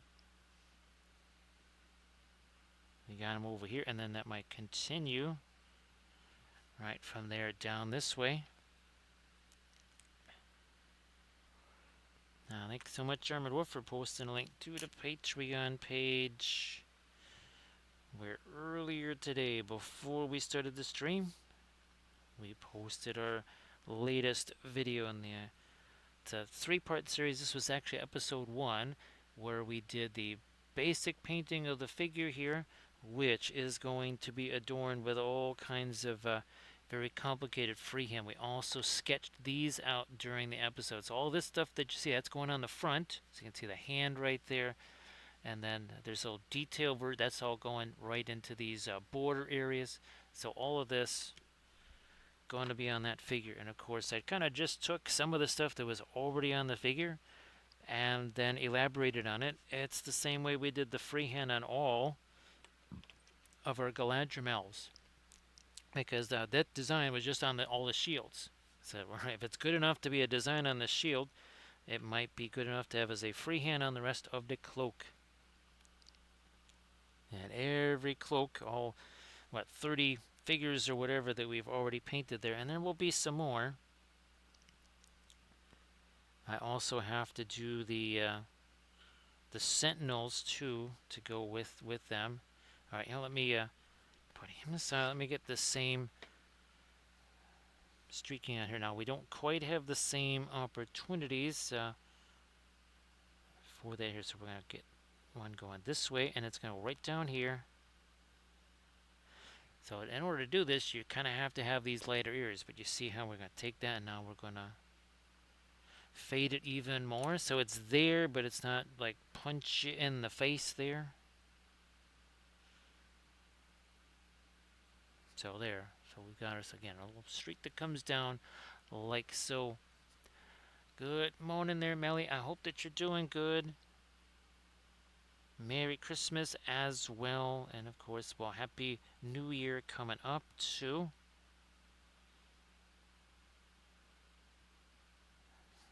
Even though we're now well into the 27th, so again, past Boxing Day.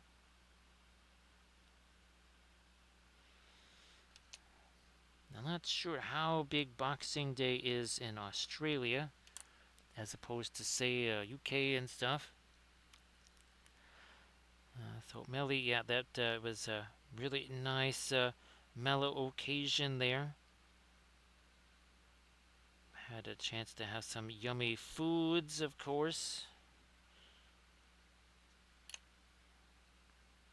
And then, well, the neighbors, they know that we need our medicine here on the stream, so they also know they love of all things chocolate in Wappleville, so they gave me those earlier today. Sectorix, thanks again for being here as always, and yeah, hopefully we can just do that Zoom hangout or whatever, and then I'll be able to fill you in on all the things it's really difficult to do just writing a blob of text, right, Sectorix? Sectorix, any garden that has a medicinal value like that, I'm sure is a garden that doesn't just look great, it also tastes great. So I'll shoot you a message there tomorrow there, well, later today, once we're off the stream there, and we'll say hey. So again, more of that staining going on up there. So as always, Sectorix, appreciate it. What are we doing? I'm going to get this going here. Maybe even a little bit of staining to happen that way. Maybe some of it here on the feet. Maybe some of it here on that sword. And not necessarily putting a whole bunch of thinner on there. We sort of want it to be almost like a dry brush, so I can do that. Take our blending brush and then see how we just extend that streak down there. Now I know with the tank vehicle painting folks, they wait for they God knows how long they wait for things to dry. Then they put the what is that, the some kind of gloss coat on it. Then they do the streaking again and then again and then again. We're just doing this here all wet into wet. All of this is still very much wet because 4 hours and 6 minutes ago these two gents had no paint on them. Is this what they're actually supposed? Yeah, this is how they're supposed to be. This guy is supposed to be on the left. So we finally have them standing in the right places. Oh, kind of get some of that staining right here. Again, we're using the asphaltum, which is almost like a Grand Oracle. You could almost call it like the Payne's Gray of browns. Because I swear there's about 17 different pigments that go into that. Let me do a little checks here. Pigment Red 101. Actually, no, there's only two. And Pigment Black 29. Okay, so that's a little bit different there. Well, I think what it is they mix burnt sienna and a black. Oh, actually, that'd be an interesting. That's another experiment there, Grand Oracle. Is to just take. I have tubes of burnt sienna. What is Mars Black? Again, sorry we're doing these asides here, but oh, there's your paint. This is the one that's got a bazillion colors in it there. Also, again, Pigment Red 101. But I'm looking for them. There it is. Pigment Black 11. No idea. Is this the? Oh, that's probably Black Spinel, not Mars Black. I'm looking for Mars Black from Williamsburg. Here, there it is. Is that also 11? Yeah. Okay. So I'm gonna try that Grand Org. I'm gonna see what happens. We mix burnt sienna, because again, I have tubes of it. It's literally doing nothing.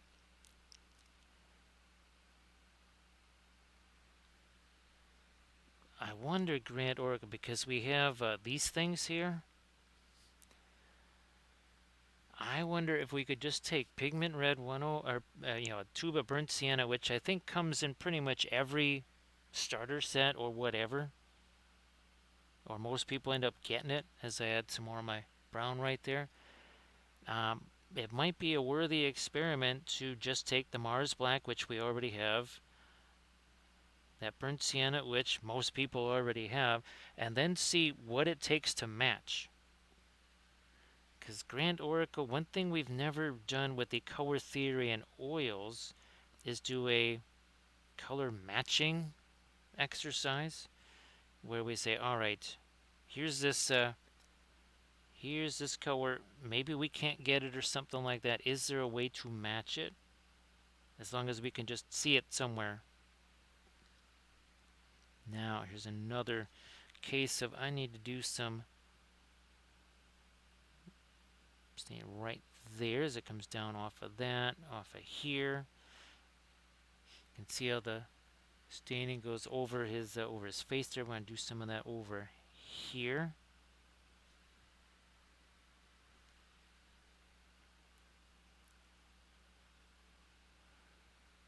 I mean, I have two different companies, right, that make the asphaltum. So it's like, well, how many more versions of asphaltum do you need? But let me try this. Whoops. Okay, gotta get way more asphaltum on that. And I don't want it to look like rust. But if it's just say Van Dyke Brown or whatever, it's gonna pretty much just match everything else. So I'm trying to, again, get a little bit of difference there. Blending brush, let me see if we can, nope. We do perhaps need a bit of thinner into that, mostly because of the tilted surface here. There we go. So again, another little stain or streak there, and we pull that down even more.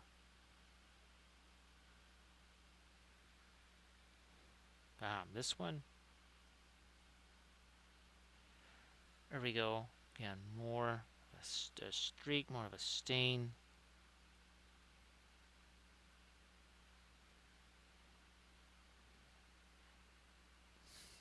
You know what? These, I'm gonna see if I can just paint some sort of a crack in some of these, because they look a little bit too intact for how much cracking and everything there is on all these other parts. So I'm gonna see if I can maybe put a little something on there again that looks kind of like cracks. Irid has returned. It's great to see you back there, Irid.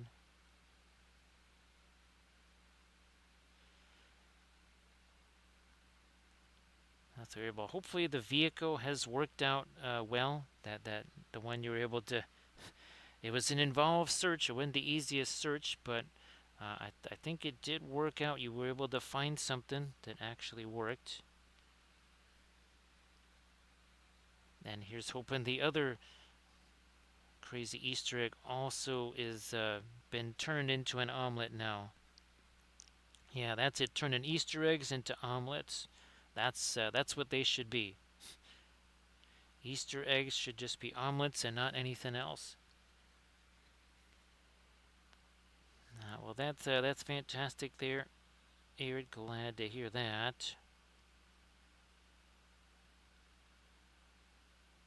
Again, not the easiest of searches to conduct. There were lots of specifics and lots of parameters there.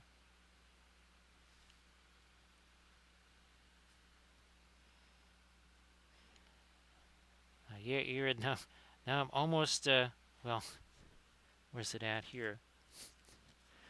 To go along with our juggling flaming chainsaws, maybe another symbol of the channel should be an omelet there. People will be okay. We understand this is a cuisine channel, but why the omelet? Oh, geez, I gotta make an emote. I gotta make an emote out of the flaming chainsaw. Then we can have an omelet emote, and nobody know what the heck it means. Yeah, Arid. Driving with a concussion is probably not the best thing to do. So if you can avoid getting the concussion when you get in there, there's a certain amount of benefit to that for sure. Geez, Arid. Yeah, I gotta remember that. Yeah, I think that's what we're gonna have to do. We're gonna have to turn the flaming. Well, I got to see how many emote slots we have. We might have one or two. If we have two, we'll have to do those guys.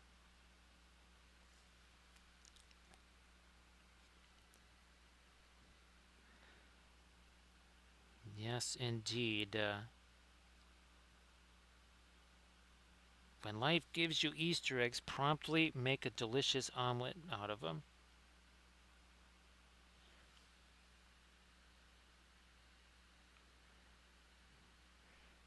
Yeah, Arid, you don't want to go full on, I don't know, Flintstones or something like that.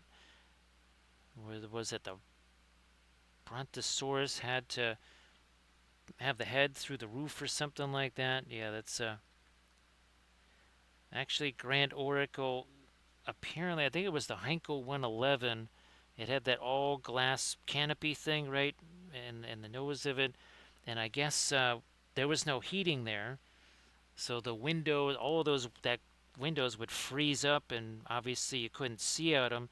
So there was a special little hatcher. You could stick your head out the top of it, and that's how they would land. Yeah, that's having a sunroof on a plane there. Probably not what you're wanting to have. So here I'm just again dry brushing a little bit of our greenish color there.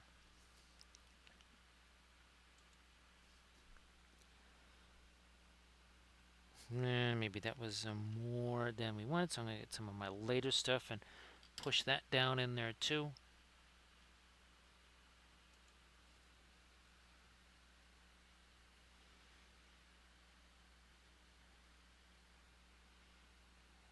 it's definitely a dicey situation, right, Grand Oracle? Let me see what this is. Yeah, this is one of our blending brushes. I'm going to use it as a bit of a dry brush here, just for funsies.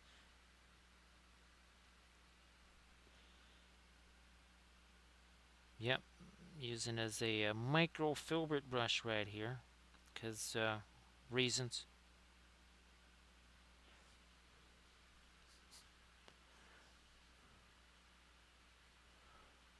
Let's see. Keep going with this, maybe. Let's see what happens here.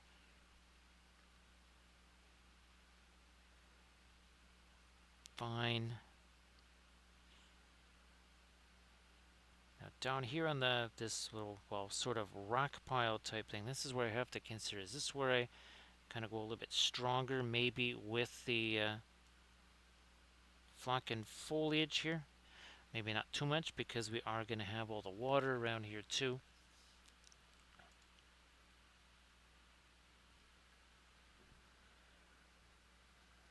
Get to my fast matte white. Again, just gonna start using this as microfilbert. It's pretty darn beat up, so I think it might actually kind of work well for that.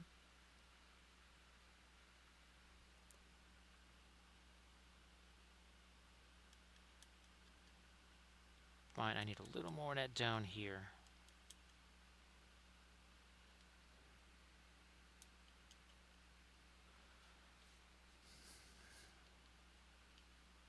Something more in there. It's gonna be a bit much. So I'm gonna take my blending brush and we're gonna poke that down a little.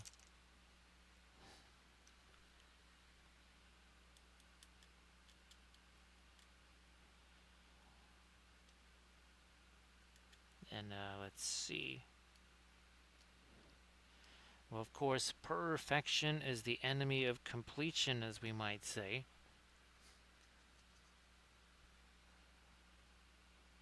Here in the Wampoville Comedy Club. Again, it's always open mic night in Club Wampoville. Where did? Oh, okay. I guess I was using some darker stuff. Oh, that's right. I was doing all of the streaking and grime and stuff. Now I'm gonna get back to something lighter here.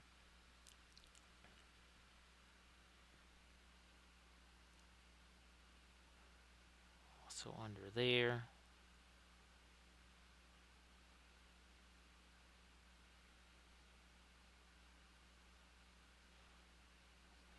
Work some of this in here.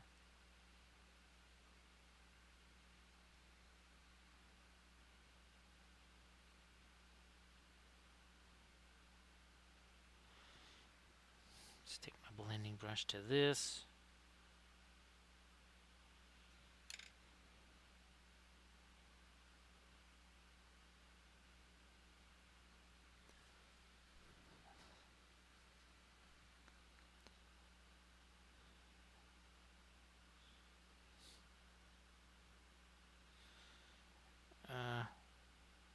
Dark there, or light there, yeah.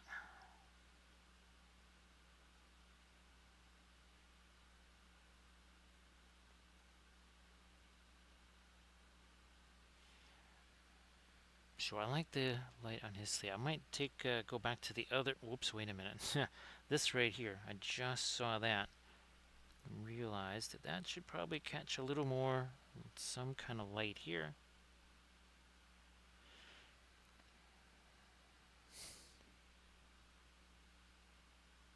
Yeah, there we go.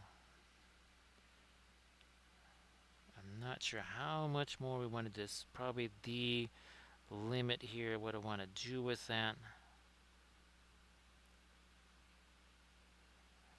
Okay, that makes way more sense now. It was too different there from everything else around it.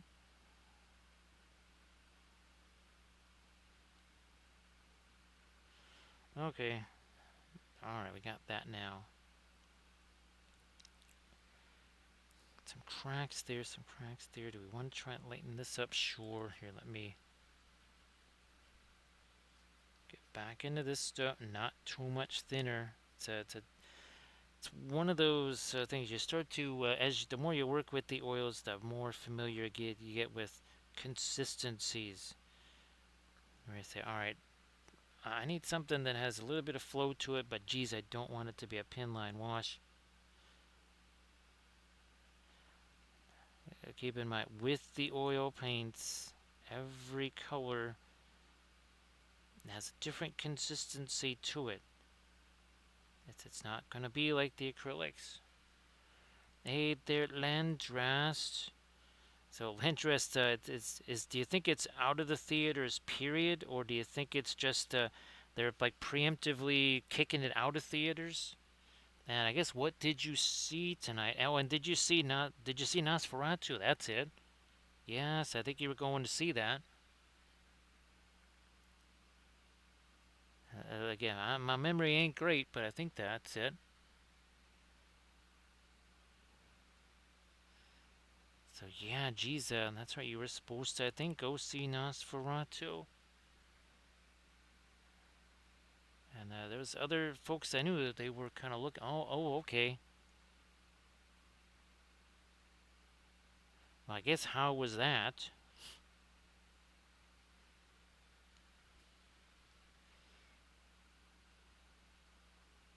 Well, I guess sometimes to not necessarily have quite the most complete choice of what it is you're going to see because of that special arrangement stuff, right? Sometimes I guess it's like, okay, well, I guess we're seeing this.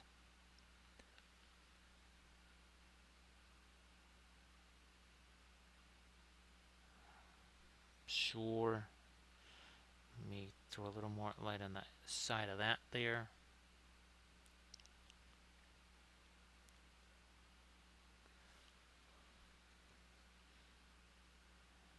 Possibly throw a little more light over that brown there. Yeah, that's just to make a little more sense.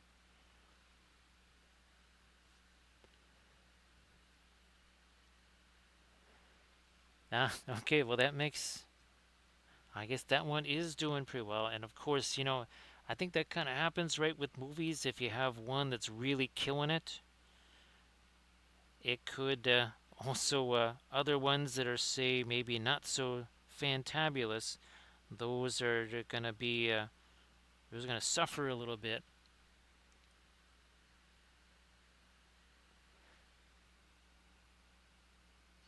So Landras, was that a little bit like a certain bird that we know from a certain video or something like that? And the guy chose one thing and it kind of maybe was the wrong thing to choose?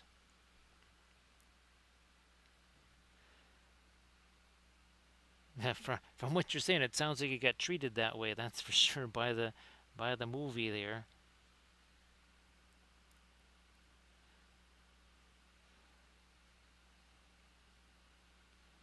Yep, a certain bird with a beak. Now let's get this some light over here.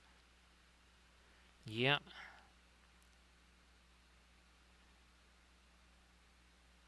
At least it would have been something to talk about afterwards, right, Landrast?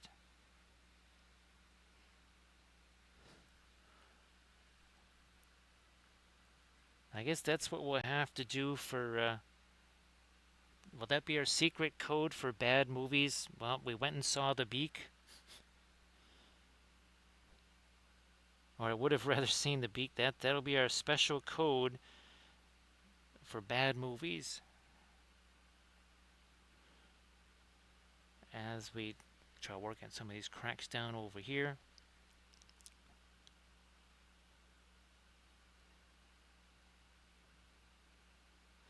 Because I do think what's interesting is the real critics score, I guess, has dropped down to 46 from 51, which is down from the original 55.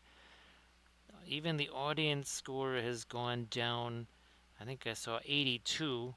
That's also going down from the earlier days as we get more light out here on these outer rocks.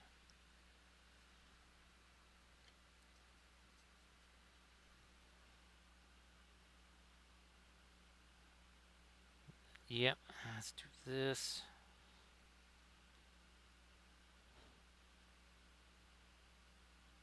So let's see. Now it was Christmas Day, right? That came out. So I guess if it is still, I guess you'll have to see that next Thursday then.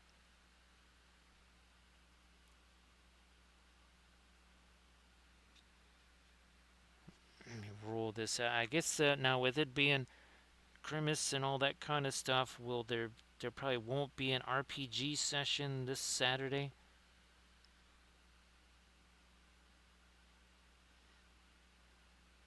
I finally at least started printing something on the FDM print. Actually, it's the other half of this piece of terrain from Printing Go was ever on. I mean, I haven't had the time to do the printing stuff there, but also until the price starts going back down, until I start seeing that $42 price on the filament again, kind of slowing down a little bit on the printing.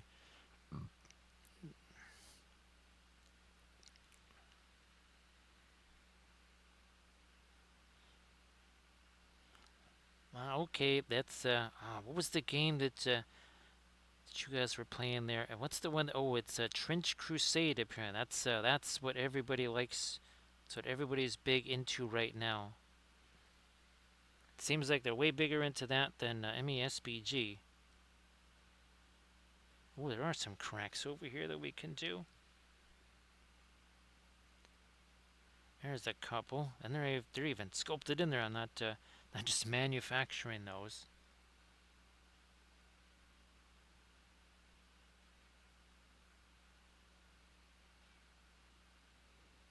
You know what? I'm gonna do the same over here, and then let me see if we can get a little bit light on the sleeve there.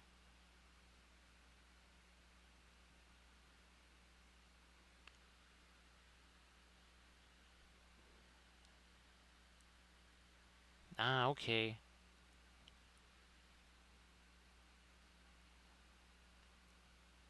Well, with the fabulous banner, yes, you can't not play them and not have that glorious banner leading the way there.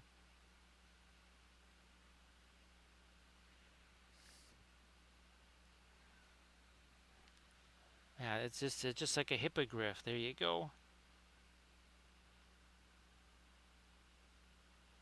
That's how you explain it to the tournament organizer. All right, let me put him off to the side. Grab this guy here.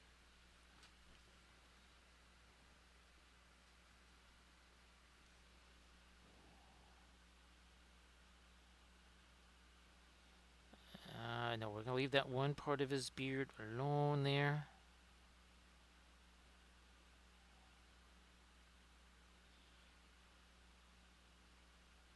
Oh, geez, we can definitely get some lighter stuff working in here.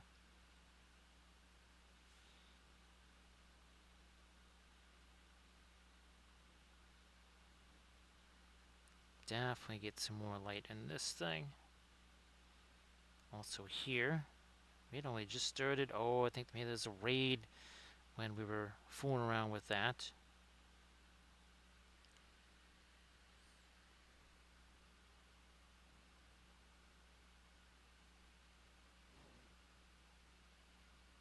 Yeah, you always have to exercise, even if it's Palm Sunday.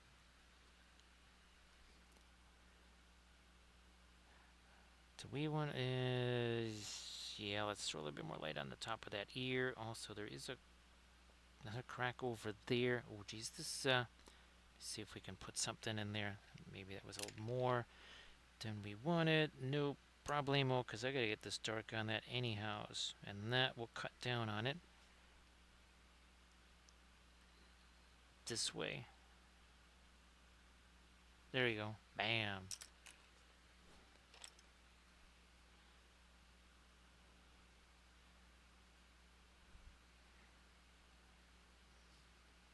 I think I can expand out these cracks a little bit more.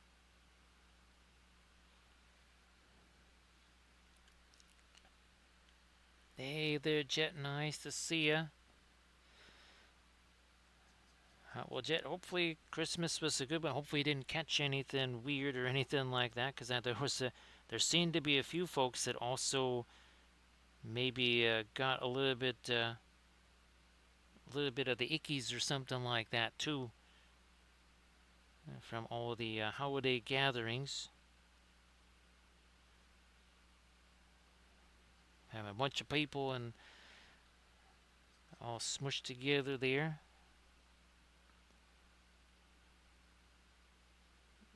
Everybody reaching for all the foods.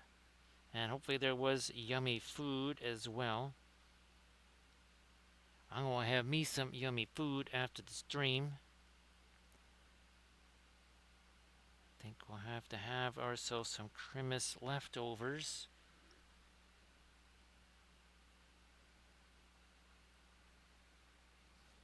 You know what? Maybe. Ooh, okay, not quite that much. Let's roll with that in here. Okay, again, we're just using this as a bit of a beat up, dry brushy thing there. So, Jen, I don't know if you've had a chance maybe to do a little bit of painting stuff at all during the Christmas holidays here. Hopefully so. Hopefully everybody's getting a chance to do that. Let me just get that blending brush again. There we go. That was way too much stuff there. Hey there, Tundra Crusher. How you doing? How's about everybody give Tundra Crusher a follow? So Tundra Crusher, if you want to share anything in the chat, I know you just finished your stream, but if you got, say, an Insta, Discord with maybe work in progress, images, or something, you want to share that, please go right ahead. Looky here, we've got ourselves, I think it goes, yeah, this way here. So these are 3D printed from Apache Studio. Yeah, the Argocats. He's got all kinds of fun stuff. He's got, look at this, he's got a cat doll. Where's Cat Ladriel? Here it is. There's Cat Ladriel. So yeah, he's got a bunch of different figures. This is actually the first time I've ever painted any kind of chibi stuff on stream, much less cat chibis. Now we're typically painting something a little bit more like that. Okay, that's yeah, this is a little bit more unusual. Although our last stream, speaking of holiday cheer, at sea we did that little ornament right there. So everybody again, please give Tundra Crusher a follow. I gotta see these next to each other again. This is hilarious. Yep. he's he's like, get away from me. He's like, dude, man, what? I'm just about to catch fire here. I'm just trying to get to the water.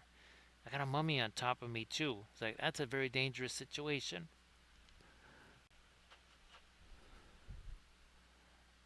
Well, that's a fantastic. That's fantastic there, Jet.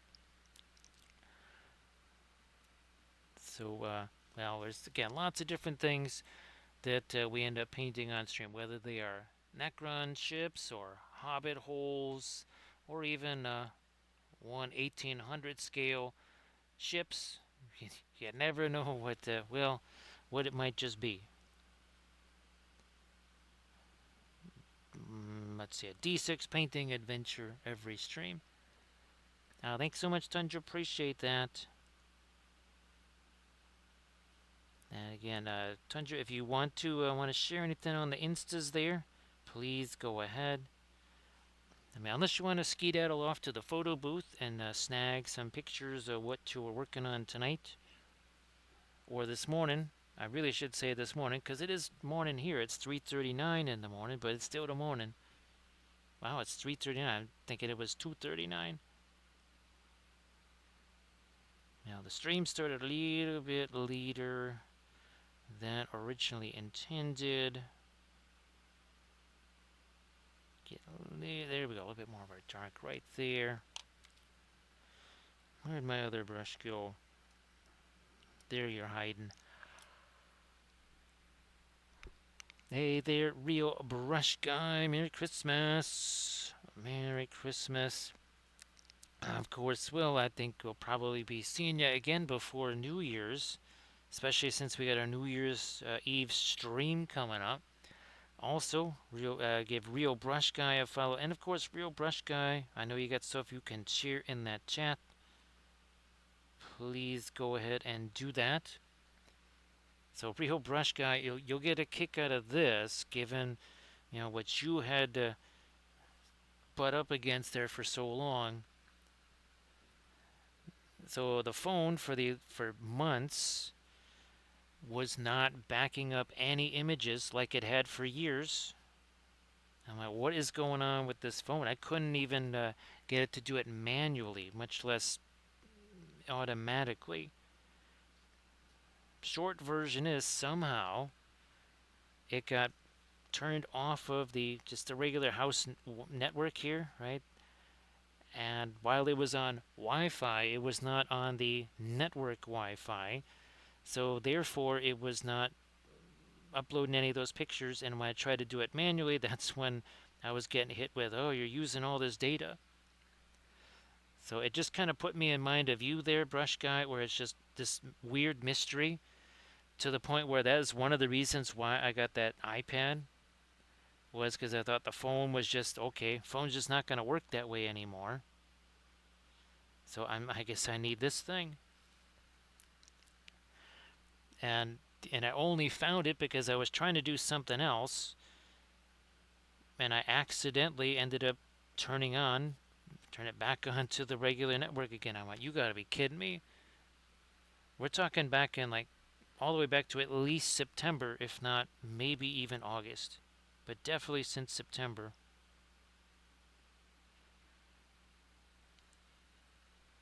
So yeah. Now again, Brush Guy, you want to share anything in the chat there? Please go on ahead and do that. Wasn't sure if you were going to be doing any special Christmas stream or a New Year's stream or anything like that. I'm going to try and shorten up that line. There we go. That was way too thick there. Do that here. Nope, gotta get me some more paint on there. Maybe a little crack going this way.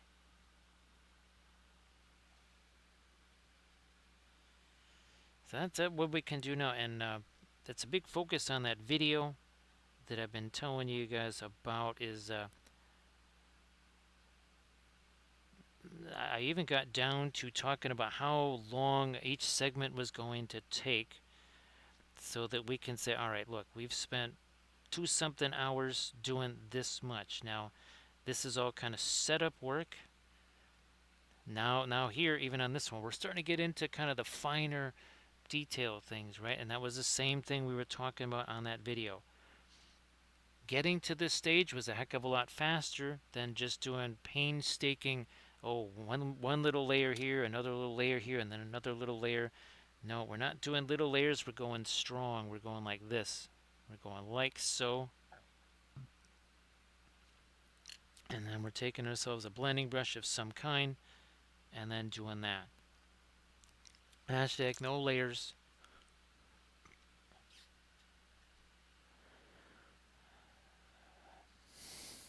Now, if it became 7 hours.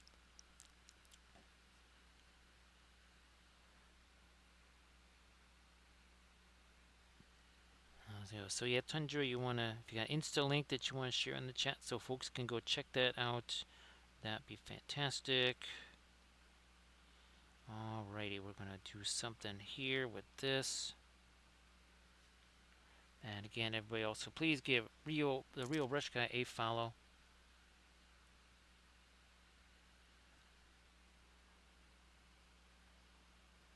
What do we nah, I won't do that. Oh, what about up here maybe?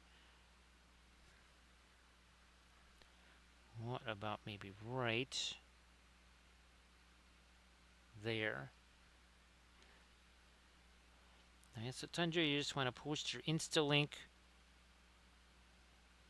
there in the chat, and that way people can go click on that and see what you were doing.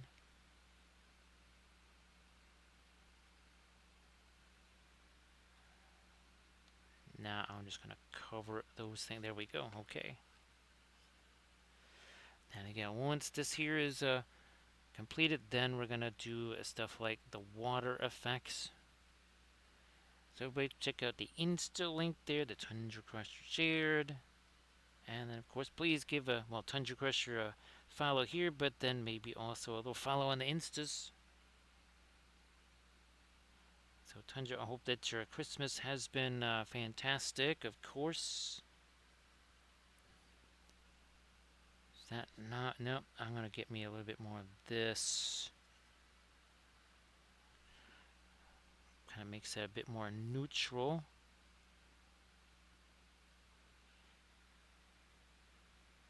I don't want to go too light on this right here.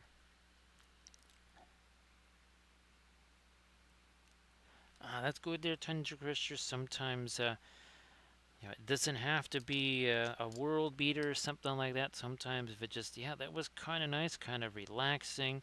Had a chance to just kind of chill and talk with folks and enjoy some good chow and such.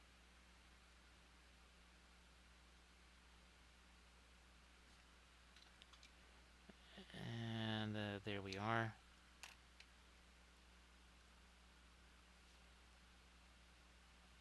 Guess we'll try to get a touch more light on the top of his nose there. See what's going to happen here. They're going to take our little bit of green there to get some reflected touch of reflected light. Not a ton. It's not trying to do metal here.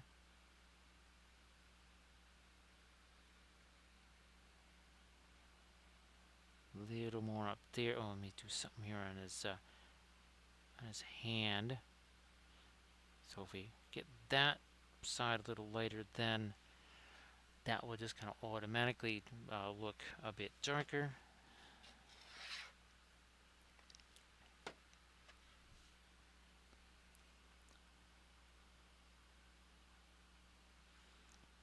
You know what? That is too much just straight up dark in there. So we're going to throw a little something light. Oop, okay. And we'll roll with that.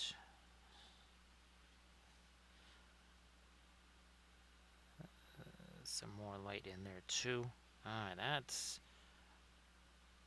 Glad I did that.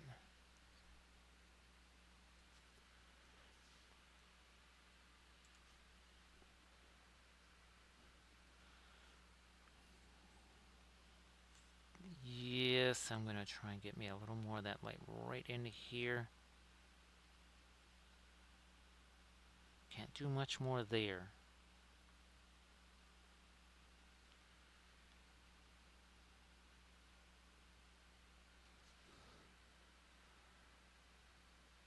Nah, I think I would rather have some of the fast matte. Wait, again, we want this to, once this is dry, we want to get a bunch of different things in there, especially the water effects. That'll be the super priority. And if possible, get some kind of flocking foliage on here. Yeah, Real Brush Guide, just a... It's really weird to think that. Especially given all the Lord of the Rings dioramas that we made. Grand is definitely something I have to try and do again, especially since I can just 3D print the great beast of Golgoroth. Well, and 3D print the orcs too, and the trolls. Yeah, be a whole lot easier than literally sculpting almost everything from Grand. So yeah, I had to sculpt the two great beasts. I sculpted the battering. I still want to sculpt the battering ram again because I think it'll be a whole lot easier now than it was then. We also didn't have the gray extra firm Sculpey. And speaking of that, the carriage for it, that is not going to be made out of Sculpey like that one was. You can see, and this one here, see those two trolls on the back pushing it? Yeah, those were metal GW trolls they had to chop up. You got some orc archers standing up there on that thing. And I think the base of this was 26 by 14, something along those lines. So yeah, that was again a lot of that. Even the sculpting of the battering ram would be a whole lot easier these days. Just well, what we've learned since I think it was probably 2004. Well, whenever Return of the King came out, that is probably when I did that diorama back in the day.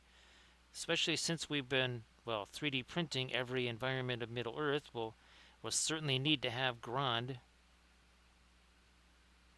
if we're gonna do a siege of Minas Tirith.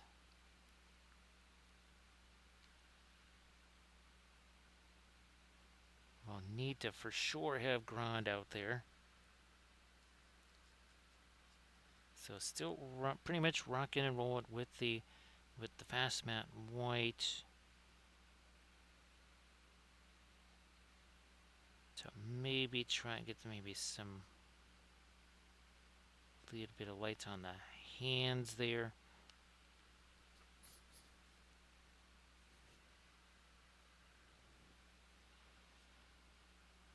Maybe a touch on this right on the top of that little bit. Just a little. Okay, we already did those cracks there.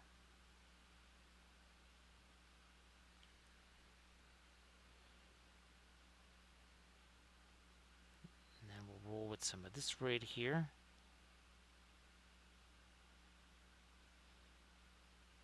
Do that too.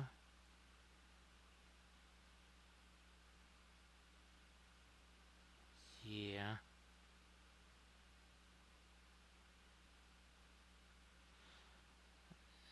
Little in there.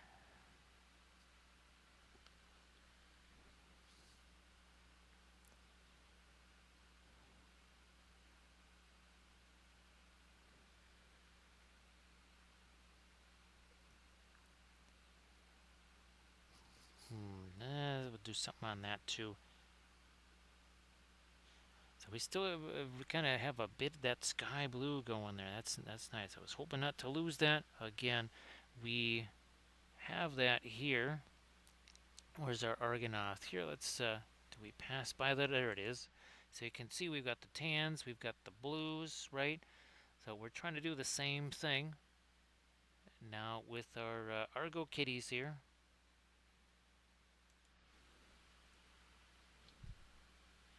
Again, we got that blue-ish color going here, because the sky coming down on them like so.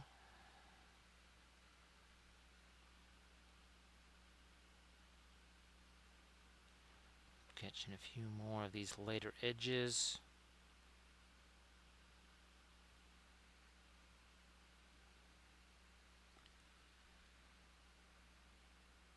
Some of that in here.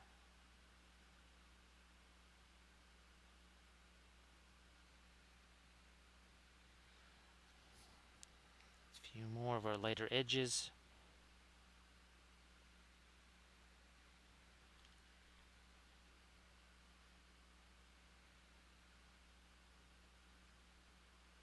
Yeah, oh yeah, these couple more cracks over here. These are the ones that are sculpted in, not the ones that I added in.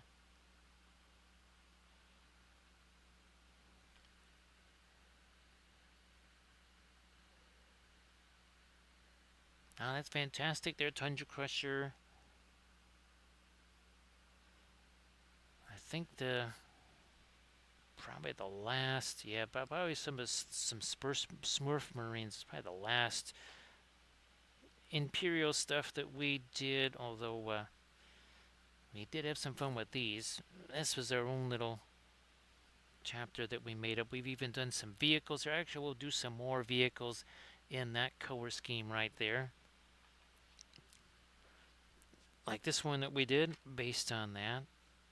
So that was super fun doing that. Speaking a little touch of freehand there.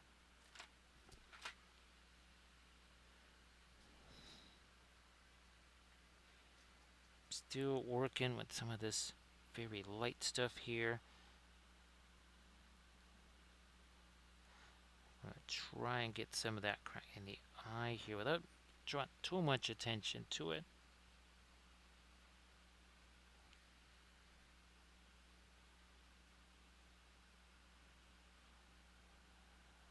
We draw it this way. Oh, what's happening up there with that part of the crack? Yeah, I'm gonna lighten this up a little. In there, blending brush. We got this here. There.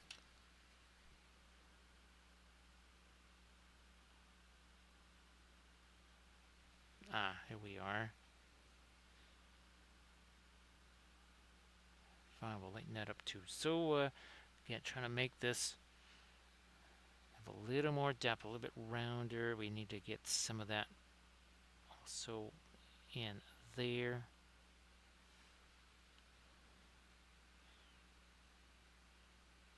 Try another shot of it right there.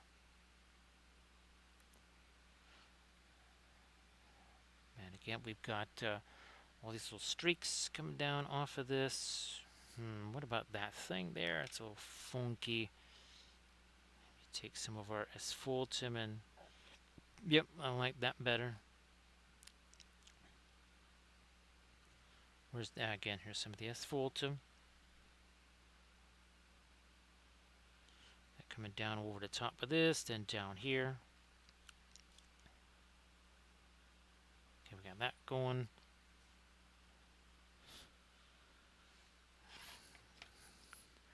Back to you. What about this on his sword here?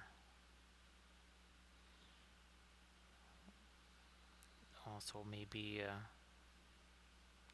again, so I'm trying to lighten that. Maybe we darken some of this down a little bit. Hey there, geese in a trench coat. How you doing?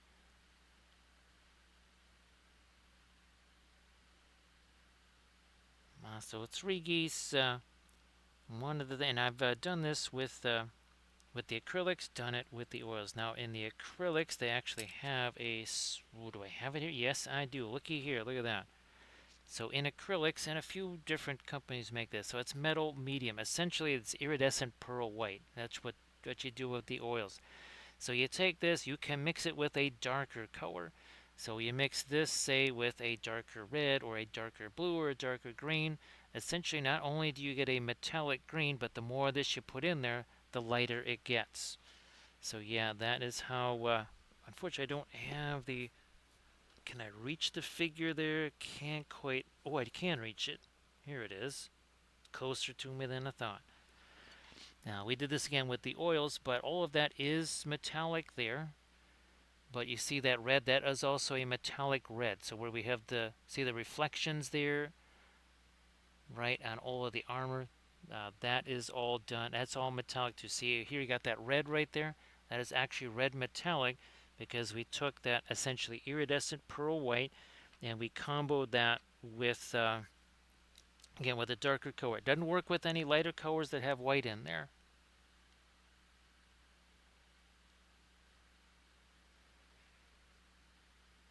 So yeah, that is something 3 geese that you can try out. And again, I first did it in acrylics, and then I realized in oils, it is effectively just iridescent pearl white. So if you're looking to do the same trick in the oils, like we did in that video, all you need is the iridescent pearl white, and you just mix that again with a darker color. You don't want to mix that with, and you can't use white. So you can't say, oh, I'm going to make this light, I'm going to add white to it. Well, then that kills all of the metallic effect. So you have to only use the iridescent pearl white or the metal medium as your white when it comes to metallics. Painting the skin tone, painting cloaks or whatever, well, that's a whole different deal. Obviously not metallic there. Because what's one of the hardest things to do, right, 3 geese with the metals and all that, is to get darker colors and still have a metallic look to it. So that is how you can achieve something like that. I know it's been a little while since I think the last time we were doing the metals on the stream. Where's our? Oh, there we go. There's our Mandos. So all of those Again, done with the oil paints, but you see how they're all different colors? You got purple, magenta, blue, green, all that kind of stuff there. You even got a camo green. Those were all metal or metallic paints, all done with the oils. Even that black one in the center there. Actually, that one's on the YouTube channel. So yes, and of course, again, you can go back to any session here. Uh, they're all saved as highlights. Again, I can't do like a playlist like I do on maybe the YouTube channel. However, they all have thumbnails like a YouTube channel, so you can go back and try to check those out. So you have 3 gates. Oh, we also did the same thing. Where's our? There we go. We did the same thing with our Minas Tirith figs. Same deal there. Also did that with the what were they? The Tyranids. Yeah, did a whole army painting series doing crazy stuff like mixing the metallic stuff with regular colors. Now here we are, just like we did with our other one. See that? Getting a little bit of light in there. So again, those were oil paints, so I used the iridescent pearl white, which is basically the same thing. And again, pretty much almost every company now makes some form of this. This happens to be the Vallejo one, but I know that other companies also make. They might not call it metal medium, they might call it something else, but it is effectively kind of the same thing. So let me say, like for my bolt action stuff, if I wanted to have that special, uh, gunmetal black there, I would just take something like an indigo and mix it with the iridescent pearl white. And again, the more the iridescent pearl white you put in there, the lighter your metallics get. So it is a way that you can also shade your metallics.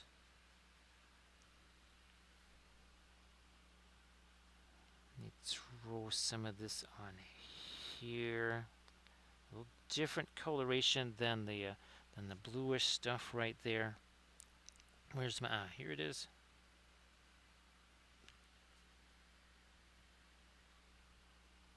Yeah, I know they have one because way back in the day, I still have the sample bottles with this same camera, this same computer. I was actually comparing it to things like iridescent pearl white and that metal medium there. So I think they did 2 or 3 different iterations of it before they settled on that.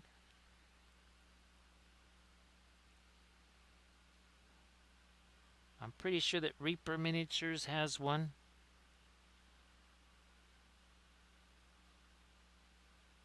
Where's my here? Let me take this.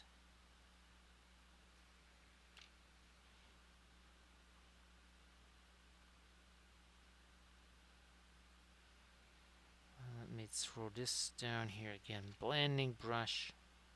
There you are.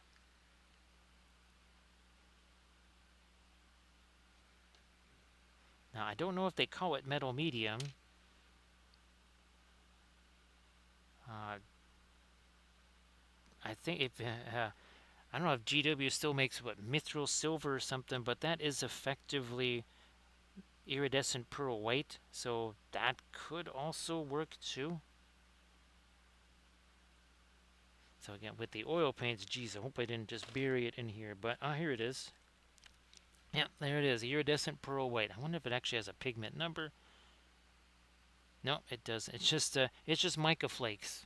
Yeah, literally just mica flakes. So yeah, this is effectively the same kind of thing right there.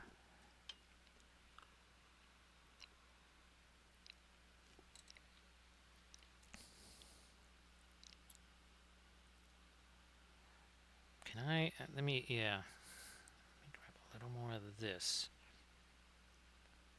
and have that go on to here. So we continue a little bit more of that blue.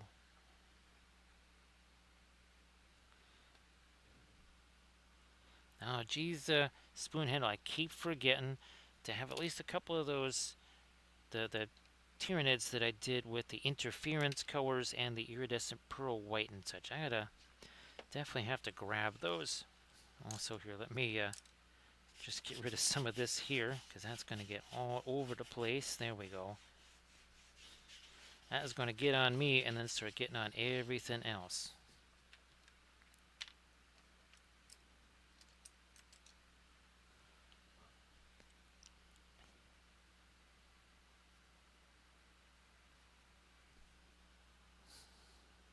Yeah, maybe like that a little lighter. Sure, let's do that.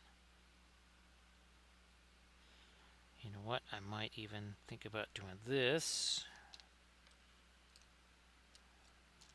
Here's our micro blending brush. There is still wet paint there. Yep, look at that. See how that's mixing? That'd be a real pain to do a whole bunch of layers there. Or I just slap one color on there and do that. And that's a boom, it's done. That's it. We'll gonna do the same over here. Just do that. We'll take this, smush it around. Oh, look at that. It's mixing with our brown right there. So how long did that take? It's always fun to measure things in seconds. Same deal here. Yeah, why muss around with that for forever when we just need to do something like this?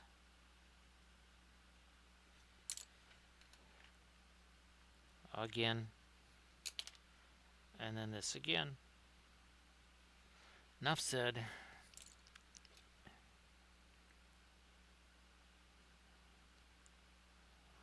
Try to maybe lighten you up a little bit here.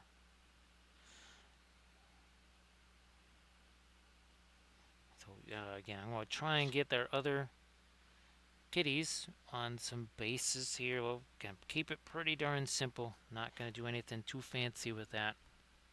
Oh, and of course, where's our cat ladriel here, if I can reach that. Yeah, I do actually have some birch trees that are a little bit bigger that I printed out. Maybe we can try and do something like that with, oh yeah, there we go. You know, it'll almost be a little bit like that one right there.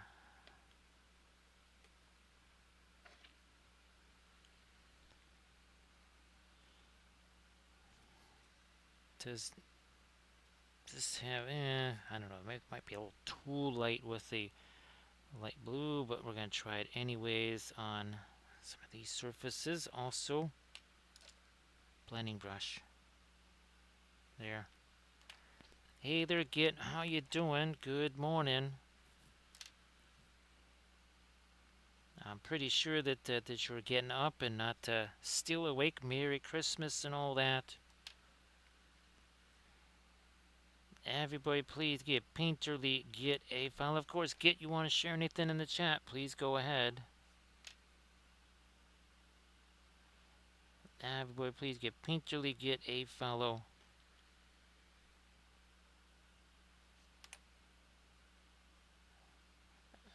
We're gonna get some more of that blue over here.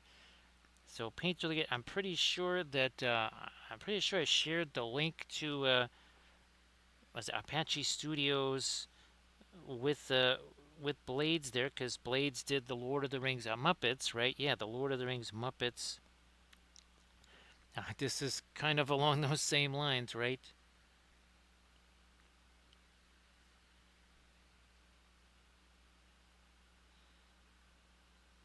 And that's, yeah, we get a little bit more of our lighter blue in there too, and then maybe something up here.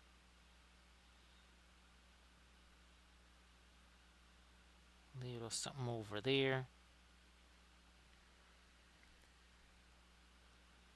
So glad that you do it well there, Painterly Git, and again, good morning, happy Friday, and of course, here's hoping that Christmas was spectacular, or at least really chill.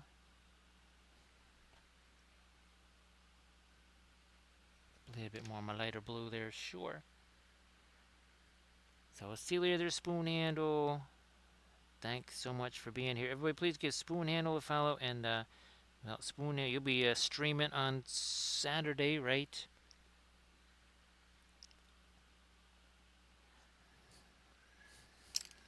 And let's see, do we have them on the right side? Yeah, we have them both on the where they're supposed to be.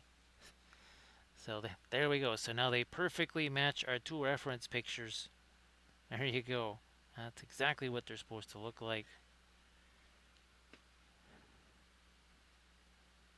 So Celia there, spoon handle. I guess get down in the hot Lanta area, right? At least I think so.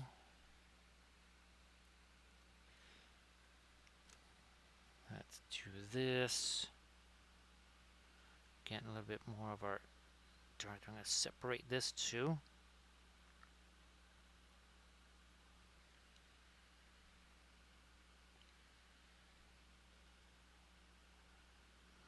You know what? I'm going to darken up you a little bit more right there. Again, all I have to do is just brush that on there. That's it.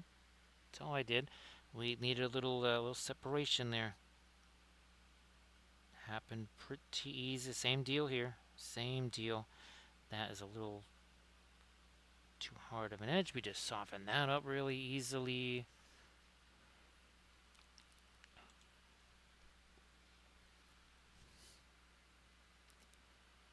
Anything? Oh yeah, here we are. Let's do this.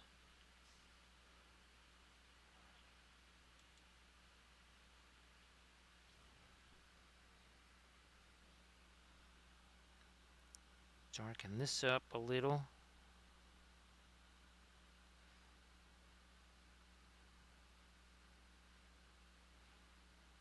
Yeah, you know what? We need to work a couple of little cracks in there too. And I think here that may be a bit of mid-tone light on those cracks. Let's go a little lighter than that. Let's go take that a little further. Mixing that with that brown ochre. Hanging out with heavy tea.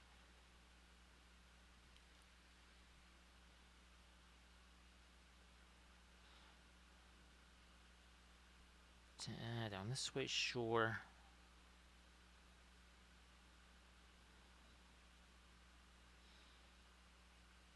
And we're gonna roll this way. Okay, there we go. Didn't want to do too much again. That there is supposed to be in some shadow, so let's not mess with that.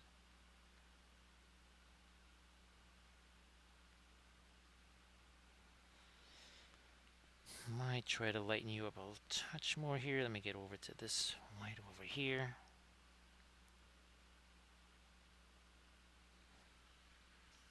Yeah.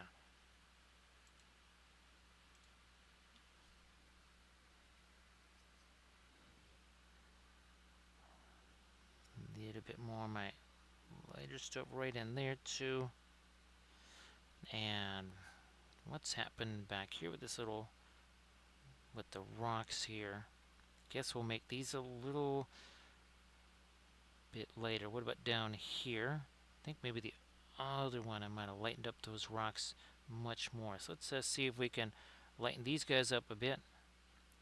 Yeah, this stuff was added down here. That's our some texture paste with some of our gravel, and of course in some places like over here that was some bulletin board cork. Let me see something. Oh, okay, that's what I'm looking for.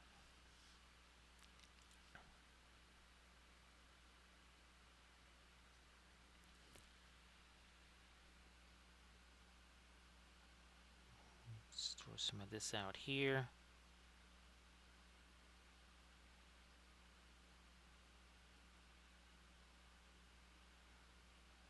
Down here.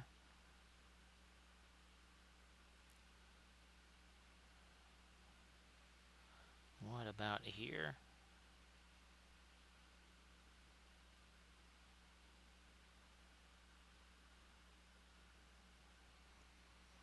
Like so.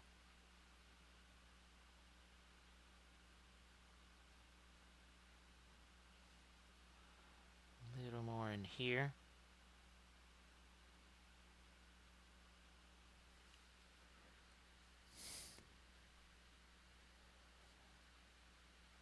So 3 geese. Generally, I try to keep the whole primer thing as simple as possible. Generally, we either go with kind of a neutral gray, something like this, not too light, not too dark, or what I have also done is use the basically mixing a darker brown primer like that. Just taking a couple of primer colors, mixing them together.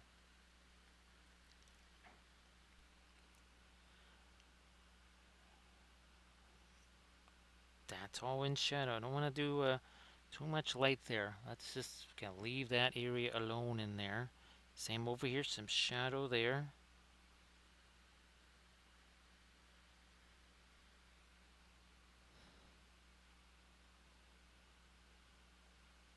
Let me, we need a little bit of our lighter stuff on that crack there. Maybe we try and do something a little lighter on the hand, but that's again another place where we might want to have some kind of staining or whatever on that.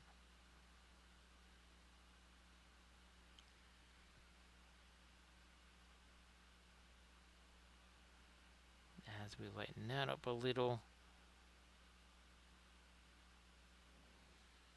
Hello, little hobbits. Spark my Gondor. Thank you so much, Grimdark Studio. Appreciate the follow. Of course, so does Gandalf. So you know what? Maybe you do the Balrog thing. What are you talking about? It's like, well, you got the whole arm there. Why don't you do the whole "you shall not pass" and then maybe I don't die? It's like, yeah, but I'm kind of heavy and that bridge is very small.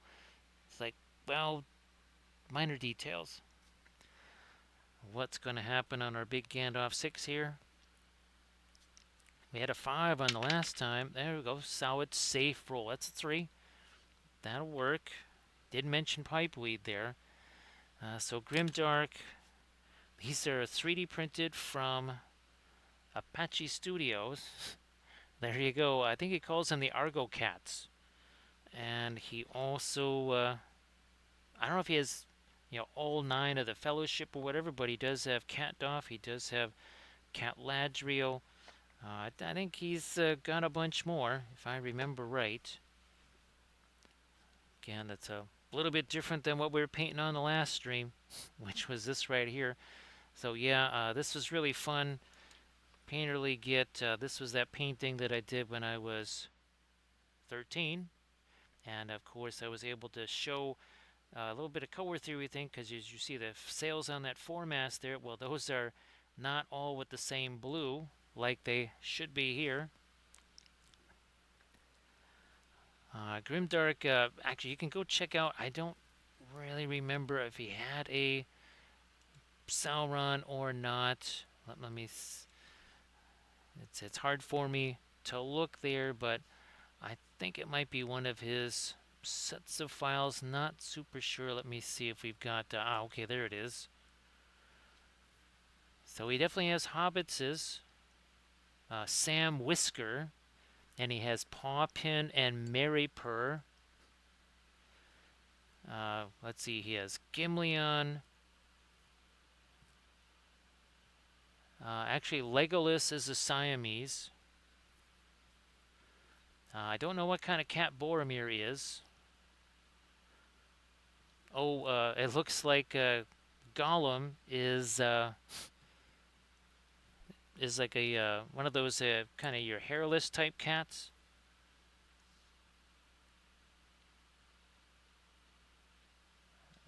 Let's see. Oh, he actually has base toppers. Okay. Well, that would have been handy. So he has Arigato for Aragorn. So I guess, yeah, we'll have to try and snag some of the Whiskerbeard, Gimleon Whiskerbeard. That's what he's called.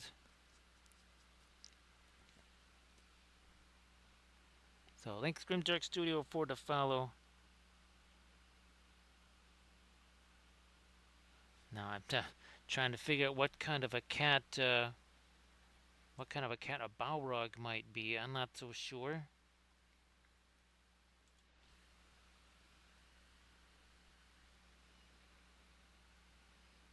So yeah, paint really good. I think that the first time, obviously when I was 13, I was like on a Reader's Digest or something like that, maybe. Not sure.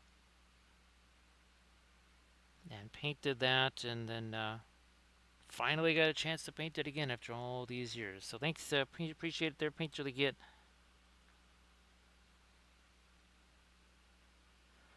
You know what? I think I do want to get a little something lighter over there, but maybe we'll roll back to our greenish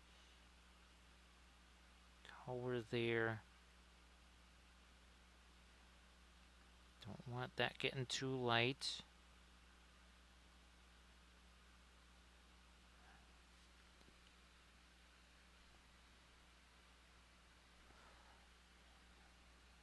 Yeah, Grimdark, those are big kitties there. We had to pet sit one of those once, and it was big enough that if it kind of rubbed up against a chair to do what cats do, rubbing up against chairs, that the whole chair would move. And I'm talking about a big, heavy wooden chair, not talking about a little folding chair. Those guys can get pretty hefty.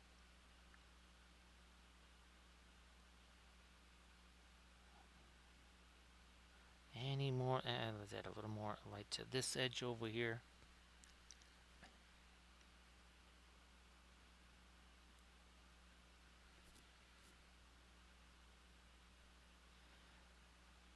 Let's roll this way too with it.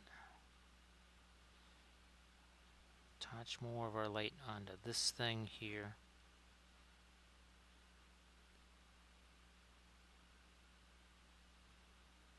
Also over there.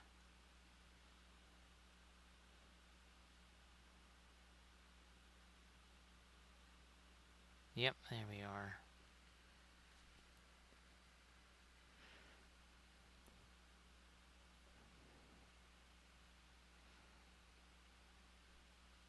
Couple more lights over here on our... Yep, that thing's got to be lighter. I'm going to roll back over here to that sort of brownish color. I don't know if I really want to go much lighter than that.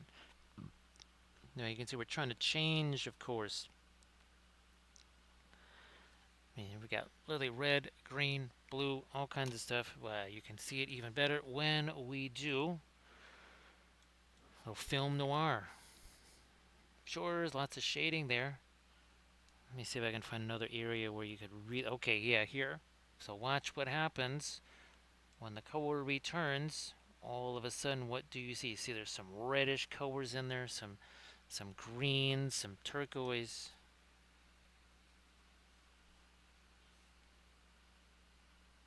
That's how you make something like this. Again, if you just take literally just gray, some kind of dead gray, and just dry brush over it, you'll get some shading there, but not going to be super interesting to look at.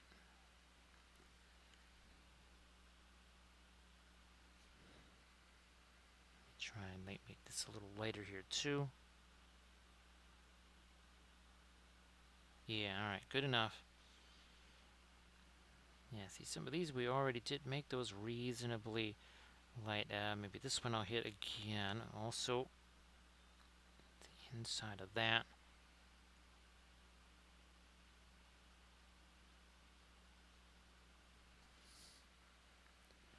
And roll with some of that here.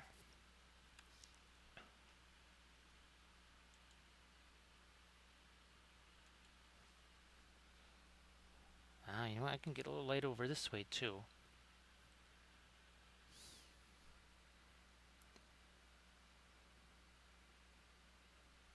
Right on this little crack right there.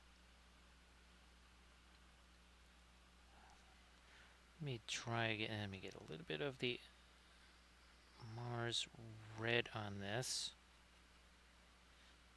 That might be a little too light, so let me back off here a little with that. Alright, maybe this will do it. I guess I could go a teensy bit lighter than that.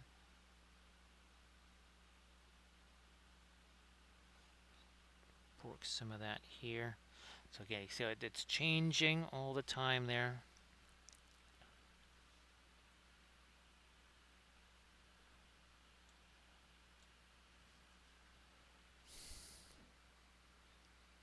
to this, get reddish brown. Maybe throw some of that out into here.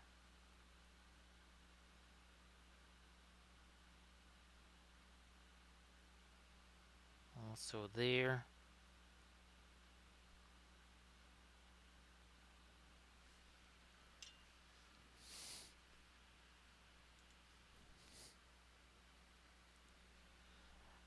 Work it. Yeah, let's go further down. A little further down here.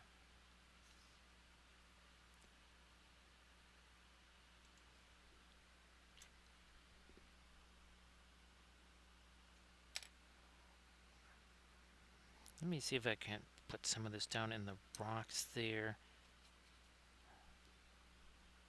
Yes, there we are. I knew something was sort of missing down here. We had the color variety everywhere else. We had a little bit less of it down here.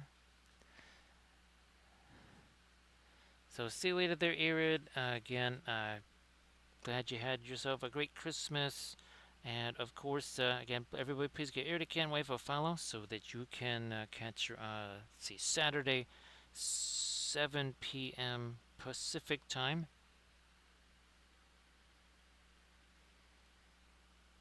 So 3 gates, I guess, if you're looking to do maybe more of a glazing type approach, or maybe if there is going to be a little bit of object source lighting or something like that. So yeah, if you're looking to do more of a glazing or whatever on your figure, maybe you do the zenithal thing. It also can kind of give you a little bit of an idea where your shading's going to go. Also, you can well, use something like one of our flashlights there, right? And you can just shine over the top, maybe see where some of the shadows might go, or cast shadows.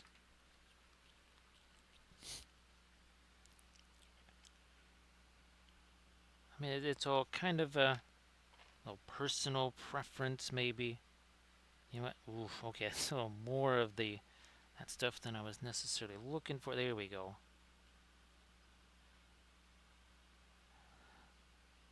And I'll do this same deal on the other one now.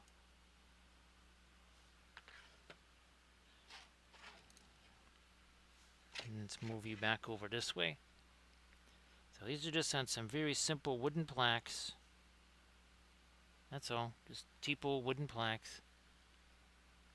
Hot glued them on there. Again, I did add some bulletin board cork around the edges here, and some little bit of my homemade texture paste and my gravel and such.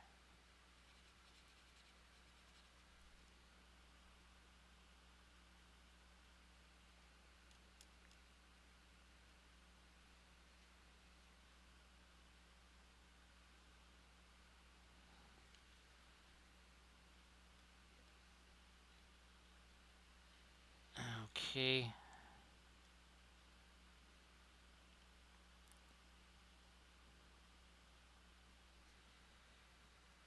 Now we'll try this again. Over the top of some of there we are.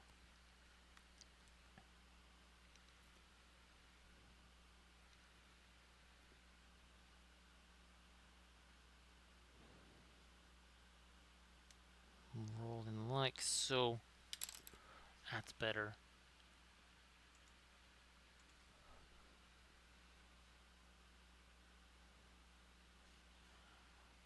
Same deal down here with some of these recesses. And then a couple more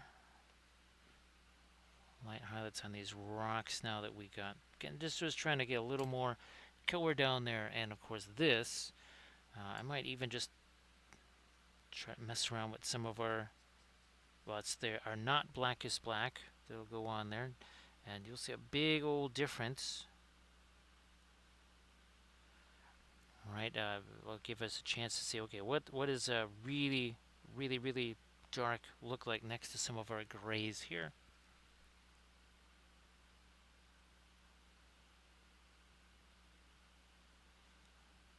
Yeah, I better lighten this up a little down here.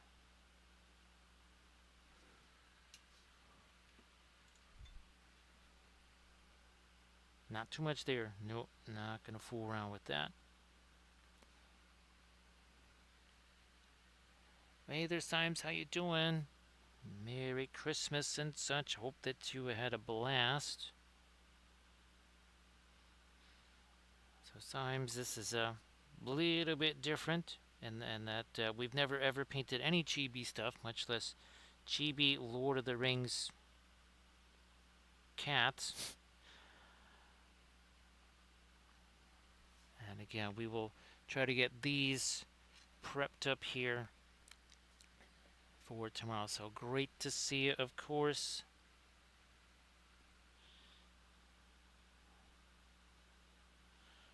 Try and maybe get a little bit more. There we go. Let's lighten that up a bit, and then blending brush right there. Yep, just a touch of that.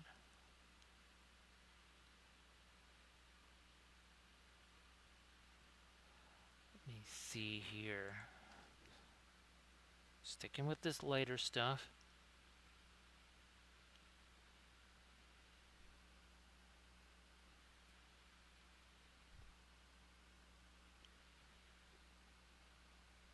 Blending brush again.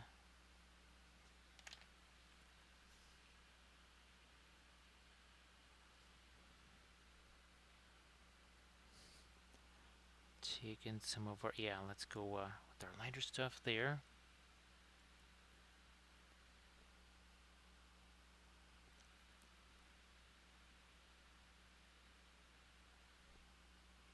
Oh, you know what? I'm going to lighten up this too.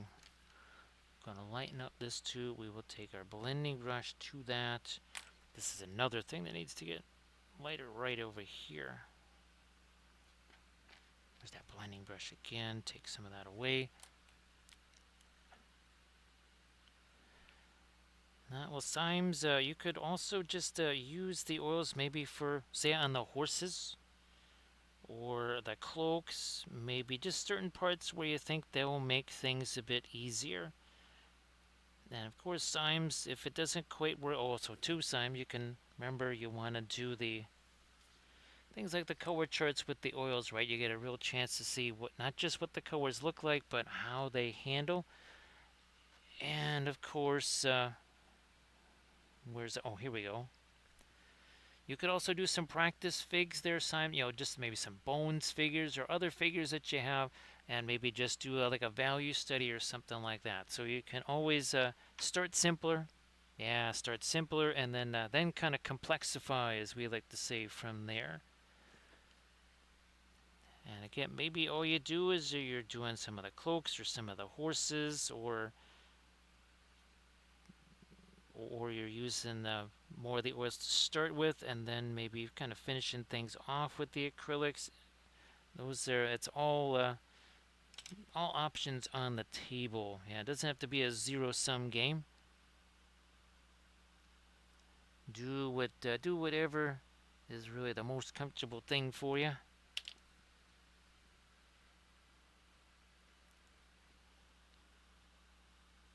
The oils, we've done a whole bunch of Rohan with the oils here, that's for sure. Pretty much all of my Rohan stuff is painted with the oils. I think we still, where's our, we also did all the sculpting on these too. This is back before 3D printing. When I did, let's see, where are they? Where's my Rohan Royal Guard?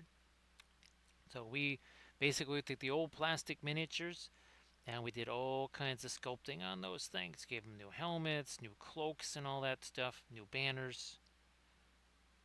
So yeah, that was again before there was 3D printing, and now I can basically print up infinite amounts of those.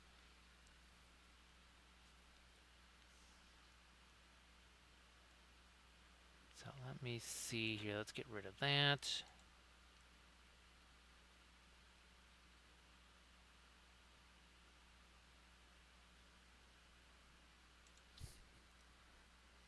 Doing some of our latest stuff back up here again on towards the top of these rocks here.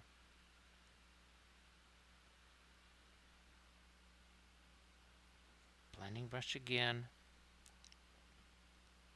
Oh, thanks, Symes. Appreciate that. Yeah, you can go back and watch those streams where we did all of the sculpting. It was all done with green stuff. Go back, check those out.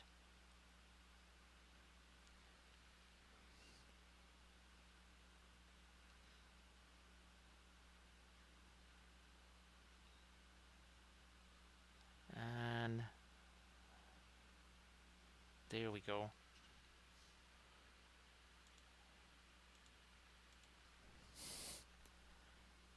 Maybe not so much light there, but yeah, there's these rocks up here. They're not getting not have any shadow cast on them from that, so they need to be relatively light here.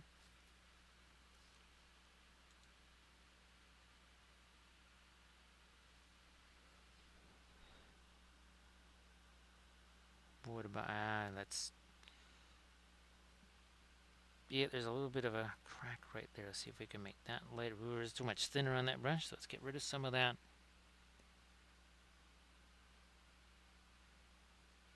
Let's just get rid of that.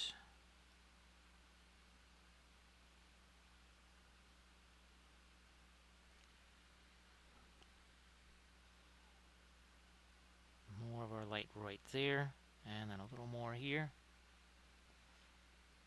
So keep wiping the paint off of that, that's for sure. I can tell. Blending brush again.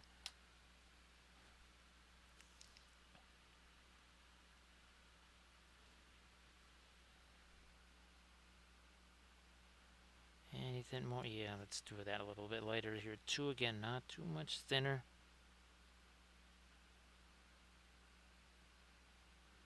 Perhaps a little more of that light works its way into this crevice down here.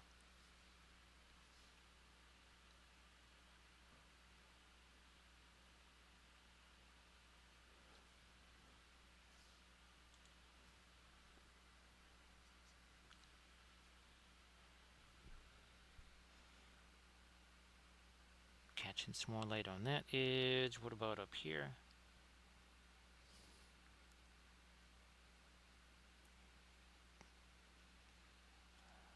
Oh, touch more there.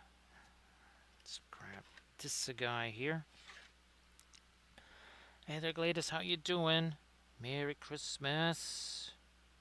Happy Friday. Because it is that time. It is Friday. So, Gladius, I hope that you're doing well.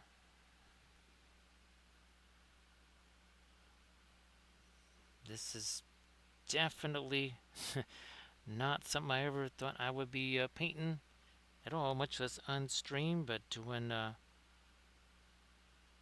chibi Lord of the Rings kitties. That is something very different. Well, gotta try different stuff. You end up maybe coming up with some kind of new technique or whatever, just some kind of new concept.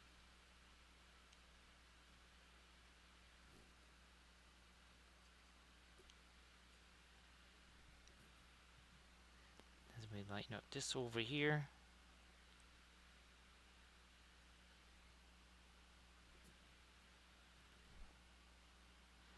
Oh, what about this? Yeah, let's work in some of this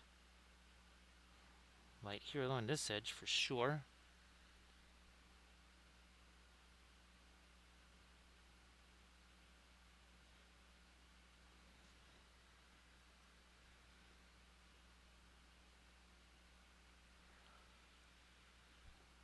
Did we? Sure. Let's in here. We got to get a little more light there, but not as light as what we've got on the brush. We're gonna back away a little bit here. Something more of a mid-tone type of thing. That's gonna go here.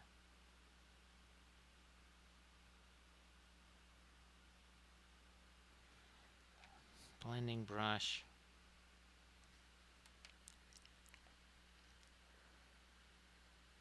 Ah, that's fantastic there, Gladius.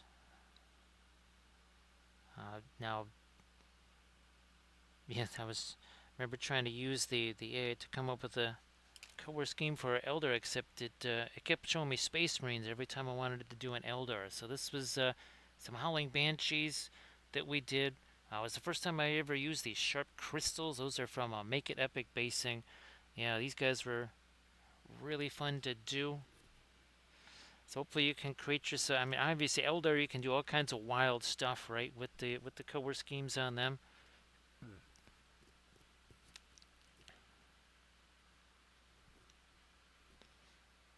Still gonna get some more of my lighters right on this edge over here. That axe. Maybe yeah, we'll just leave it be darker, I think. I think we'll leave it be darker.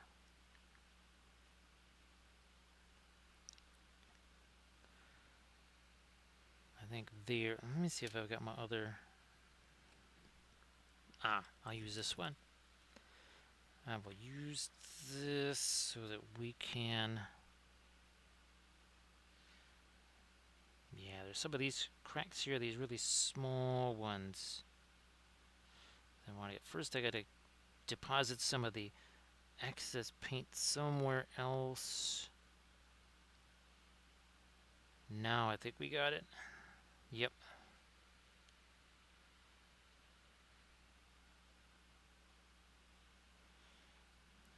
We'll do that here.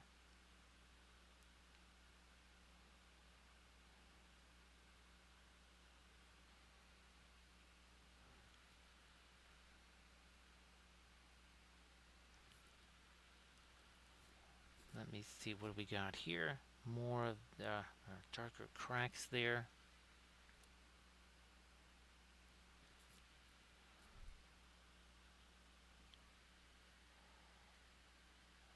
To yeah, Gladius. Let me. Can I reach? I can reach it here. Oh, I'm thinking Iandin colors, right? So this is a two Taurusers I'm working on. So I just wasn't sure if that because as soon as you said yellow and blue, that was the portion of this that I immediately thought of when you mentioned that. Let me see if I can grab the other section of it here, the turret part of it.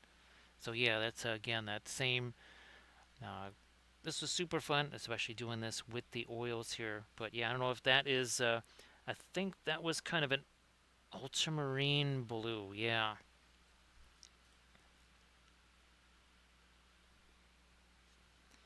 So I'm not sure if that was something you were thinking about.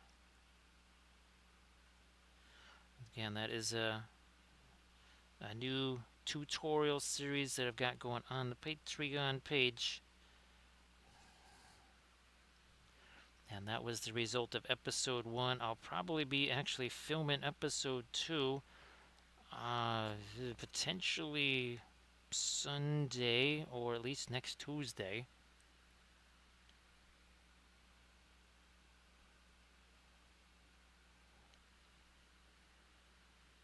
Okay, so doing the Iandin. All right, so Iandin Dark Sun, I think, right? That's what they're called.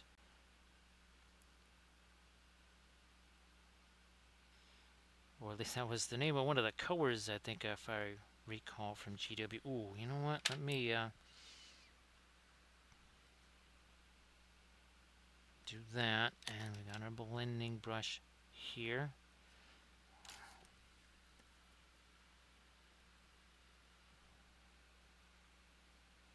Plop this here.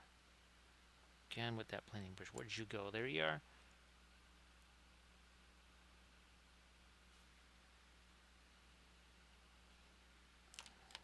Since we did this in a couple other spots, I'm going to try and do this here as well. Again with the light there, over there, blending brush.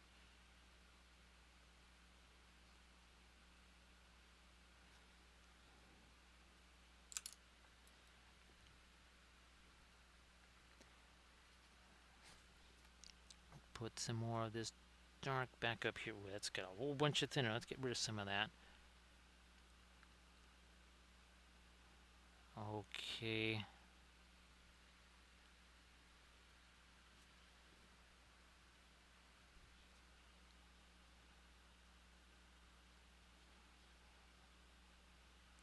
Taking up some of our dark there.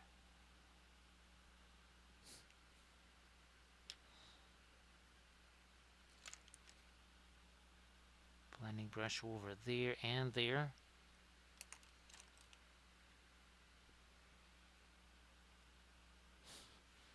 And take you again.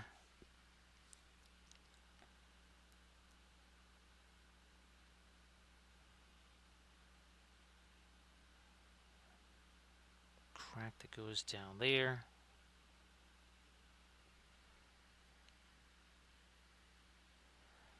So no zenithols. Actually, it was just, and again, we're doing these with the oils like always.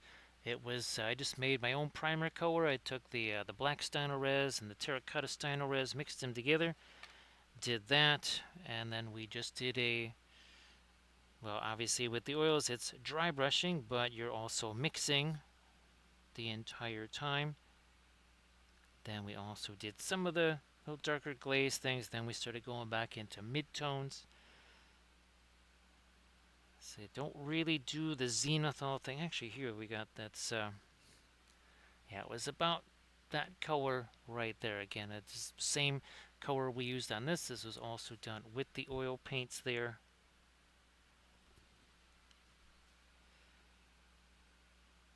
I think on that Eldar vehicle, that was I used the same dark blue that of primer that I actually mix up for our ships. I think, yeah, it was probably the same dark blue. And see that color that's not in the wake of the ship there, that really dark kind of indigo color. That's the color primer that I used on that Eldar. That's a wave serpent or something. Since the oils, of course, are going to be very, very opaque and cover anything, we kind of found out that doing the zenithal thing, it can be useful. I think we did something sort of semi like that on the ring rays. That's right, on all of those ring rays.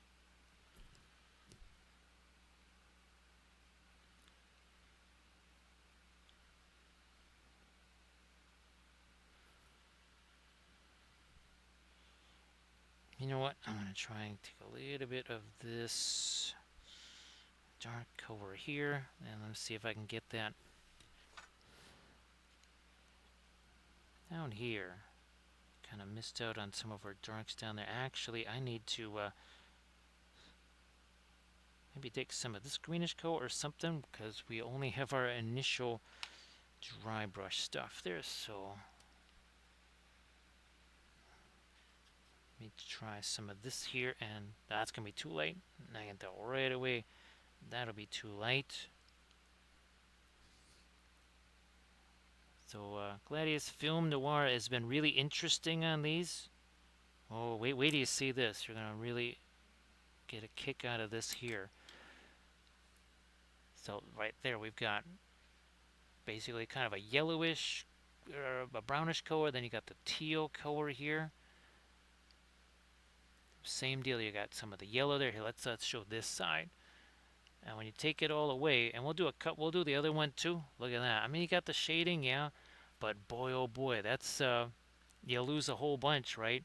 You don't have the teal anymore. Here, let me bring that back.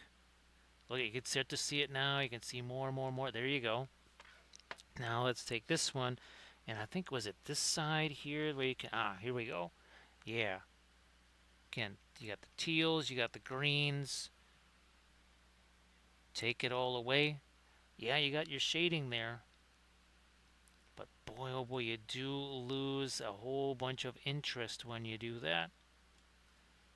So again, that is literally our perline black. That's our dark green down in there.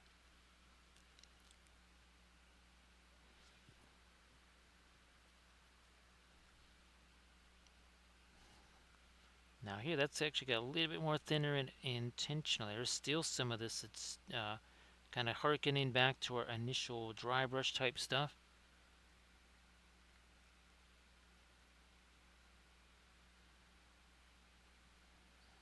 Maybe I darken that some more. I don't know. I don't think so.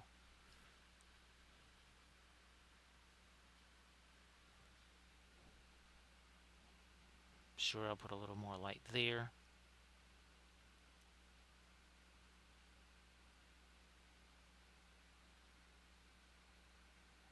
Also here. Oh, thanks, Gladius. Appreciate that. It's well with the when you said the object source layer. Let me see if we got something here. Well, oh yeah, that's right. Even this guy here, we showed him earlier in a film noir. So you got the two sides. You think they're gonna look super different when you do the film noir, but really they don't look all that different. It is really all about the saturation contrast, the color contrast, the temperature contrast. As we bring this back, you can really see, look at that, how that emerges.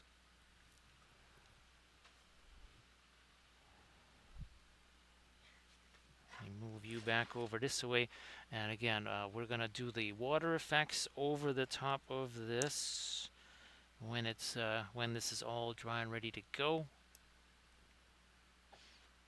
and that's going to be really fun. I will try to get at least a little bit of flock and foliage on there. I don't know if I'm going to go to the point where I try to almost make like little miniature trees on here. I don't think so. I think it might be just a little too rocky for that.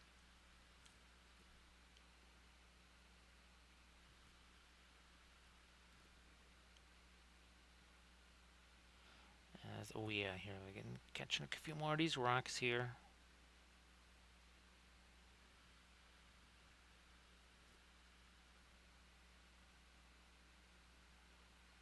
I think maybe my hand has probably wiped away some of the paint on them. I mean, it's happened on some of the other sections too, and down on this stuff here. So yeah, Gladius, film noir really has value, doesn't it? It never really gets old.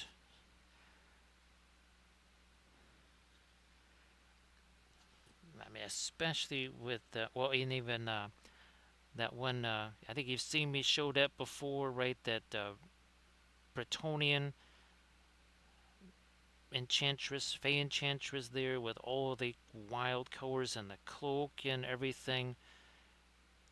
And when you do the film noir, it looks very, very boring by comparison.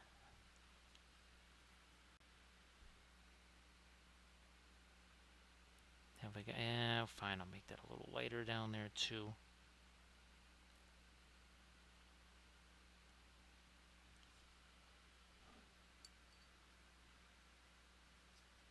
Throw some more light here.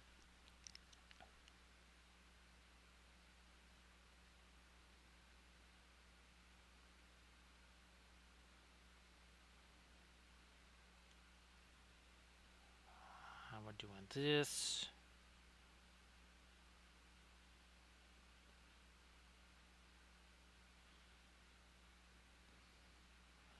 Couple little lights on the fingers here. Just a little something and not too much.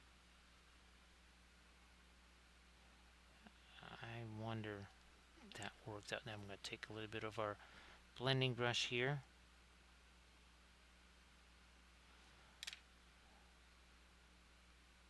Yep, doing the blending brush thing. Catch a couple lights on. Down here, yes. Just realized we got some more cracks and pitting down there. All right.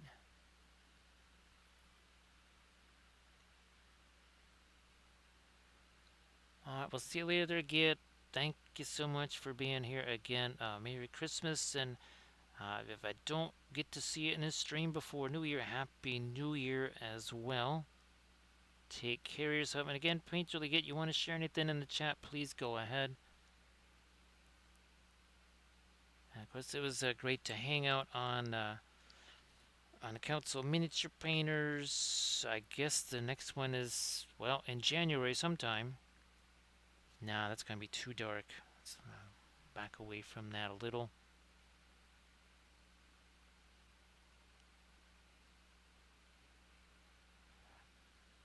All right, yeah, that makes sense. That makes a little more sense there. So, Merry Christmas there. Being really good. I'm gonna. There we are.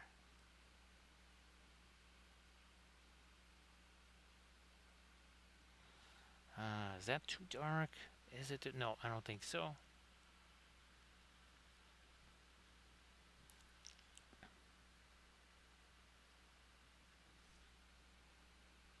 Don't think so. I'm gonna put a little bit more of that here.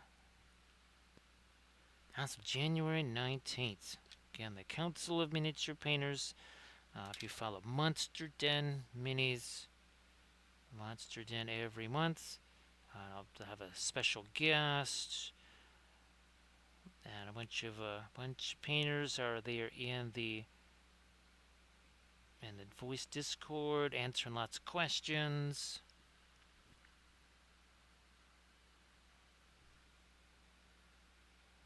Lots and lots of very good painting info, miniature painting info comes out of that. So you want to check that out. There's a lot of stuff you'll be able to absorb in there.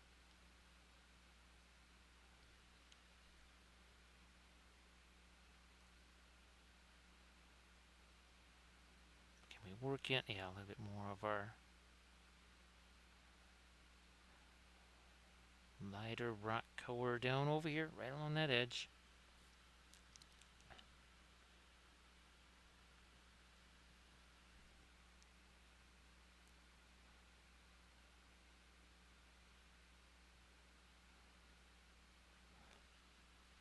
So everybody please check out that Instagram link that Painterly Get just shared. And of course, while you're at it, please give Painterly Get a follow too.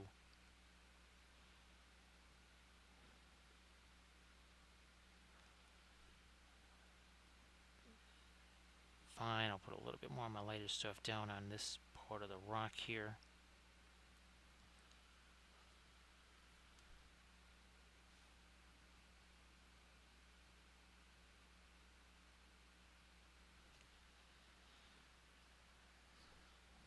Take some of that out here.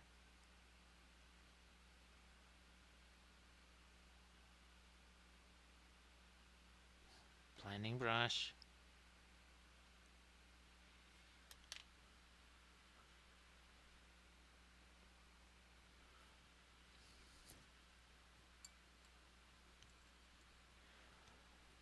But now, well, gee whiz, we're almost at 6 hours here. Oh, it's almost 5 in the morning. So I do think we are going to say our thank yous for all of the bits and the subs and the follows and the cheers, also the raids. Let's also thank Armored Wolf, who was again taking time out of his day and night and everything to sit here and listen to the idle ramblings of a person painting chibi cat Lord of the Rings Argonauts. Yes, we did that.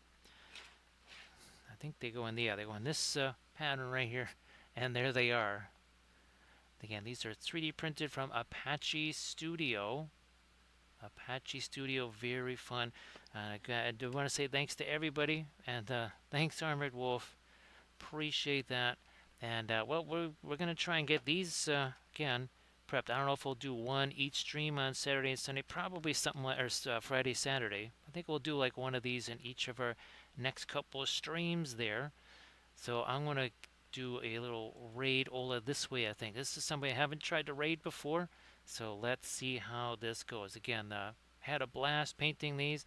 Appreciate everybody being here, and hopefully you have a fantastic Friday.